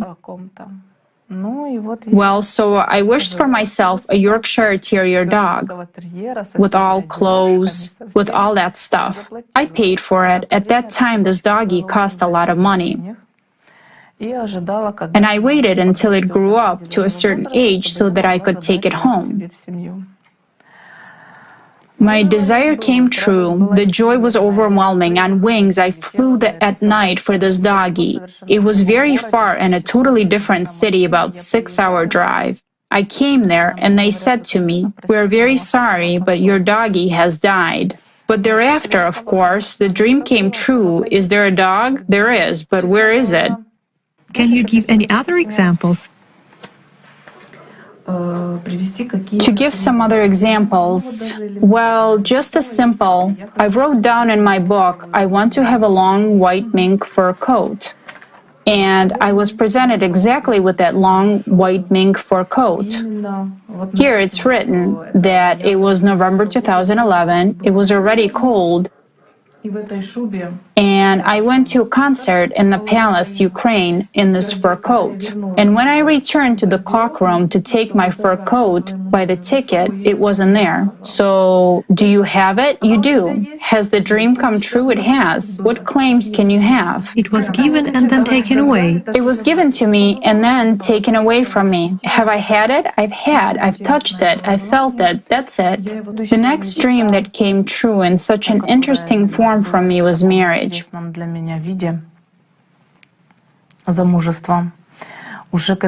By this age, such a fear had been drawn already that I was older and nobody needed me. If I'm already... How old were you? 25. I was 25 years old and I wanted to get married as soon as possible. Not just get married, but get married right away. I was in a relationship with one person at that time. However, I married someone else, but very similar in appearance. Meaning the picture worked in such a way that I married not this person, but another one with an identical appearance. I married a prince most girls dream of. It was exactly the dream. A prince of some country, right? Yes, a prince of some very rich country. And when I looked at it all, it really came true. But I married not this person who is now here with me in my dream. I had always wanted, when I was visualizing this picture, I remember in details what I wanted. I lacked this, male courtship. Beautiful, kind of unearthly. It pictured in my head like in some movies. I wanted candles, romance, something incredible. And when I met my current husband, he was actually doing it all for me. He loaded me with flowers when I arrived, met me in a limousine and paths of rose petals. Also, I married him. I really ran to a faraway land, and I really got locked within 4 walls. Here you are, nobody can call you, nobody can talk to you. You wanted to run away from everything, now you have it. Here is a box for you. Live exists. You wanted this freedom, you have it. I took you away from everything worldly. And now I understand that my wish was fulfilled. You wanted, you received. Thus, every desire fulfillment in this game which I had entered ended up with something negative, with some very distressing outcome. So the system gave it to you and then took it back. Yes, it took back 3 times more.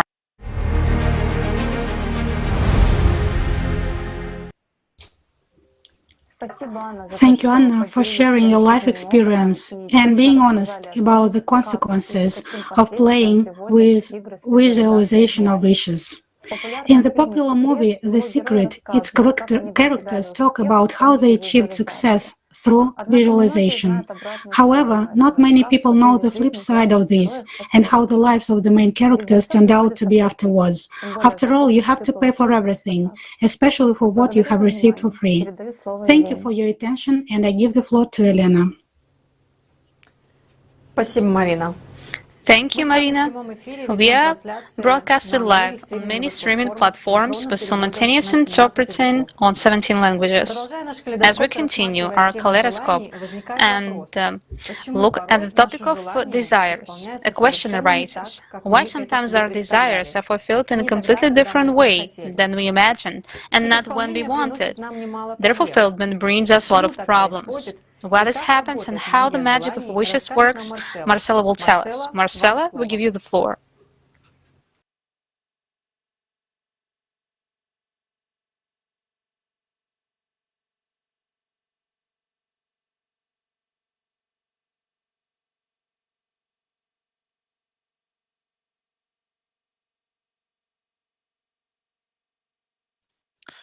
Thank you, Elena. Good evening. Now we have talked about visualization. After all, it is visualization that is actively promoted in society today in various literature, in films, in psychology, in sports, healthcare, business, even in schools and kindergartens. Many of us, one way or another, have encountered the phrases visualization for success, visualization of a parking lot, visualization of a deal in business, or for example, what is also a very frequent phrase, so let's imagine what if. Many people would say, oh come on, it's all rubbish. I keep on dreaming and dreaming, but get no luck in love. Things are different in life. Yes, my friend, and that's true. It all depends on how much attention we give to this or that desire. If a person dreams about it from time to time, he forms an image or a phantom, and that phantom will constantly feed on his life energy. But let's say a person has dreamed a little, just occasionally, and hasn't put enough attention into this image by the standards of the animal mind system. That's why the system does not give it to him. The system takes life away, but the desire is not fulfilled. After all, if you think about it, a human simply dissipates his attention during the day to anything, like 2 billion things, 10,000 things, games and arguments in his head, dialogues in his head with someone, and so on. The huge amount of our attention is spent on watching our favorite TV series, TV shows, movies, talk shows, and then we get sucked social networks.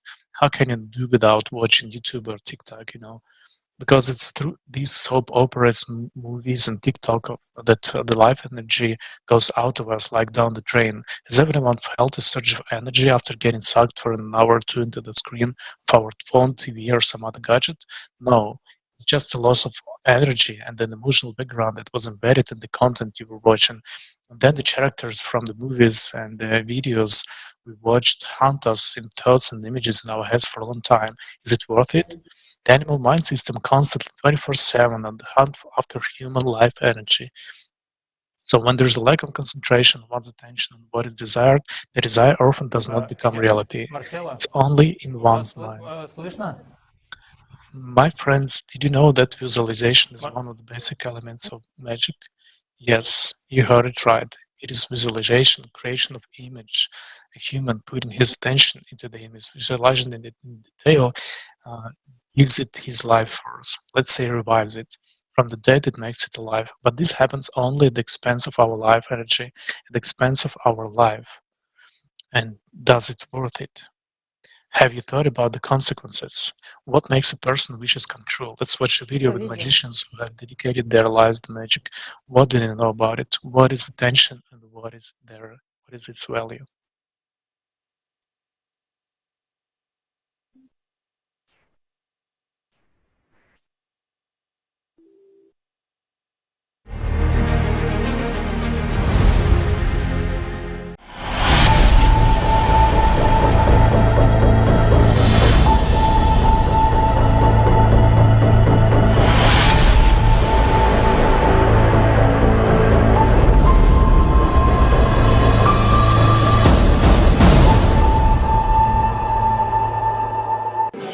The power of a person's attention is above all the power of concentration. Yes, attention plays a huge role in life in general and in magic in principle, because the success of rituals, in fact, depends on our attention.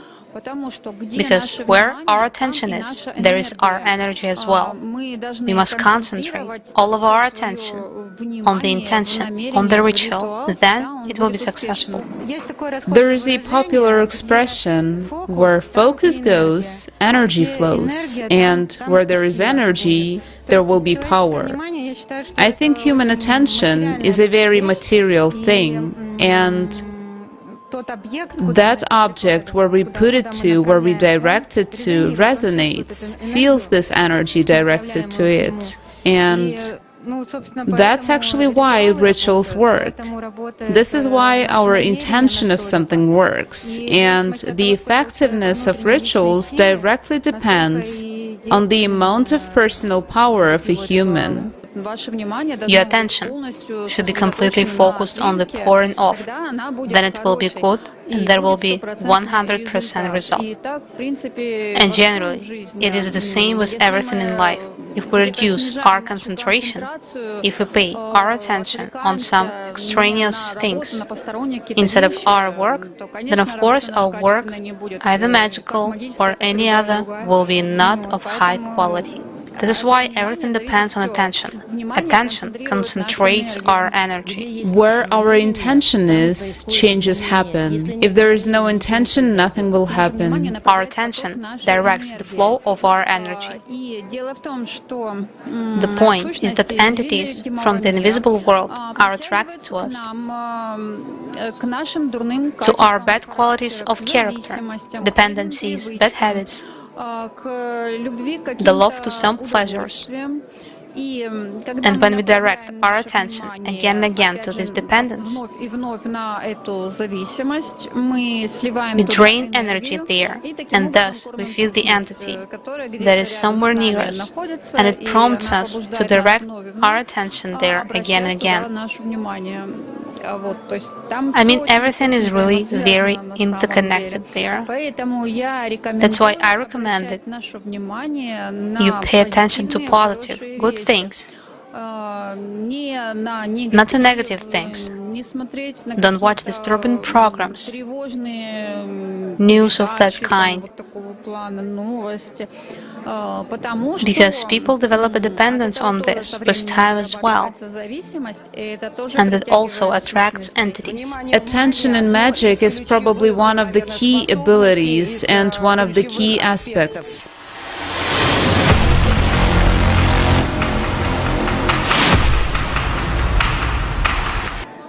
The power of attention is important to the invisible world precisely because we interact with them in one way or another. And again, if we concentrate on something bad, we attract entities.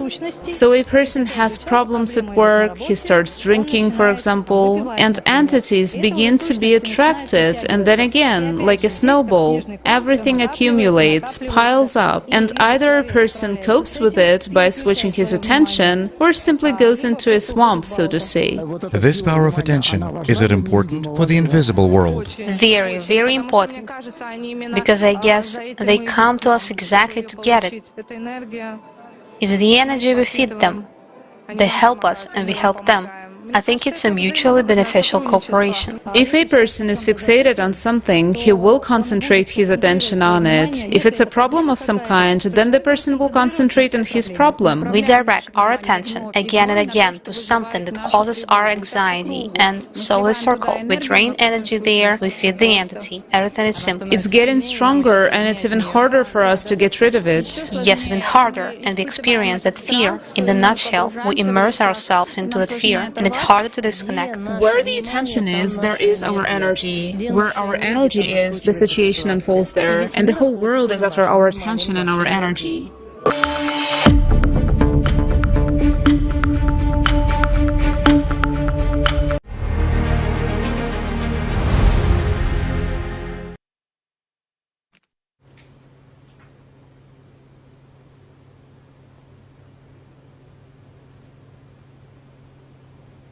Марсело, мы вас не слышим. Marcela?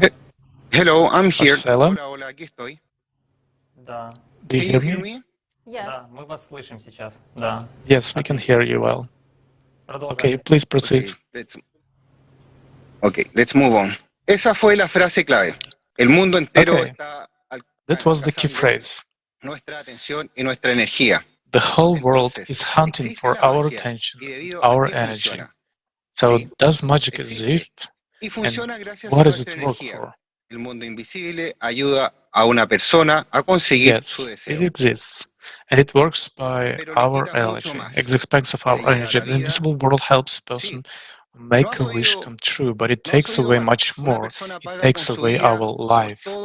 Yes, you heard it right. A human pays with his life for all of his desires, no matter how big or small they are. But a person can realize his desires and fulfill his desires on his own. It is most beneficial for them, because when he asks for help from the invisible world, those entities which will help him in this fulfillment of his desires, he will be forced to pay off for them. And as a rule, they usually charge a very high fee, which is not favorable for a person at all. He will pay much more than he would pay if he would put his own efforts and real actions to fulfill his desires. Magicians themselves say that these entities with whom they interact have, if I may say so, a sense of humor. If the request about the desire is not formulated clearly, but in general terms, then it will be fulfilled at their own discretion. And as a rule, the person who made the order doesn't always like it. So the invisible world also has a sense of humor. To wish, and then the discretion of the system to get nothing, or to get it, but in a highly distorted version, which clearly doesn't suit you. Always remember this: a human pays with his life for what he desires or orders. And it doesn't matter whether it's a tasty candy when you're hungry, or a luxurious mansion, or a yacht. You have to pay for everything. Human attention is very valuable. Not only we humans hunt after each other's attention, but so do those who live on the other side, the invisible side. They're exactly those who can facilitate not only the fulfillment of human desires, but also the emergence of those desires. And both of these entities simply can even manifest physically. But why do they do this? Why do they need to appear metaphysically? The answer is always simple.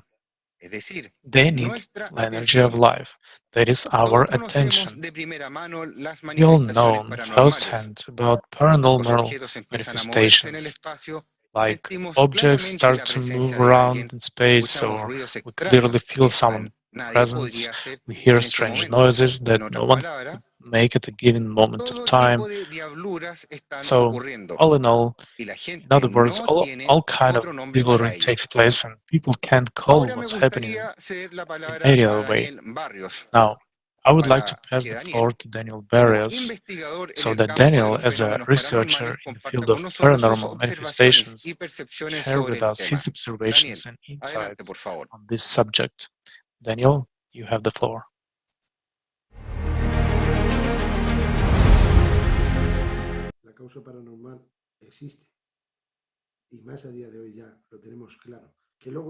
Paranormal phenomena exist. Moreover, today we know this for a fact.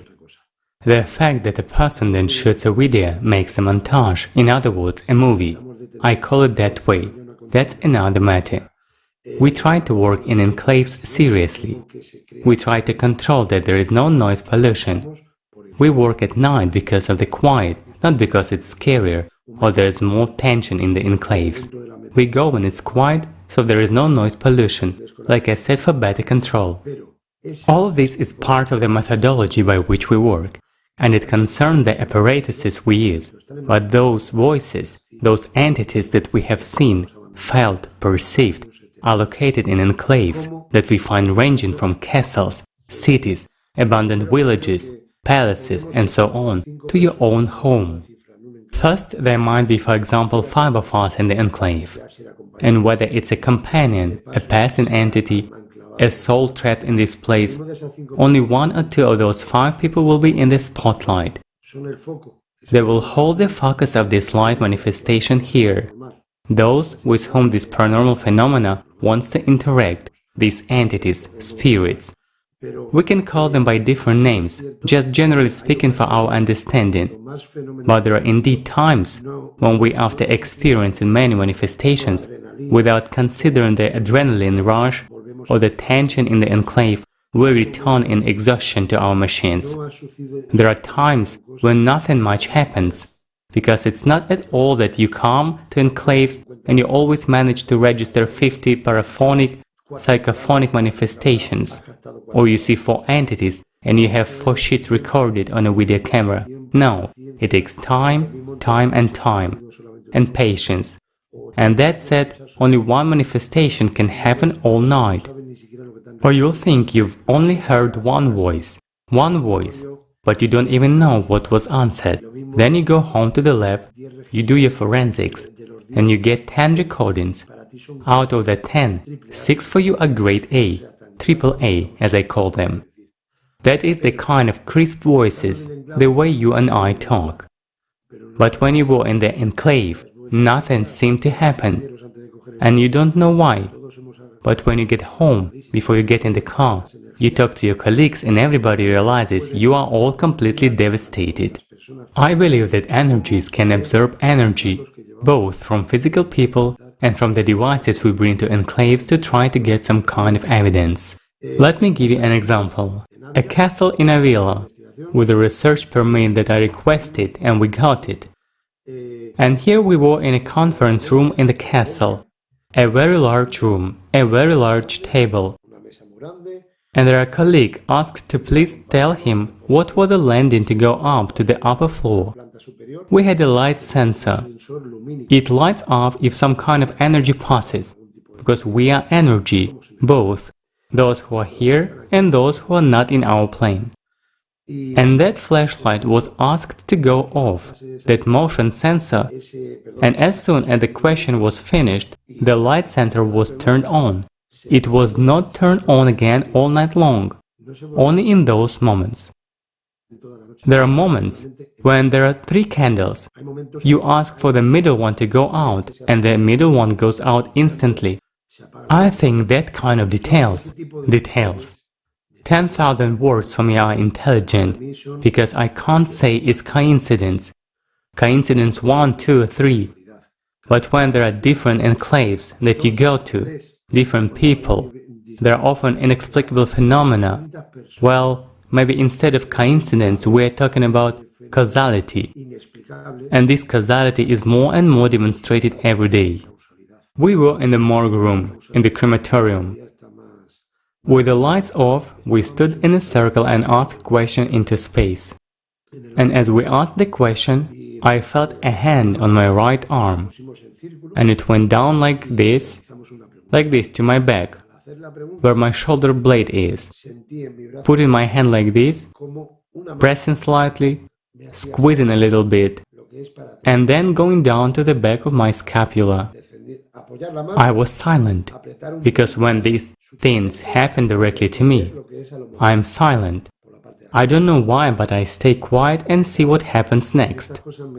And so imagine this happening. I'm silent, but not a minute goes by. The girl in front of me, although we were in the dark, but I knew roughly how we were positioned, how we were standing. So the girl across the street suddenly starts screaming in the dark. We turn on the lights. What's going on? What's going on? What's going on? She says, what's going on here? I've been touched. Who touched me? She starts looking left and right. Her boyfriend was on her left. My friend Gonzalo was sitting on her right. She lit a candle and looked in disbelief at both one and the other. Whether it was her boyfriend or not, she looked at everyone with disbelief. And when we asked her, what happened to you? Take a breath, calm down. Now please tell us what happened to you. She answered that it appeared that someone had touched her. Someone had touched her. I asked, can you please tell us how they touched you? See, there are things that are beyond explanation. Somebody puts their hand on my right shoulder, squeezes it a little bit. And this girl describes the same thing. Look, I noticed they put their hand on my right arm, on my right shoulder, and brought it down to my shoulder blade. Oh my God, it happened to me less than a minute ago, and it was so clear. And the evidence was so clear that this girl said, look, I can't. Please take me to a hotel and I'll come down there and go to bed. I can't stay here anymore. And it was such a phenomenon that if I had said it a minute earlier, perhaps the girl with this tension, this fear, this compulsion, yes, auto-suggestion, would have experienced even more, because I would have told her about what I had experienced in those moments. And although I would have said something that was not happening to her, her psyche could have recreated it as if it had happened to her. But because I didn't say anything, and the fact is that the exact same thing happened to her, some entity did it to me. It did the same thing to everybody else there. And it, the entity, did it to the girl as well. What could it be? Maybe she was the center of attention. Why not? We don't know 100%. We get messages, but we never know 100% what the other side looks like.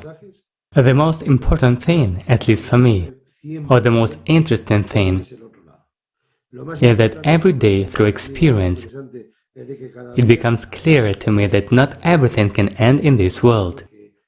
I consider that we are all energy. Those of us in our physical plane as well as in the astral, in other planes of existence. So energy is neither created nor destroyed, it is only transformed. So I consider that we are energy, and what we try to interact with, or whatever is in this plane, in that other plane, and also wants to interact with us. To me, in general global computation, we are all energy. We are all souls.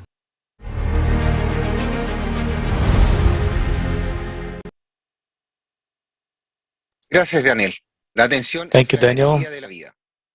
Attention is the energy of life. And since shadows, invisible beings, do not have their own source of power, do not have a source of life in themselves, they are forced to look for it elsewhere, wherever it is present. And exactly this source of life, the energy of life that is being hunted for, only a human being has it. And it is this energy that shadows and invisible beings feed on. A human, unlike animals and other beings, has a soul. The soul is the portal through which the life force flows to the personality of a human being. A human being radiates life force, and depending on where he directs his attention, that is where this vital flow is directed. That is why these beings do everything possible just to tear off a bigger and fatter piece. As we have already seen today, it is not only a human being who runs for attention, but also these invisible beings. The invisible world exists, and it, like Gracias the por su ocean, atención is full y of doy la invisible palabra a los life. presentadores. Thank you for your attention, and I give the floor to the Спасибо, hosts. Марцело. Thank you, Marcelo. Thanks to today's kaleidoscope, we see what a huge power lies in our attention. Now it's clear that magic also works through a person's attention. That's its secret. But it is important for people to understand that by using magic, they lose twice, because they waste their inner energy and money. The fulfillment of desires in this way always has negative side effects. Да, Елена, согласен с тобой. Еще одним из самых больших пунктов Yes, Elena, I agree with you. Another, one of the biggest points of expenditures of a person's attention is the dead. в каждой культуре. You ask, how so? Every religion, every culture, every nation, in one way or another, has traditions of memorializing, commemorating, honoring the dead. Honoring the dead. Who benefits from this and what is behind these traditions? Why do we live and give so much attention to the dead? I suggest to watch this video.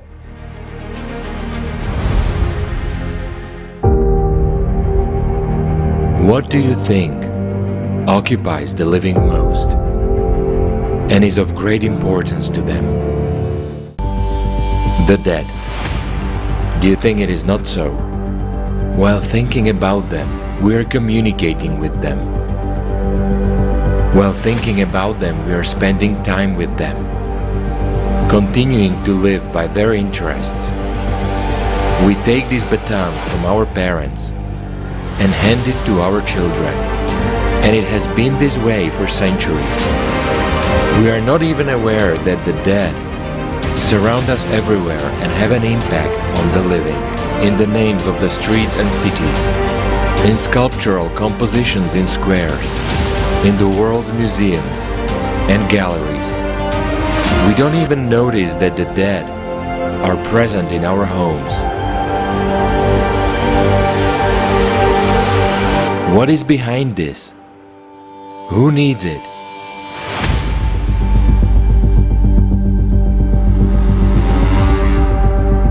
The veneration of the dead resumes every time humanity shifts to a consumerist format of society. Having begun with the Sumerians, the tradition of honoring the dead was very pronounced in the time of the pharaohs, who immortalized their names and images.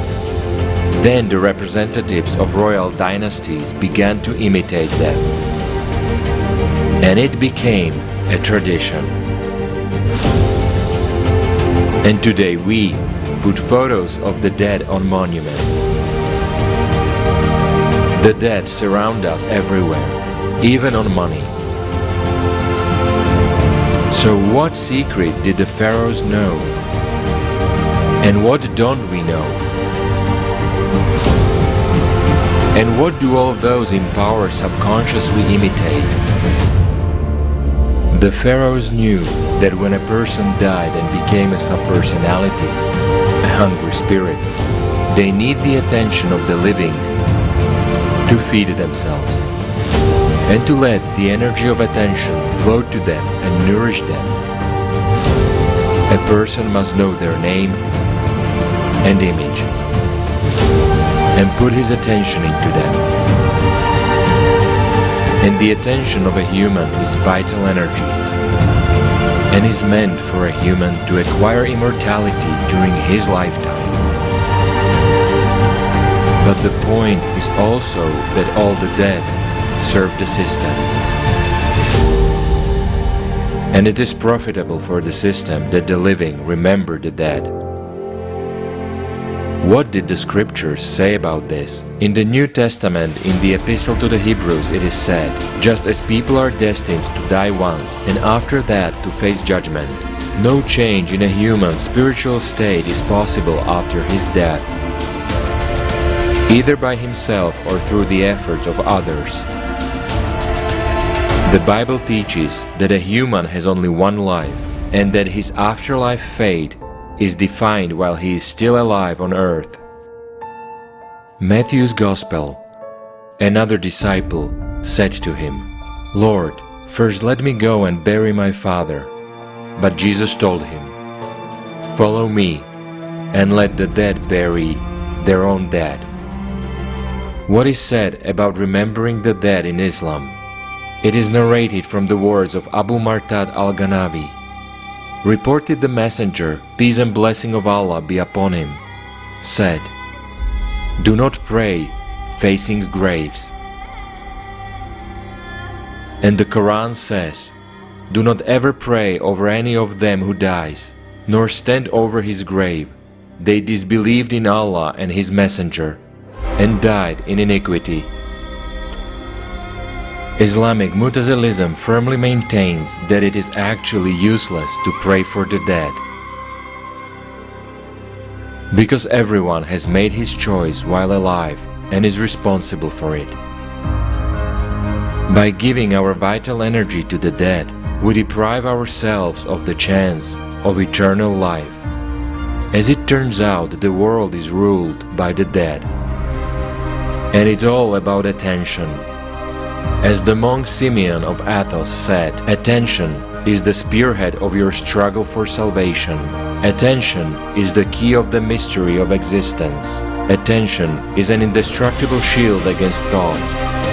Attention is a sword against the demons that are seducing you. Attention is the gateway to the kingdom of heaven."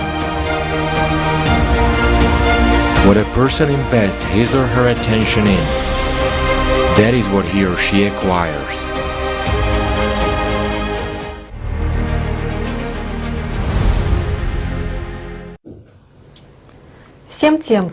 All those that exist due to our attention, the dead, entities from the invisible world, phantoms, energy vampires, and in fact the system, needs our attention in order to survive.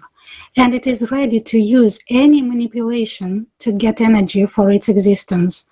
That's why the system pushes a person from childhood to old age to hunt for the attention of others.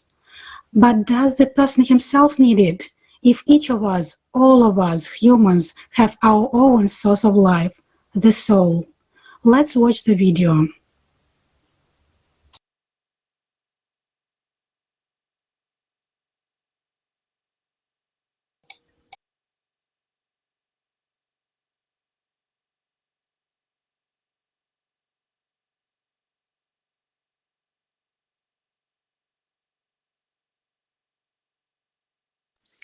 Friends, we have a short technical problem.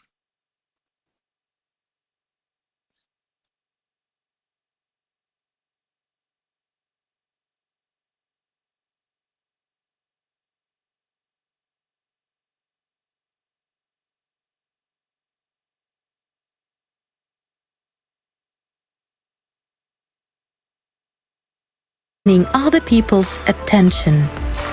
We constantly want to draw attention to ourselves, often even without being aware of that. But have we ever wondered why we draw attention to ourselves? What do we lack? After all, if you think about it, we want to get other people's attention when we feel empty inside, and this hellhole is unbearable for people. That's why they start drawing other people's attention, trying to somehow escape their inner emptiness. Jean-Paul Sartre once said, "Man has a hole in his soul the size of God, and everyone fills it as best he can." So what can fill the hole if it is the size of God? The answer is obvious. Only God can fill it. When a person turns to God, starts to give Him his love and lives each day in gratitude for the opportunity to love, then a person no longer feels that gaping emptiness inside. It is filled with love, and God is love itself. No amount of human attention will fill this hole in the human soul. Only true love for God makes one truly happy and fulfilled. By finding God in our souls, we become free. Free from the craving for other people's attention. Free from the desire for power and self-affirmation in the eyes of others. Because when we find God, we find our real selves. We gain eternity.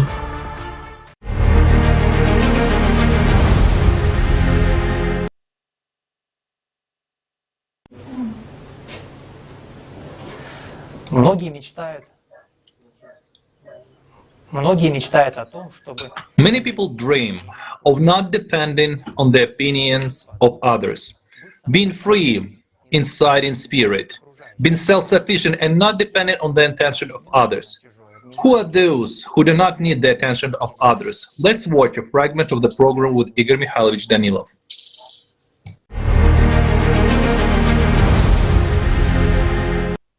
Does an angel need other people's attention? A simple question. I'll give a simple example for those who don't understand what I mean. Tell me, do you need copper if you have a lot of gold? Well, I understand. There is human greed. You need everything. And the more the better. But would you trade gold for copper? You won't. Why? Because you have gold, while copper is cheaper. Well, again, you know, the consciousness of some people begins to say, it depends on how much gold and how much copper. Guys, don't mock it. Don't listen to your consciousness. And certainly do not troll. Just don't. You know what I'm talking about. Yes, your demons are freaking out. Yes, it's unpleasant for them to listen to this. Yes, they are foisting on you a lot of nasty thoughts right now and pushing you away. Why? Because they feel bad. It's hard for the demons to listen now. They are not interested. That's the point. But each of you feels something different. You feel hope inside, warmth, and a sense of home, don't you? Joy and love. Yet far from everyone feels love. Love has to be earned. And it takes a lot of effort to be able to feel this true love, to feel it to the extent that your wings would spread, time would disappear, and only joy and love would remain.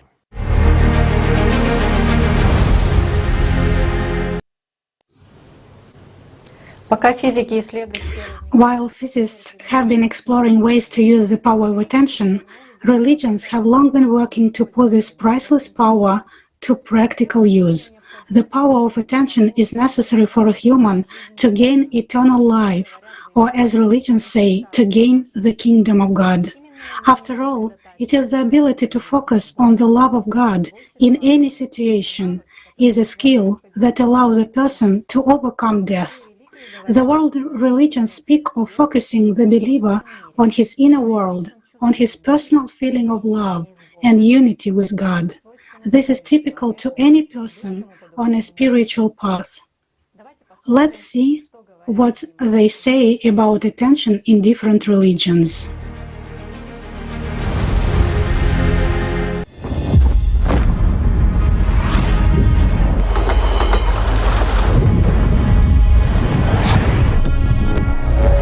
This is the 21st century. We, as a civilization, have made significant progress in many branches of science. We are launching multi-ton ships into space. We are plunging into the depths of the ocean. But paradoxically, we still do not understand what attention is. Although today it is already clear that some experiments in physics, such as the experiment with two slits, cannot be explained without introducing such a concept as an observer who possesses the power of attention. It seems to be such an important question which is, however, not covered anywhere, but it is not so. If we look into the essence of any religion, we'll see that they all teach how to properly distribute attention. In Christianity, the investment of attention is called an inner doing, and the main point of prayer is the perfect mastery of attention. It is also mentioned that the soul of prayer is attention. As the body without the soul is dead, so prayer without attention is dead. The greatest love is not to take our attention away from God, who dwells in our heart. Simeon the Athonite. Attention to your inner learning is love to God. It is to always have Christ in your mind and heart, even if you are engaged in other things. Saint Porphyrius, the Coptic Levite. In Islam, there is such a notion as zikr. It is everlasting mentioning of Allah, God. In other words, It is directing your attention to Allah, concentrating your attention at Him. The prayer that is performed without hudur and with a heart distracted from Allah is like a body that has lost its spirit. The inducement to heed the call of the Quran, 156. In Zoroastrianism, it is said, "Him thou shouldst seek to win for us by hymns of adoration in thy mind. Now indeed have I seen it with mine eye, the kingdom of the good spirit and of good action and word, since I have learned to know Mazda Ahura through rite. Let us offer him homage in the house of song, heaven." Avesta, Sacred Liturgy, and Gathas, Hymns of Zarathustra, Hymn 10, Yasna 45, verse 8, Zoroastrianism. So why, having such a huge power, a person does not use it and has no idea that it exists? Because every time the messengers from the spiritual world and the prophets restored the truth by explaining to people that their real power is the power of attention, but this knowledge was distorted. Important understandings about the control of the power of attention were obscured, and the enemies of the human race were tricked into using that power for themselves. People were unaware of that. Moreover, there is a guardian within a human. It's the true enemy of a human being. It's the one who constantly steals his power with thoughts and images in his head. They distract and do not let a human focus on the goal. This is also mentioned in all religions. In Christianity, thoughts are called demons. In Islam, they are called jinns. In prayer, a person should be firm, stand bravely, and avoid any side thoughts, either about his virtues or about his sins. An ascetic must be very careful not to fall into the net of Satan, the accuser, and not to destroy all his achievements by agreeing with the devil's treacherous suggestions. Elder Joseph Vatapedi. Thoughts are your thieves, stealing salvation from you. Watch your mind carefully, and you will force these thieves to flee, as they are afraid of attentive prayer. Simeon the Athanite. Abu Hamid Muhammad al-Tusi al-Ghazali in his book Ihya Ulum ad-Din writes, "Nothing distracts the heart from your prayer except thoughts that come to take the attention of the heart away from it. The healing remedy for bringing the heart into a state of hudur is the rejection of those thoughts. Empty thoughts exhaust the soul." Archimandrite Andreas Kononos. On leaving the thought maze, take up the careful praying. Make your prayer practice a non-stop one. Don't divide time into day and night, and you will gain attention in praying. Work diligently and pray attentively. Learn to see every thought, and you will see its treachery. Simeon the Athanite. He is very devious and cunning, and to achieve his insidious goals, he uses those thoughts, topics, and concerns that particularly disturb us. Don't pay any attention to thoughts, but pay all your attention to Christ, who dwells in your heart. Simeon the Athanite. Every moment of our lives, we waste a lot of power of attention without even noticing it. The main theft of attention occurs at the inner level, in the mind of a person, when he pays attention to thoughts and images. Almost constantly in the illusions of the material world, a person does not even live for real, and he wastes his life force into emptiness, acquiring neither material values nor spiritual ones. In fact, he loses twice. You are a human. Your primary power is attention. The right to choose is sacred. Live consciously.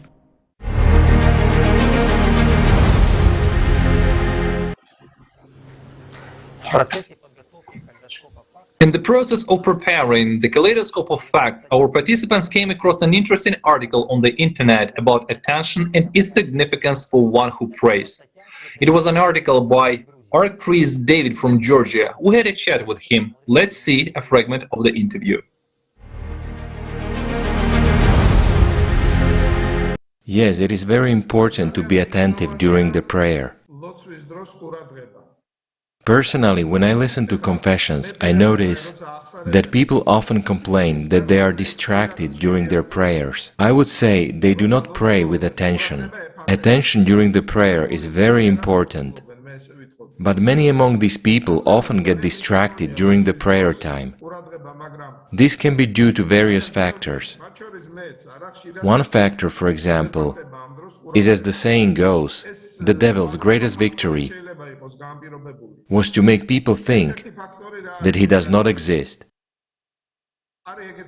So when we begin to pray carefully, this force tries to distract us. For example, with something that happened in the past, or we bring the problems that we worry about to the forefront, or we imagine, and so on. Everyone who has had experience in mindful prayer understands this very well.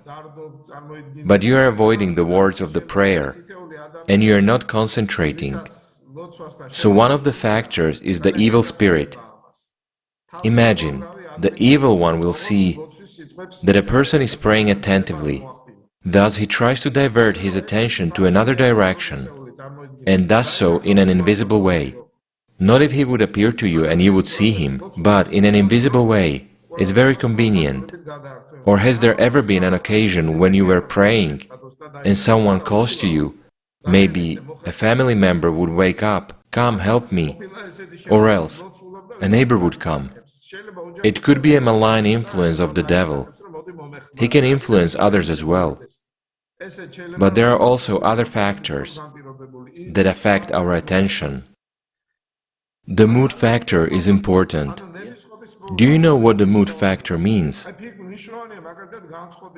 First, you must create the mood for a prayer, and then you can begin to perform the ritual of God's service. Previously, for example, in ancient Rus was such a habit. A great Russian saint father said that before starting to pray, they would sit quietly for 5 minutes, and the mood would be created for the prayer. Imagine the mood, how important it is for us. There is another factor, for example, fatigue. Everyone notices that if you are tired, your concentration is greatly reduced, and it affects prayer as well. So, when parishioners come to me and ask me, I tell them, "Dear, if you are tired, take a rest first and then read a prayer, because it rejuvenates you. It won't work if you can't focus your attention. You know how a human body works. You know all of that. Let me make this prayer, and then I'll go about my business." Unfortunately, this kind of thing doesn't happen very often. Thus, during the prayer, various factors that hinder concentration are brought out. However, I would also like to point out that a mindful prayer, focusing of attention, is not achieved so easily during prayer. It takes years and decades. Therefore, one should not feel that he will win an easy victory in this regard. It takes quite a long time to embrace a mindful prayer. What should be provided during the prayer? The first thing, from the Church's point of view, is that you should sit in the essence of things. That is, what is the meaning of things, of the words of the prayer? In other words, the most important is that your mind should not be distracted, and you should understand it well. I would say that this is of a great importance.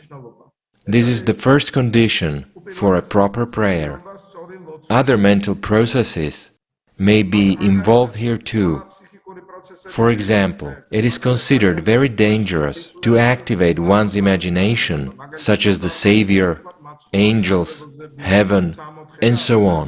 Therefore, a proper prayer is when you feel the words of the prayer, Analyze and understand its every word. By the way, this is the most important thing, I would say, that you should pay primary attention to.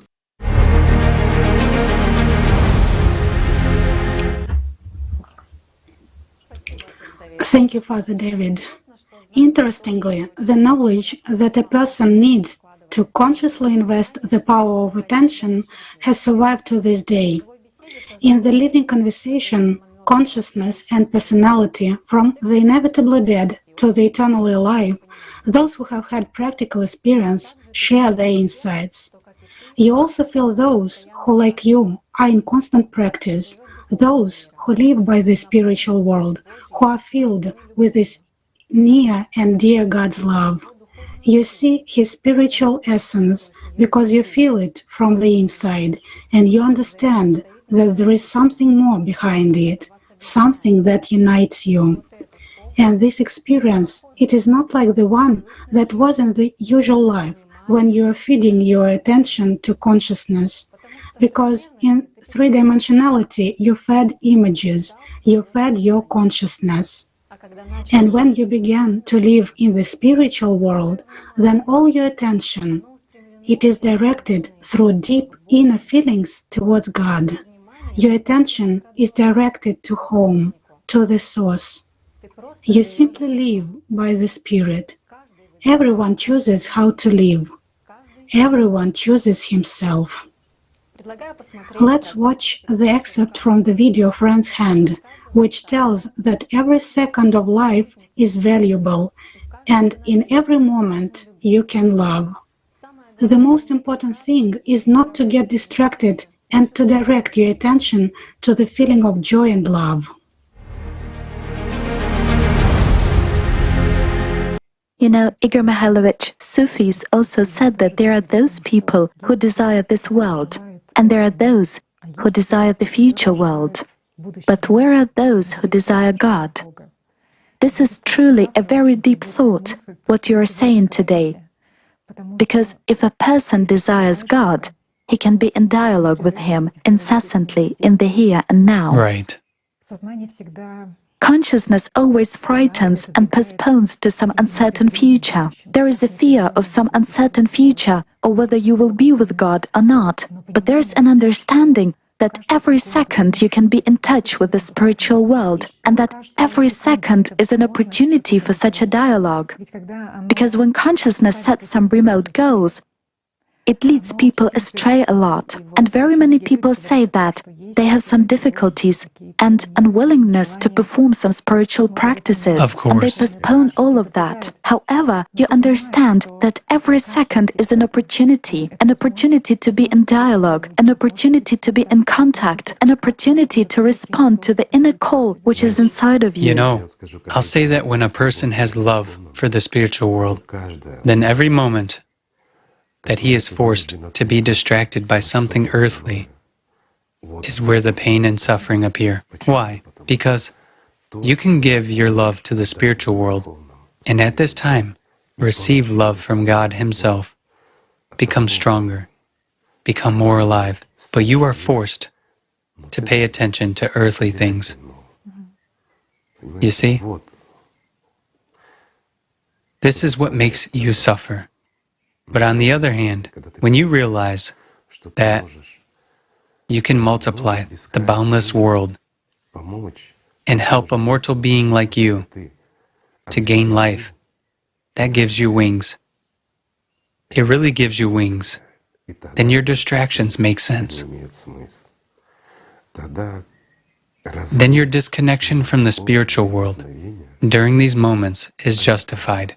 But you still remain with the spiritual world. Of course, prayer is a continuous action. It's when the Holy Spirit Himself prays inside you. Of course, it is eternal and forever. The main point is not to stop hearing Him, to constantly be in contact with Him.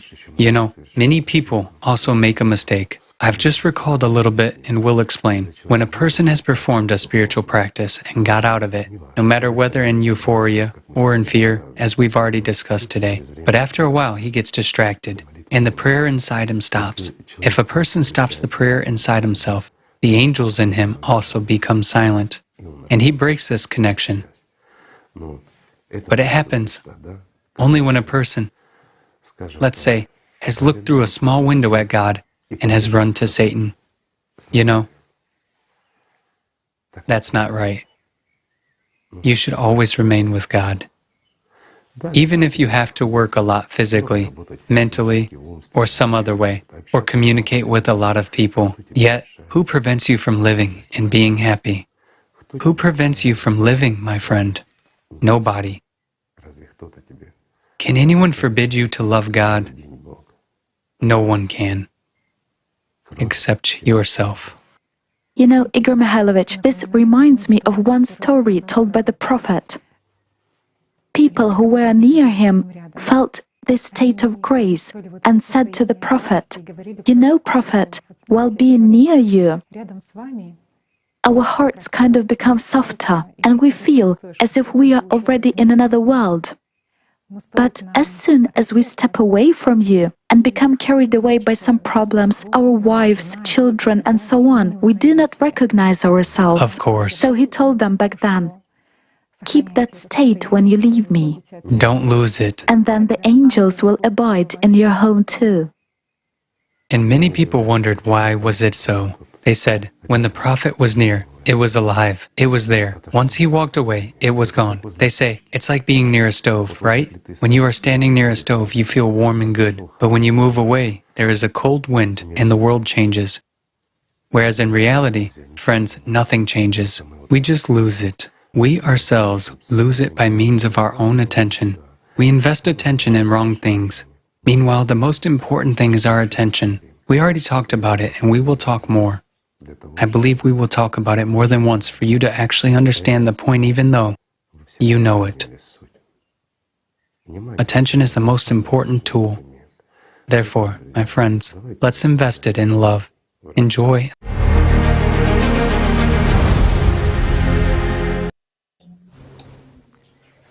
Thank you, Igor Mikhailovich, for such valuable words. Indeed, we have everything to live, love, and be happy. Because from birth, God has endowed man with valuable gifts, which make man similar to his Creator. What perspectives are opened to us by the right use of these gifts? Katerina will tell us. You have the floor.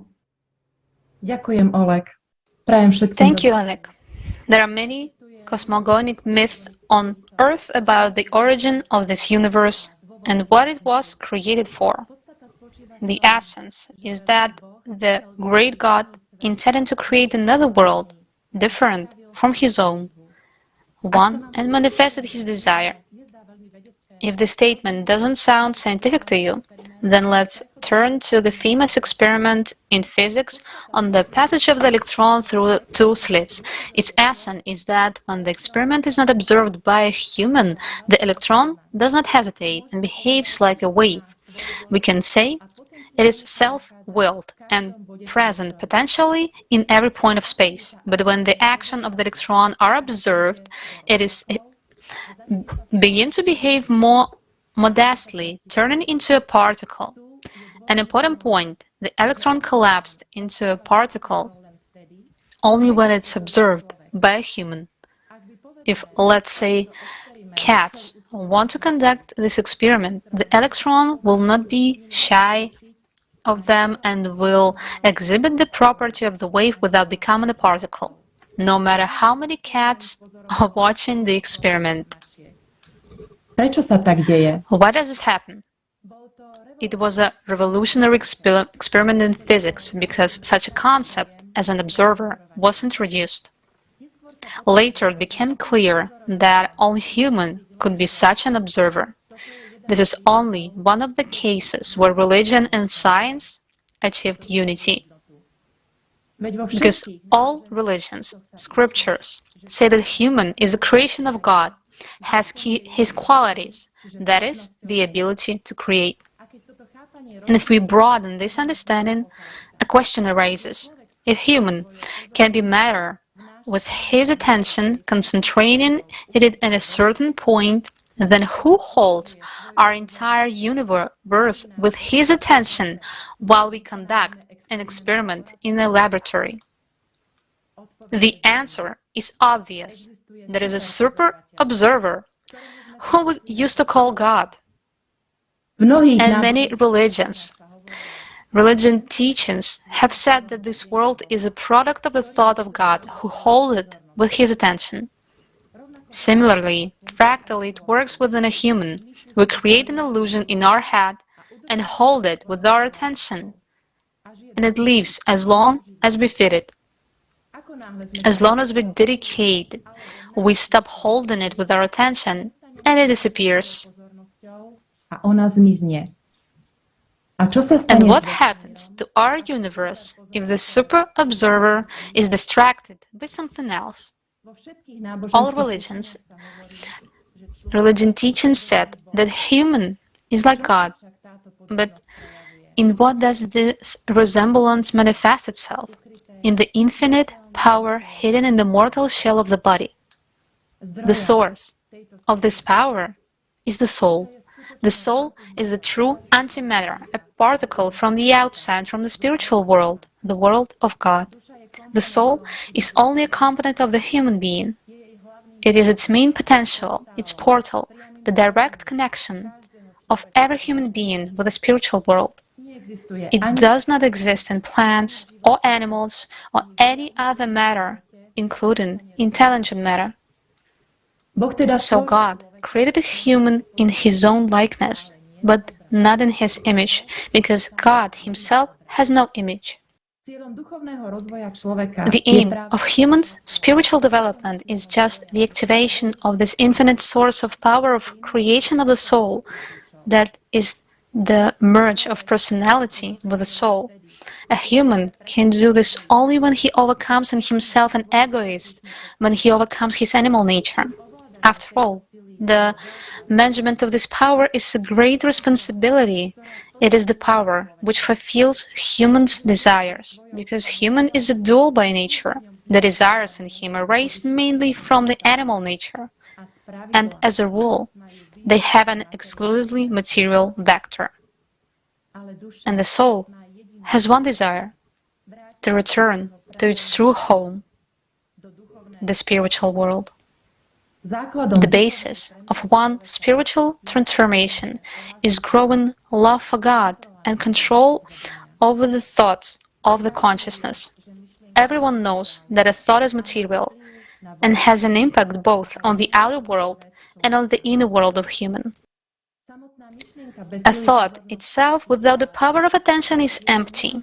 It is simply an inactive program, an empty container, and it is the power coming from the soul, the personality that empowers the thought, which leads to its implementation.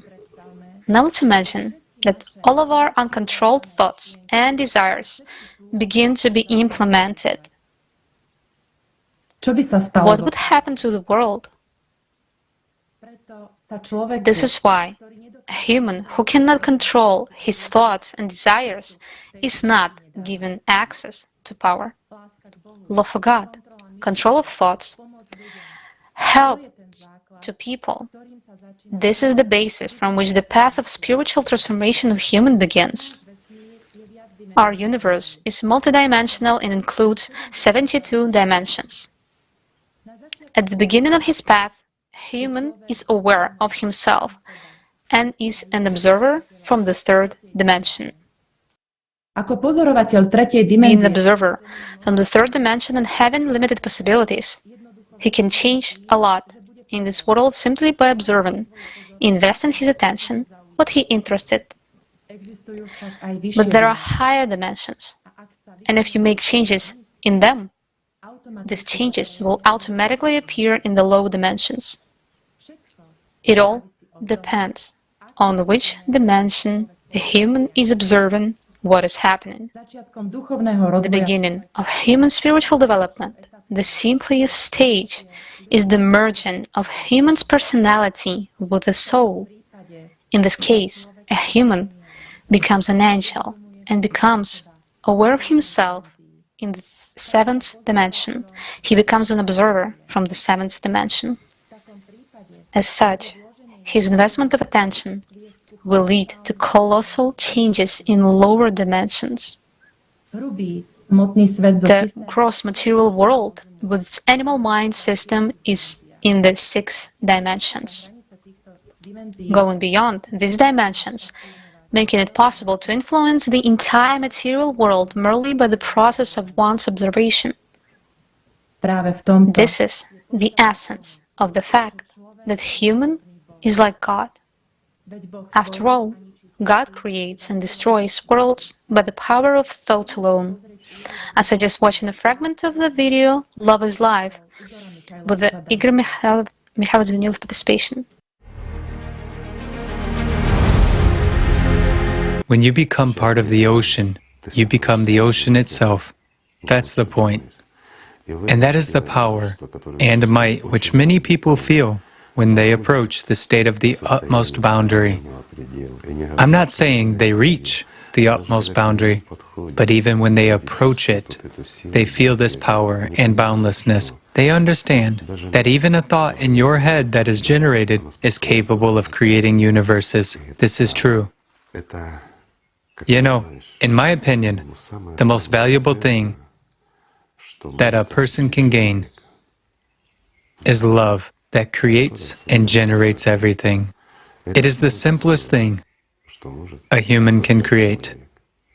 Perhaps it's the only thing that a human can create in this world. But it opens up such opportunities for him and elevates him to such heights that it's impossible to understand it with our consciousness. Yet, at the level of perception through feelings, at the level of personality, everyone knows and understands this. That's the phenomenon. It turns out that true creation is multiplication of love. It is the only thing that a human can create here. Love is exactly creation, of course. It is actually the process of creation, the process of generation. And it is wonderful. And there are no obstacles there anymore.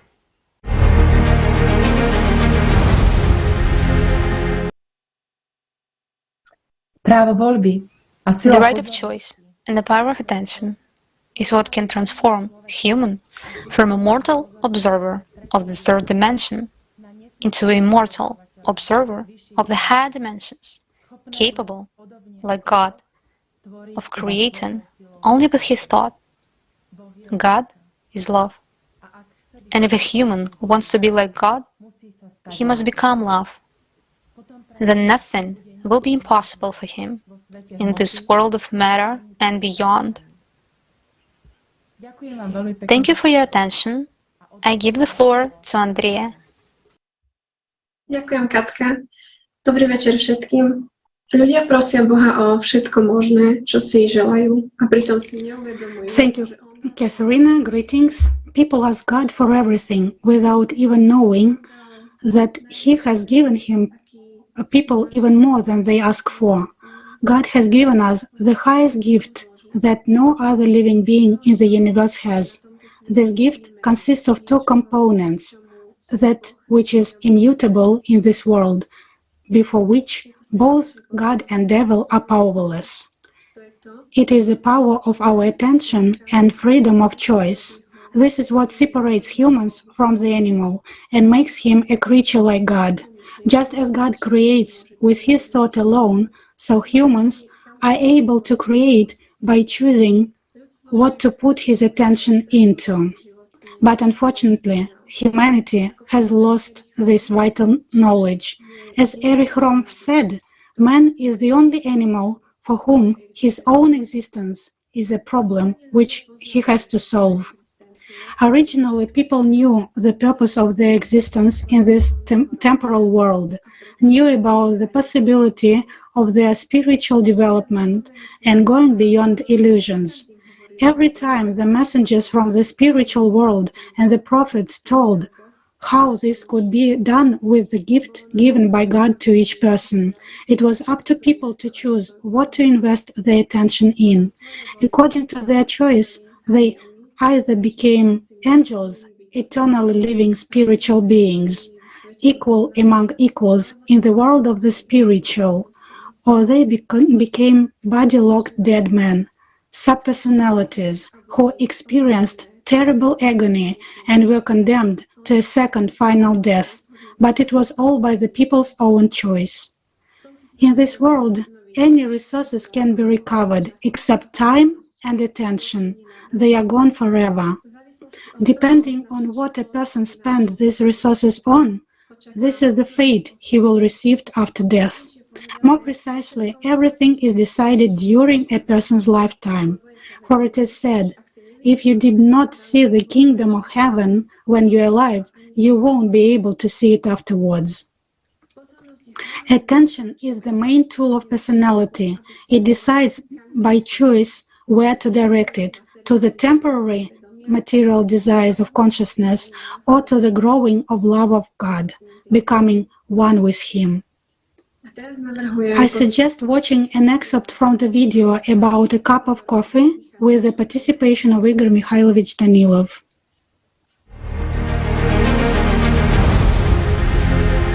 Guys also asked the following question. When you sit down in spiritual practice and your consciousness becomes noticeably activated, there are images, thoughts, and so on, should you continue practicing at all? Continue what? Talking with Shaitan?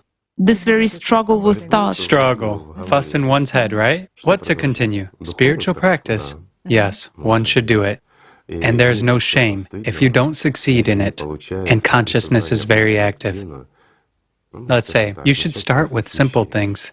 It doesn't matter how many years you've been practicing prayers. You could spend your entire life attending church, temples of all kinds, or be a monk for 50 years. It doesn't matter at all. If you haven't overcome Shaitan in your head, then it means you should learn how to do it, right? Yes. It doesn't matter. You should start with simple, elementary things, autogenic training, meditation, or prayer practices, aimed at concentration precisely on perception through feelings. And everything will work out, but you shouldn't listen to the demon in your head. Whereas, if it's extremely difficult, then you can use the circle practice. We described it, but the lotus practice is better. Indeed, in order to do autogenic training, you should definitely concentrate your attention. Surely. You know, as you've said, it's like in the grocery store. You come to buy bread, and so that you don't leave with 2 carts of goods, but know exactly what you buy. Absolutely right. And autogenic training will work out only if your attention is not dispersed, of course, but on the contrary, focused. When you are focused on action. Why? Because life is like that. There is a lot of diverse information. Let's put it simply, our consciousness has harassed us to such an extent that it doesn't allow us to focus on one action. Here's a simple example, okay? How to learn not to pay attention to consciousness in practice, but to perform it through feelings. Let's say, to discover this spiritual practice by means of perception through feelings. You should focus your attention precisely on that, friends. A simple example. People say, is it possible to learn that? Try to take a full cup of coffee without a lid and walk through the whole city. Can we do that? We can. Even through a crowd of people, through all the traffic lights, and through all the stores, we would be able to do that. Why? Because there's a clear action in this case, right? There's a certain algorithm, you are focused. But at the same time, what are you doing? After all, you are walking, and you are also paying attention to cars. Yes, peripherally. Of course, but your attention is focused on the cup of coffee, isn't it? Is it possible? It is. The same is possible in this case. If you are focused, you don't pay attention to the periphery.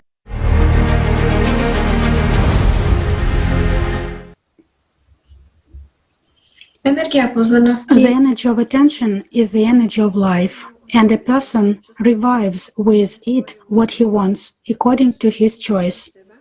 He can make himself alive or temporarily animate images, fantasies, and illusions that will live instead of him.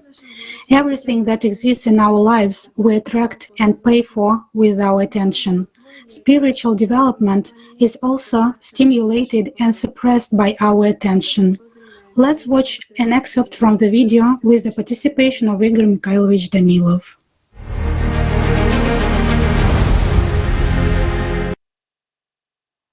Also, you know, a lot of people, when encountering such a vivid inner experience of feelings, they worry, like, I only wish not to lose this state. And they lose I it. wish I don't lose it. Why?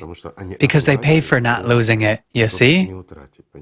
When a person has acquired an experience of coming into contact with the spiritual world, regardless of the circumstances, but a flame has ignited in him, he starts worrying, I only wish it doesn't die out. It dies out. This is a doubt. He extinguishes that flame. In other words, what does he buy? A fire extinguisher, right? And he himself puts out his own little fire instead of supporting it, rejoicing, and living. Why does it last for 2 or 3 days? Well, for some people, this surge of inner light doesn't last even a day. And that's it. Consciousness erases and removes it. Why? Because we pay for fears, we pay for doubts, for our immaturity, morality. Pardon me, there is no other way to put it. After all, this is really true.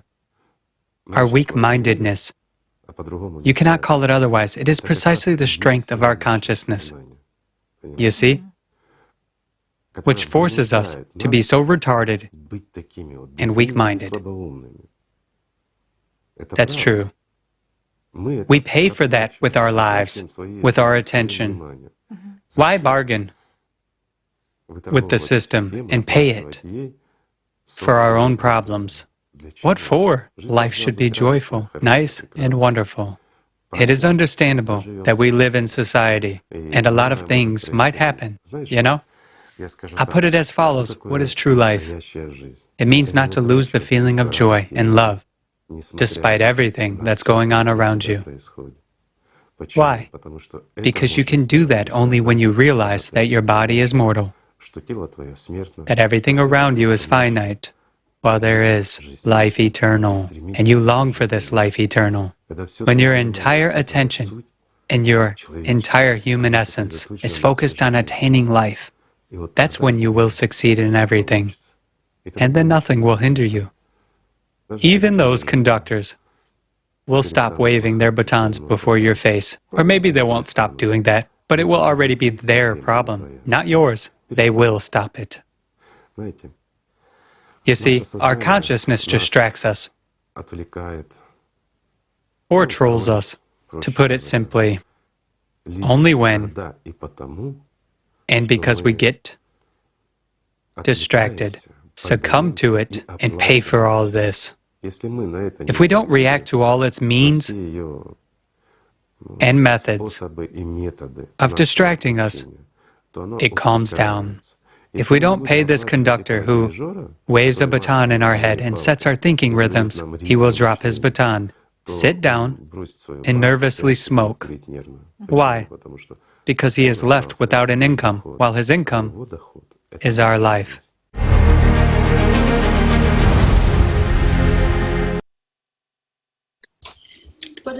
According to the primordial knowledge, if a person spends no more than 10% of the power of his attention on material life and 90% of his attention is focused on the state of feeling, inner love and joy, then the spiritual transformation of a person takes place. If 90% of the attention is given to the material life, the desires and thoughts of the animal nature, and 10% of the attention is directed to spiritual development, one will become a sleeping subpersonality, a subpersonality that will not be tormented. If spiritual life is given less than 10% of attention, in that case, a person forms a subpersonality during life, which subsequently means a hell of torment after death. And this is not philosophy and religion, but the immutable laws of physics. So it turns out that in a person's life, it is very important what kind of feelings he generates by his choice and accumulates during his life. Why? Because with this baggage, he will have to go beyond the boundaries after the death of the body and be responsible for his choice. Spiritual degradation of society leads to catastrophic consequences for everyone. The quality of material life also suffers. Yes, you had it right. This is a false directive of consciousness that a person who develops spiritually lags behind in material life. Everything is just the opposite. Let's watch an excerpt from the video with the participation of Igor Mikhailovich Danilov. The human ability to focus attention on something has decreased so much. Yes. By the way, what is this related to, Igor Mikhailovich? Because they say that studies indicate that in the year 2000, a person was able to hold his attention for 12 seconds, while already in 2015, the time period was 8 seconds. So people wonder, are we becoming stupider? Or is it actually the effect of, let's say, such technological progress, social media, the internet, clip thinking? As a matter of fact, in fact, we are becoming stupider. As for the clip thinking, it is not due to video clips, and it's not because short videos are produced. It is social media already adjusting to us. There are actually simple algorithms. In those very social media, they see perfectly well how much attention we can hold en masse. So they conclude that nowadays, a person can hold his or her attention for 8 seconds at most. Hence, they present information without changing the picture for 8 seconds maximum. Then it starts working. I mean, we perceive it all. It is all being studied and observed. As for the decline in our ability to focus attention, it is not due to a big inflow of information. It is exactly due to the acceleration of our time. In other words, we are rapidly losing our human essence as society in mass. How does this fact affect a person's spiritual path? Negatively. I'll put it this way, negatively. Why? Because the ability to concentrate on one thing is not just an ability, it exactly shows, let's say, a person's predisposition to perceive spiritual information, to perception through feelings. There is a direct correlation here. And the more there are people of the first type, the faster the ability to focus on something for a longer period of time declines in society as a whole. It's a problem. It's a serious problem for everyone, but it shows the state of our society as a whole and what is happening to us. Or to put it simply, people die. The number of visitors to hell increases, while the number of visitors to heaven does not. This is something to think about. Or to put it even more simply, the number of subpersonalities in new generations is much greater. Hence the decrease in our mental capacities, so to say. And the ability to concentrate is not so much intellectual abilities, but rather mental ones, meaning our freedom. Our freedom is diminishing, while this is the freedom of choice, the freedom of life. That's the end.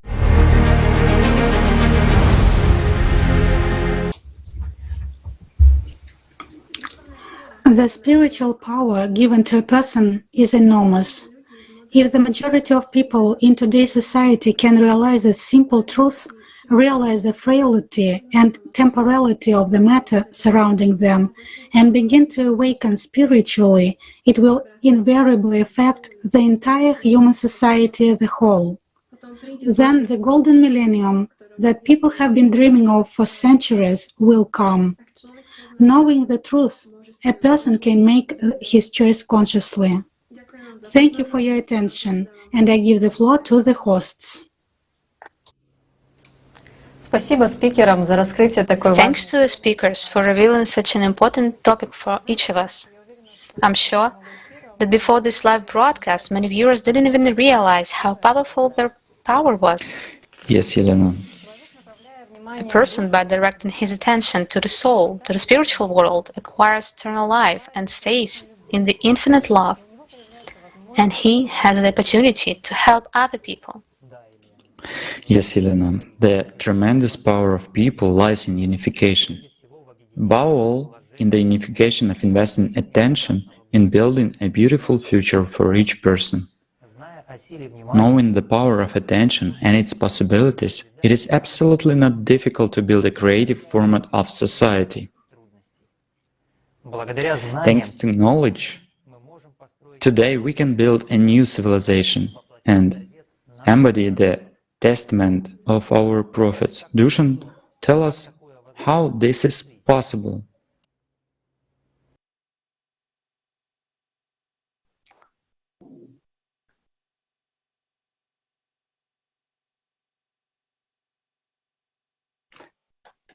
Děkuji, Olegu. Dobrý den. Thank you, Oleg. Greetings. Today we've seen, based on the real facts, how important the power of a person's attention is. We have found that knowledge about the power of attention has always been valuable to people. This topic was especially interesting for those people who govern our society, such as the head of states, political powers, and religious organizations. In addition, all magic is done through the power of attention. Every second, we put our attention into something, thus shaping our reality, and consequently, we live in it. Whether we like it or not, whether reality is pleasing to us or not, we shape it ourselves. This is a fact. This entire world was created with the power of attention, and everything in this world happens because of that power. Attention is the power, the beginning of creation. The focus of attention has the ability to concentrate and accumulate certain types of energies, the search of which gives rise to action or creation of something, emotions, thoughts, actions, events, in the visible and the invisible worlds. This, in this turn, creates man's destiny both during the lifetime as well as after the death of the physical body. Whether the result of this action is positive or negative depends on the person's choice, his priorities, the everyday habit of his way of thinking, and of how much he is able to control and discipline his thoughts and emotions. Based on these facts, there is a reasonable and vital question for every person's life. Why don't we create a normal human life for ourselves? Why do we believe that something terrible, something bad can happen to us? We give it the power of our attention, but we refuse to believe that anything good can happen to us.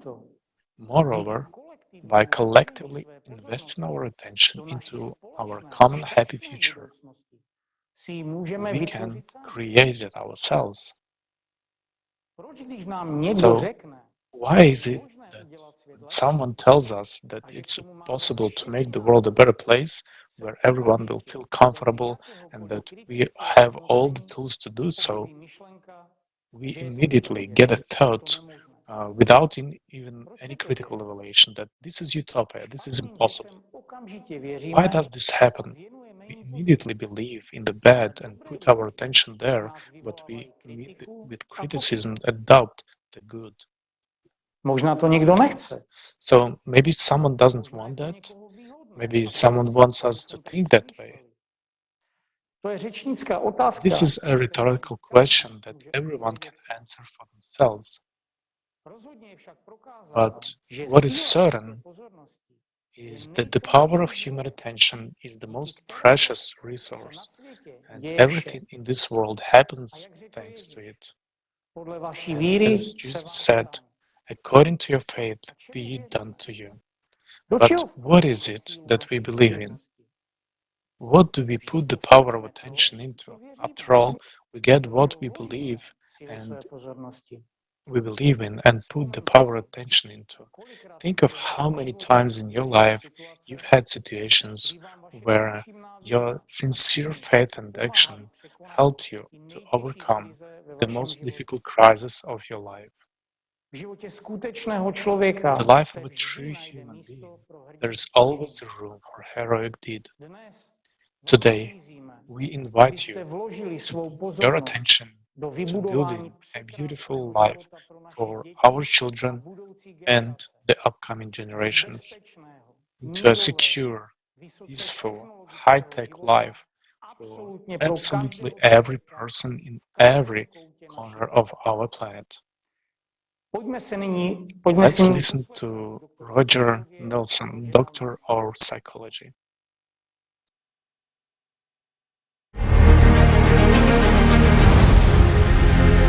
We have powers that we don't recognize. We have powers that we're only beginning to understand a little. And I think it's very, very important that people be given a chance to understand better how powerful we are. So the power that we have when we give our attention to the world in front of us is to influence the development of that world over time and over the period of time that we're interested in it and maybe beyond. So we have a power that shows up in these laboratory experiments. We have a power to make what should be a random number generator be less random. Instead of being completely unpredictable, we make that random number generator produce more ones than it should have by chance. It's a beautifully constructed, extremely well-designed device, but the power of our attention is capable of changing the behavior and the output from such a device. And an immediate kind of corollary to that, and this is more familiar to most people, hardly anybody ever has a random number generator to play with, only if you come to our labs.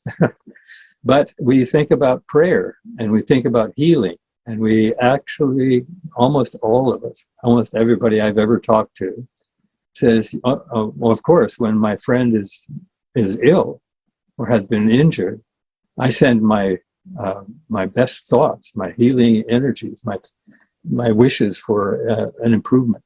And I think people don't do things like that for thousands of years. We've been doing this since we were, first became able to talk on this, on our Earth. And we don't generally waste our time doing stuff that is unsuccessful and a waste of time.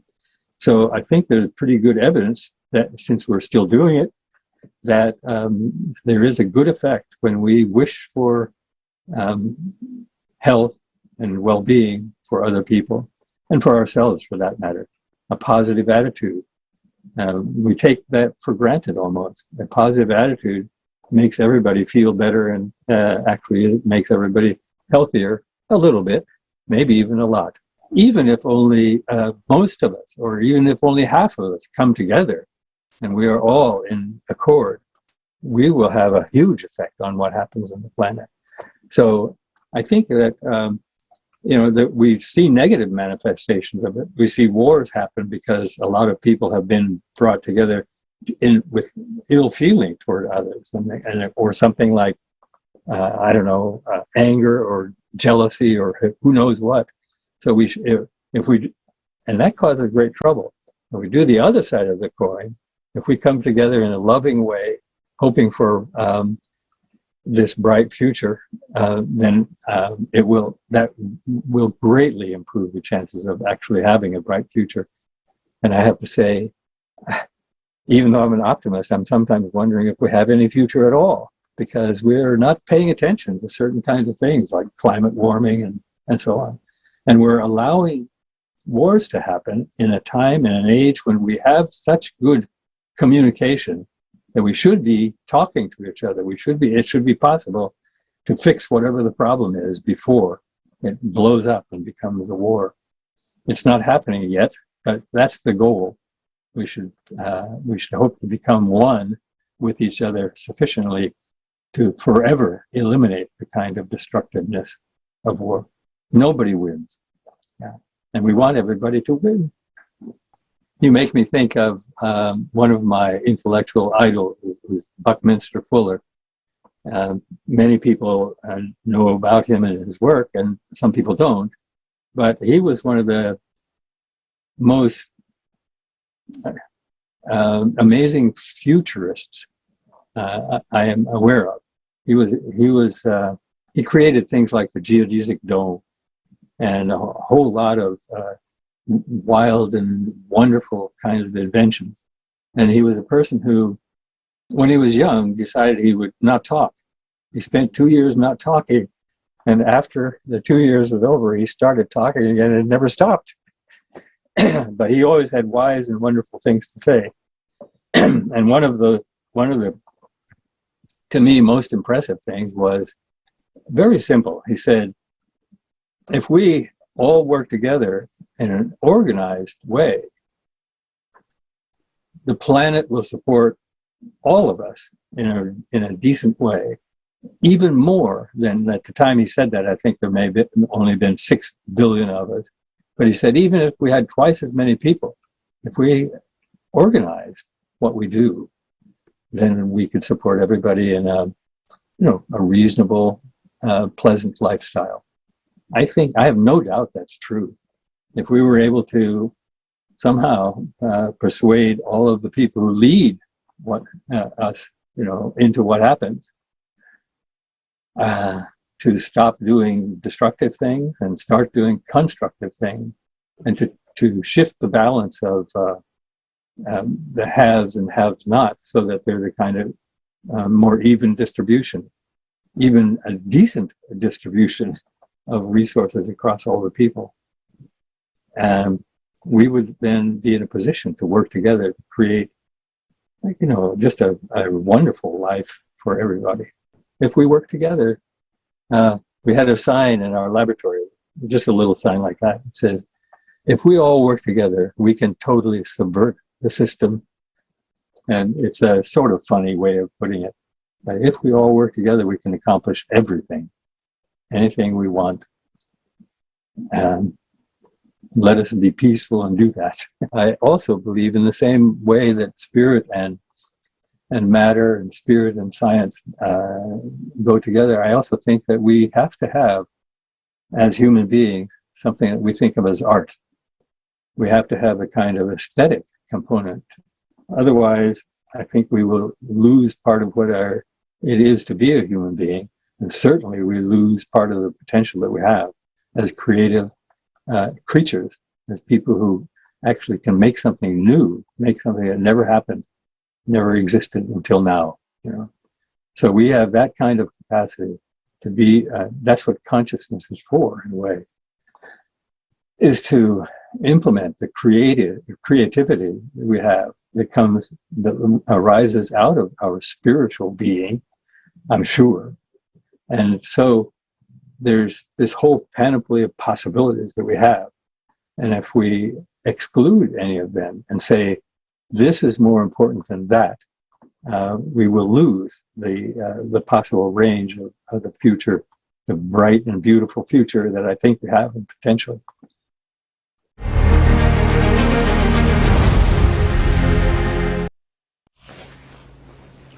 Děkuji, Rogere. Ano. Thank you, Roger, and you're absolutely right. And when you consider that there are already 8 billion of us, our coming together and putting our attention into one goal can lead to global changes. Because, as you said, if we act together, we can accomplish a lot. Today, there's a goal that can unite all of humanity to build the creative society. It is a format that implies the best and safest for the life of every person. Not for some groups or countries, but for everyone. Just think about it. In the creative society, everyone's life is of the highest value. I think it's worth that we make a little effort. You can learn more about the project foundations and the activities of the participants around the world at creativesociety.com website. The link to the website is also in the description under our broadcasts. Today, we've seen some facts about how people, having united their attention to solve a certain problem, got the desired result from the system. In essence, they were bettering, or to put it simply, buying the solution they need in exchange for their attention. For attention is the most valuable currency in the universe. it's important to understand that in order to solve global problems, it is important to unite people globally and invest their attention into one goal.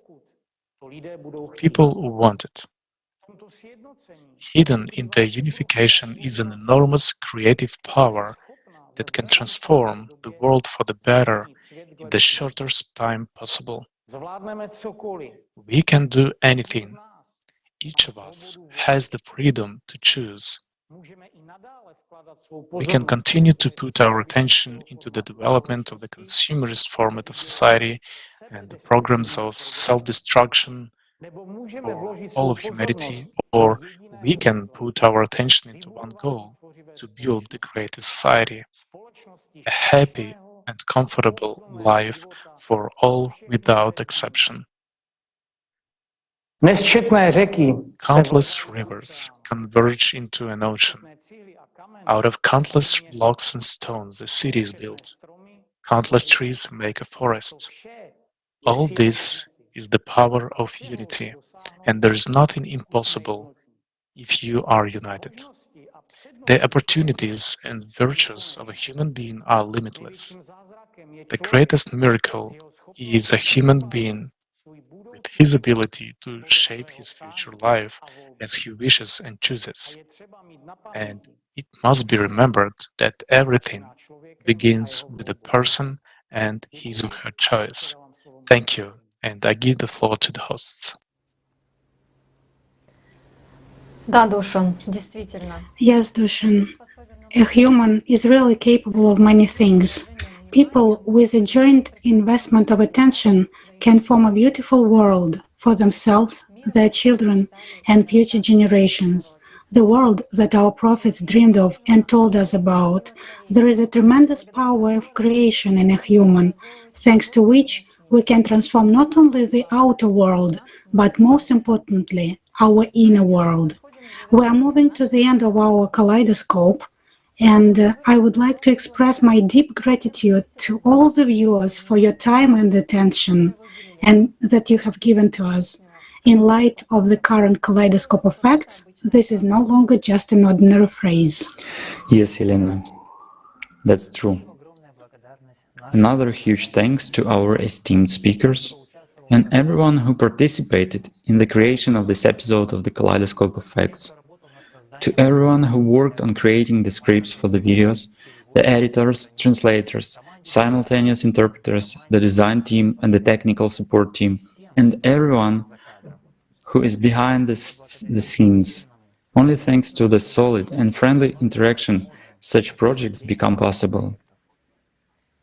And this is a real miracle, created by the people themselves with their daily work. Thank you all very much. And once again, about the miracle. Since childhood, we are looking for miracles and those who would make that miracle happen. The most amazing thing is that these possibilities are within us, within each person. Each of us can create a true miracle. At the end of our episode, let's watch a fragment of the program It Is Worth It with participation of Igor Mikhailovich Danilov.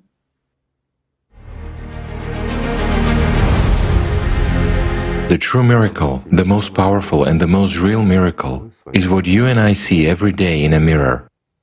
That's really the miracle. A human being. A human being is like fire and water, combined into one. These are an angel and the devil, being one and the same, but at the same time, remaining separate. It is the choice that a human makes as personality, who is half alive and half dead, inevitably alive and inevitably dead.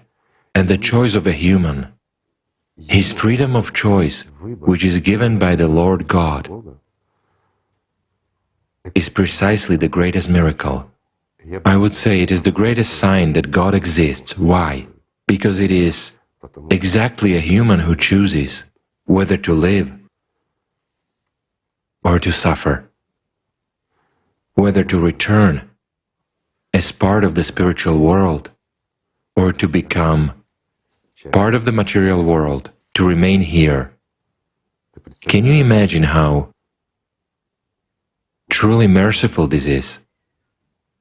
Only a few can appreciate that. But it is the absence of violence in the right to choose, granted by God Himself, who, with just one thought of His, creates universes, not to mention worlds. He wants a person himself to come to him by his own love. That is the value. By means of love. Of course, that is the value. That is the meaning of human existence. This is what humanity is created for. That is why we multiply. That's why we are here. There is no other goal. Yes, to multiply, to build a house, something else.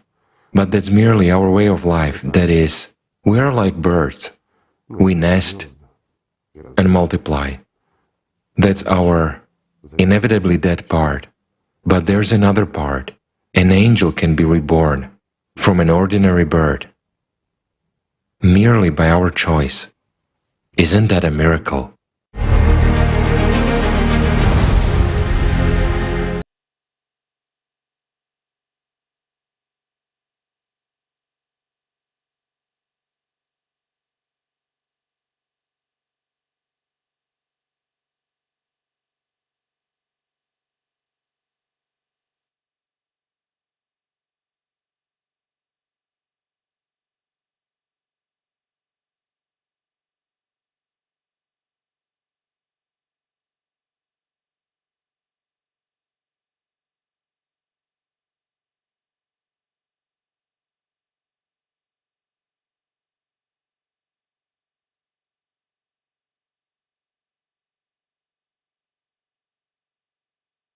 Огромное спасибо. Спасибо. Огромное спасибо.